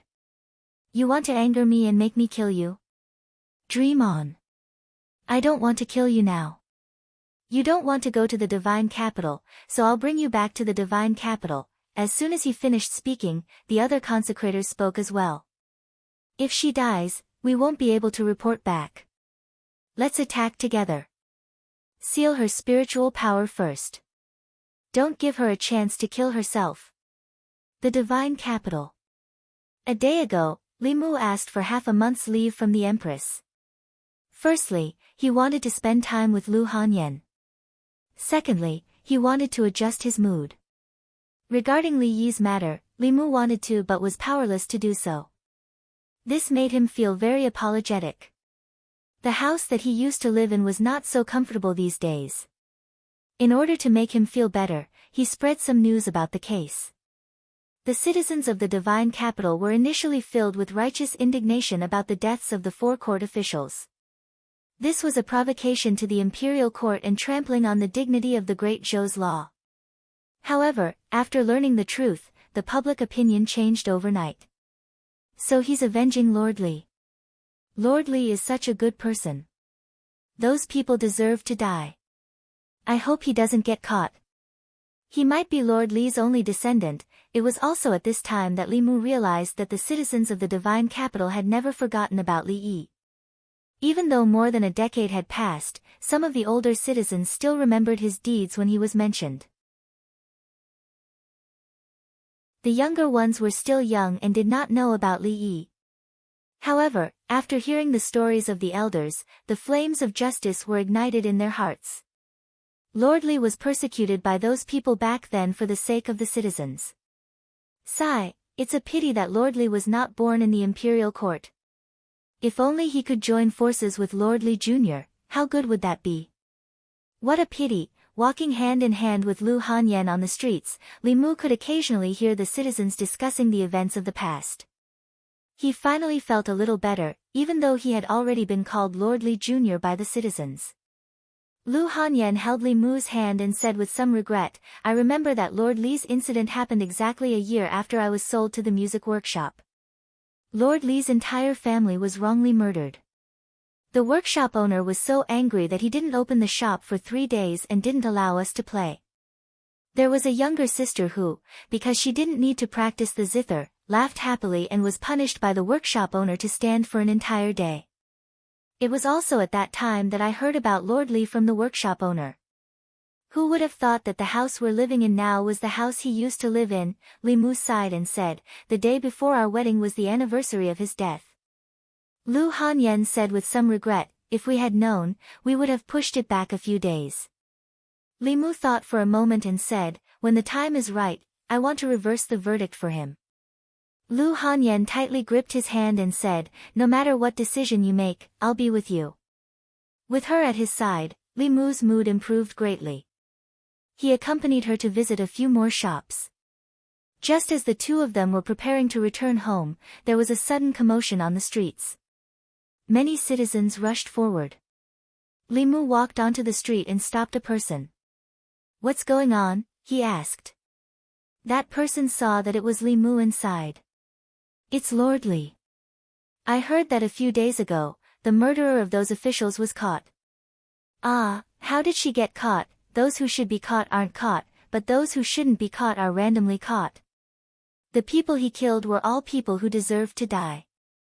The imperial court didn't distinguish between right and wrong. The common people's thoughts were often very simple. They did not understand the law, and most of them would only judge a matter based on the morals in their hearts. Their thoughts were often not in line with the law, but they were in line with the most simple understanding of things as an ordinary person. Lu Hanyan walked out and held Li Mu's hand.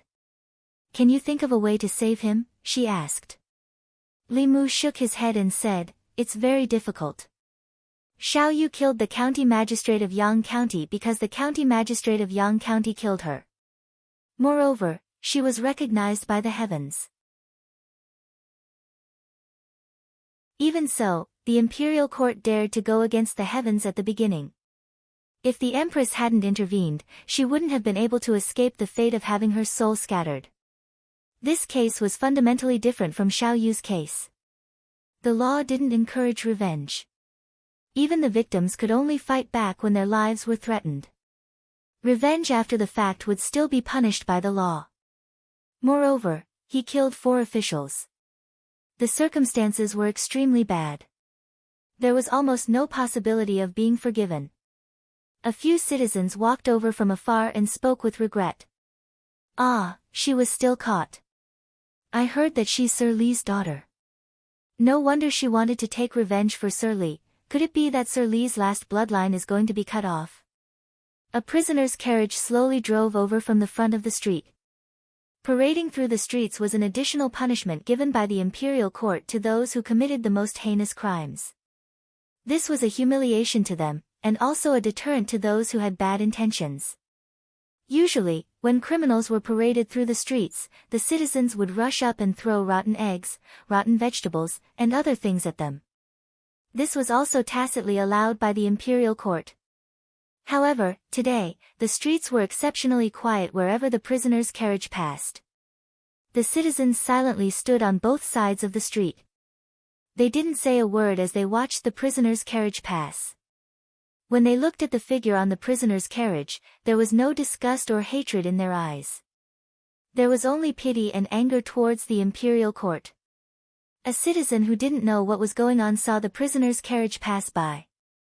He quickly ran home and took out a rotten egg that he always kept at home. Just as he was about to throw it, he was seen by a sharp-eyed man. He kicked him to the ground and asked with red eyes, "What the F***ck are you doing?" The person who was pressed to the ground had a puzzled expression. "I'm going to throw a rotten egg." "Why aren't you prepared at all?" the man said angrily. "That's Sir Li's child. I told you to throw it, I told you to throw it. If you don't eat this egg today, I'll beat you to death." Just as the person was about to resist, the rotten egg in his hand was snatched and stuffed into his mouth. Ugh! An unbearable stench filled his mouth and nose.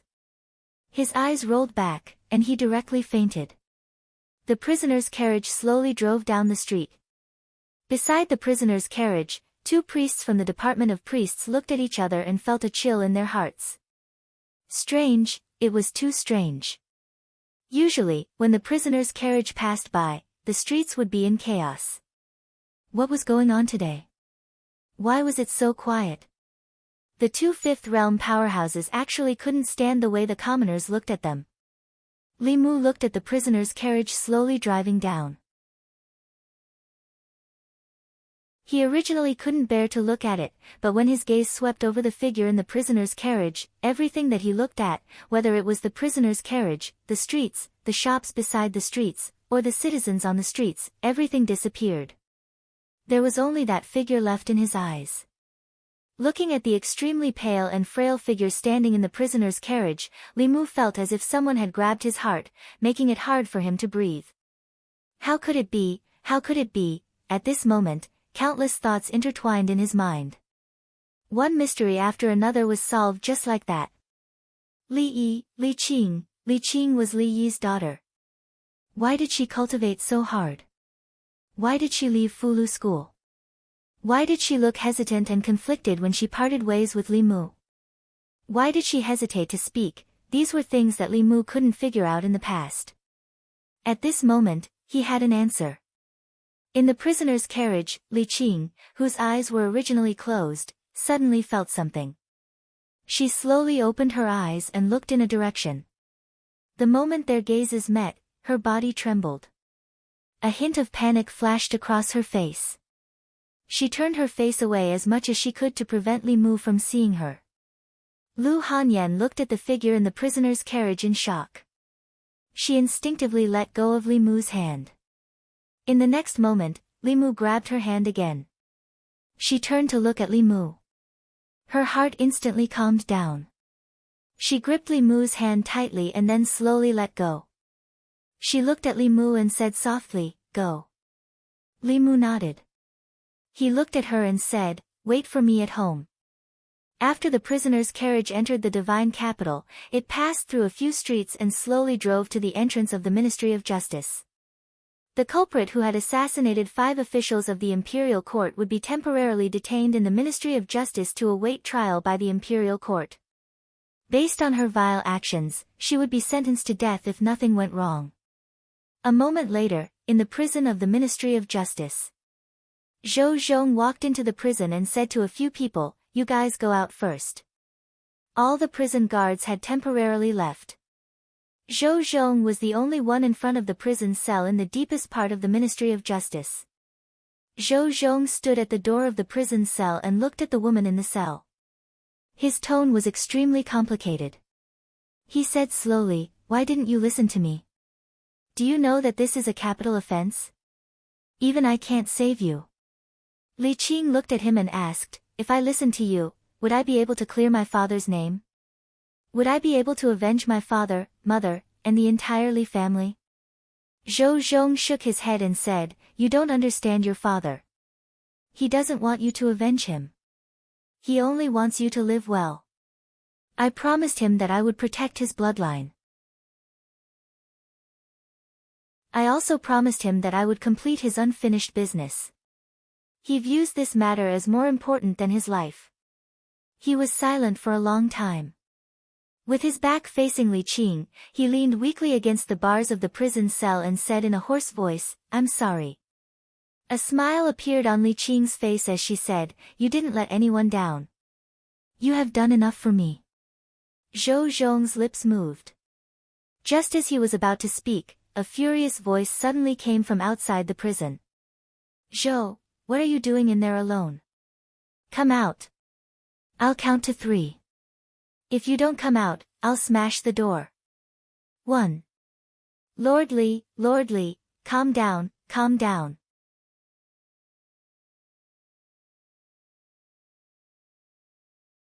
Chapter 357. Li Mu counted 1, and the law bell grew louder as if it was about to strike. The door of the prison opened from the inside and Zhou Zhong walked out. He said in a low voice, "What do you want?"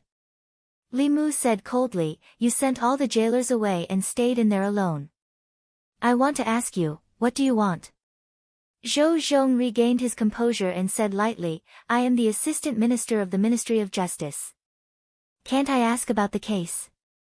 Why do I have to send everyone away if I want to ask about the case?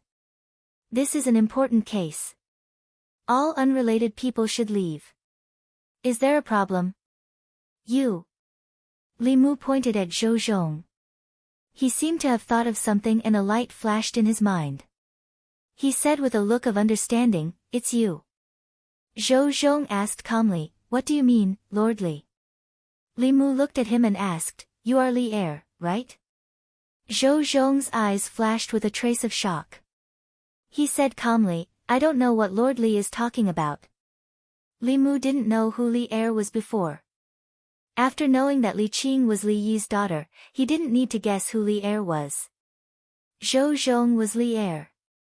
Zhou Zhong was the one who won the Talisman Dao trial and sent Li Qing to the Fulu school. No wonder Li Mu had never seen the heaven-grade Fulu on his desk. Zhou Zhong himself was a rare Talisman Dao genius, but he never showed it. In this case, the Ministry of Justice didn't investigate the deaths of the Anyang County Magistrate and the Tianhe County Deputy because Zhou Zhong didn't forget about them. At that time, he knew that these two cases were done by Li Qing and deliberately suppressed them. The mysteries in Li Mu's heart were solved one by one. However, Zhou Zhong's heart was filled with confusion. Why did Li Mu come here? How did he know about his other identity? What was the relationship between him and Li Qing? Li Mu was so anxious that he didn't want to waste time talking nonsense with Zhou Zhong. He said, "Let me in." Zhou Zhong was still puzzled. He stood in front of Li Mu and shook his head. "She is a wanted criminal of the imperial court," he said. "Visiting the prison is forbidden." Li Mu's face darkened as he said, "Get out of the way, or I won't be polite." Zhou Zhong's expression was calm as he asked, "How impolite are you, Lord Li?" Li Mu looked at Zhou Zhong and said, "You forced me to do this." He took out the spirit conch and sent a voice transmission, "Your Majesty." A moment later, Li Mu handed the spirit snail to Zhou Zhong. After Zhou Zhong took it, he heard the voice coming from the spirit conch. He said respectfully to the spirit conch, "Yes, I understand. I will do as you command." He returned the spirit snail to Li Mu and quietly stepped aside. Li Mu walked into the prison. Zhou Zhong was about to follow him in when Li Mu turned around and said, "Close the door. Don't let anyone in, including you." Zhou Zhong frowned and was about to speak when Li Mu took out the spirit conch again and asked, "Do you want His Majesty to talk to you directly?" Zhou Zhong didn't speak again. He closed the door and slowly walked to the assistant minister's office. He looked up and saw the door of the assistant minister's office was closed. Inside the assistant minister's office, Zhou Zhong extended his hand and flicked out a ray of white light. An image appeared in the air. It was the scene in the prison of the Ministry of Justice. However, as soon as the image appeared, it blurred and nothing could be seen. The heavenly mystery has been blocked. Zhou Zhong's face showed a hint of impatience. He anxiously paced around the office. At the same time, in the prison of the Ministry of Justice, Li Mu had already walked to the deepest part of the prison. The aura he was so familiar with was in the cell around the corner. Li Mu was only one step away from her. It had been a very, very long time since he had been so close to her. Li Mu stood around the corner for a while before slowly taking that step. In the cell, Li Qing bent her knees and leaned against the wall. She raised her head and looked at the door of the cell. A faint smile appeared on her lips and she said, "I thought I wouldn't have the chance to personally congratulate you." Li Mu looked at her and asked, "You already know?" Li Qing hugged her knees and said, "The fireworks that night were very beautiful." Li Mu thought of the inexplicable throbbing in his heart that day. He said, "Sorry, I didn't know the Li estate was your previous home." If he knew the Li estate was her previous home and that the day before their wedding was the anniversary of her family's death, Li Mu would have asked the Empress for a new estate and chosen a new date to hold the wedding. He simply couldn't imagine how Li Qing felt that night. Li Qing shook her head and said, "It doesn't matter. I heard from the people of Luoyang that you did a lot of good things for the people. I'm very happy that you can live in the Li estate. If father knew, he would be happy too." Li Mu took out a piece of fulu and walked through the cell door. He sat down next to Li Qing.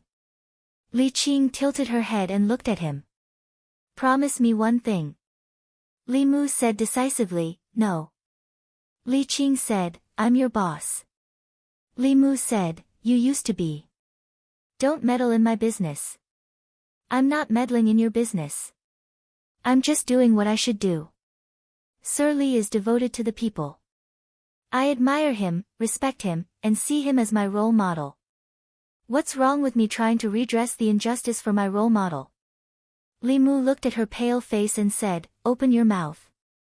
Li Qing turned her head and said, "Leave. Don't come back." Li Mu pinched her chin and put a pill into her mouth. Her mana was sealed. Li Mu couldn't undo the seal for the time being. He could only use the pill bestowed by the Empress to heal her. Li Qing's lips moved. Li Mu said first, "You know me. Once I've decided on something, no one can change it. Even if the Heavenly Emperor came, I would still meddle in this matter." Li Qing turned her head. There was a trace of sobbing in her voice. "Who am I to you? What right do you have to meddle in my affairs? You are my boss." Li Mu looked at her and said, "Before, it was you who protected me. Now, it is my turn to protect you." Li Qing grabbed Li Mu's hand tightly. "You can't win against them. Father can't win against them. You can't win against them either. Plus, I can't turn back anymore." Li Mu held her hand and said, "Trust me. I will think of a way to get you out first." Li Qing shook her head and said, "You have already made many enemies in the divine capital. This will become evidence and evidence for them to attack you." Li Mu said, "I will have the Fulu school step in." Li Qing said sadly, "I am no longer a disciple of the Fulu school." Li Mu extended his hand. There was a flash of white light in his palm. A talisman appeared in his hand. He placed the talisman in Li Qing's hand and said, "Now you are again." Li Qing held the talisman and looked at him. Li Mu smiled and said, "I won it in passing when I participated in the Talisman Dao trial. I thought you would need it in the future. I just didn't expect it to be so soon, Sir Li, it's time." Zhou Zhong's voice came from outside. Li Mu stood up and took a deep breath. He looked at Li Qing and said, "Recover well. Don't worry about anything else. I will take care of everything." He walked out of the cell and looked deeply at Li Qing. Then he strode out of the prison. Zhou Zhong stood outside the prison. He looked at Li Mu and asked, "You know her?" Li Mu did not answer. He said, "What do you plan to do?" Zhou Zhong was silent for a moment and said, "Assassinate 5 court officials. According to the law, don't have * king talk to me about the law. Is there any law in the divine capital?"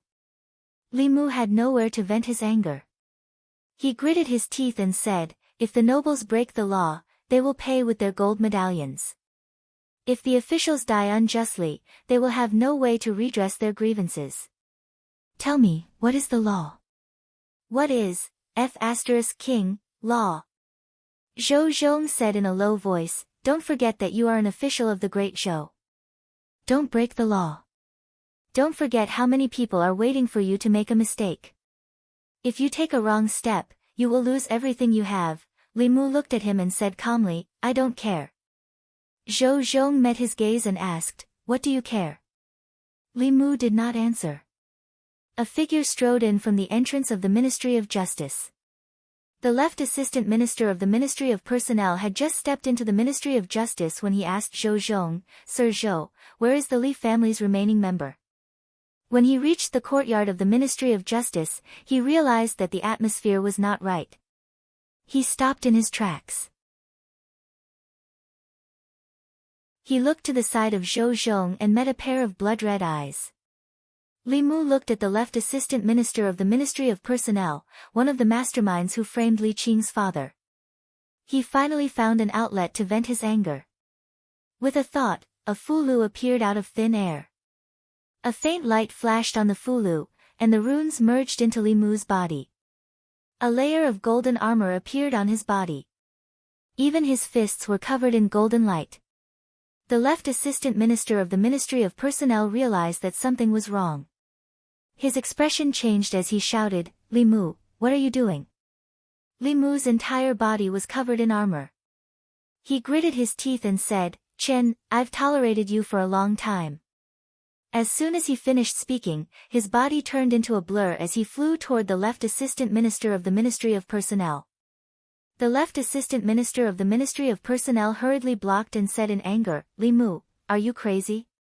"I am crazy, but it's all your fault. The humiliation you gave me that day caused me to develop an inner demon. What enmity do you have with me? How dare you frame me like this?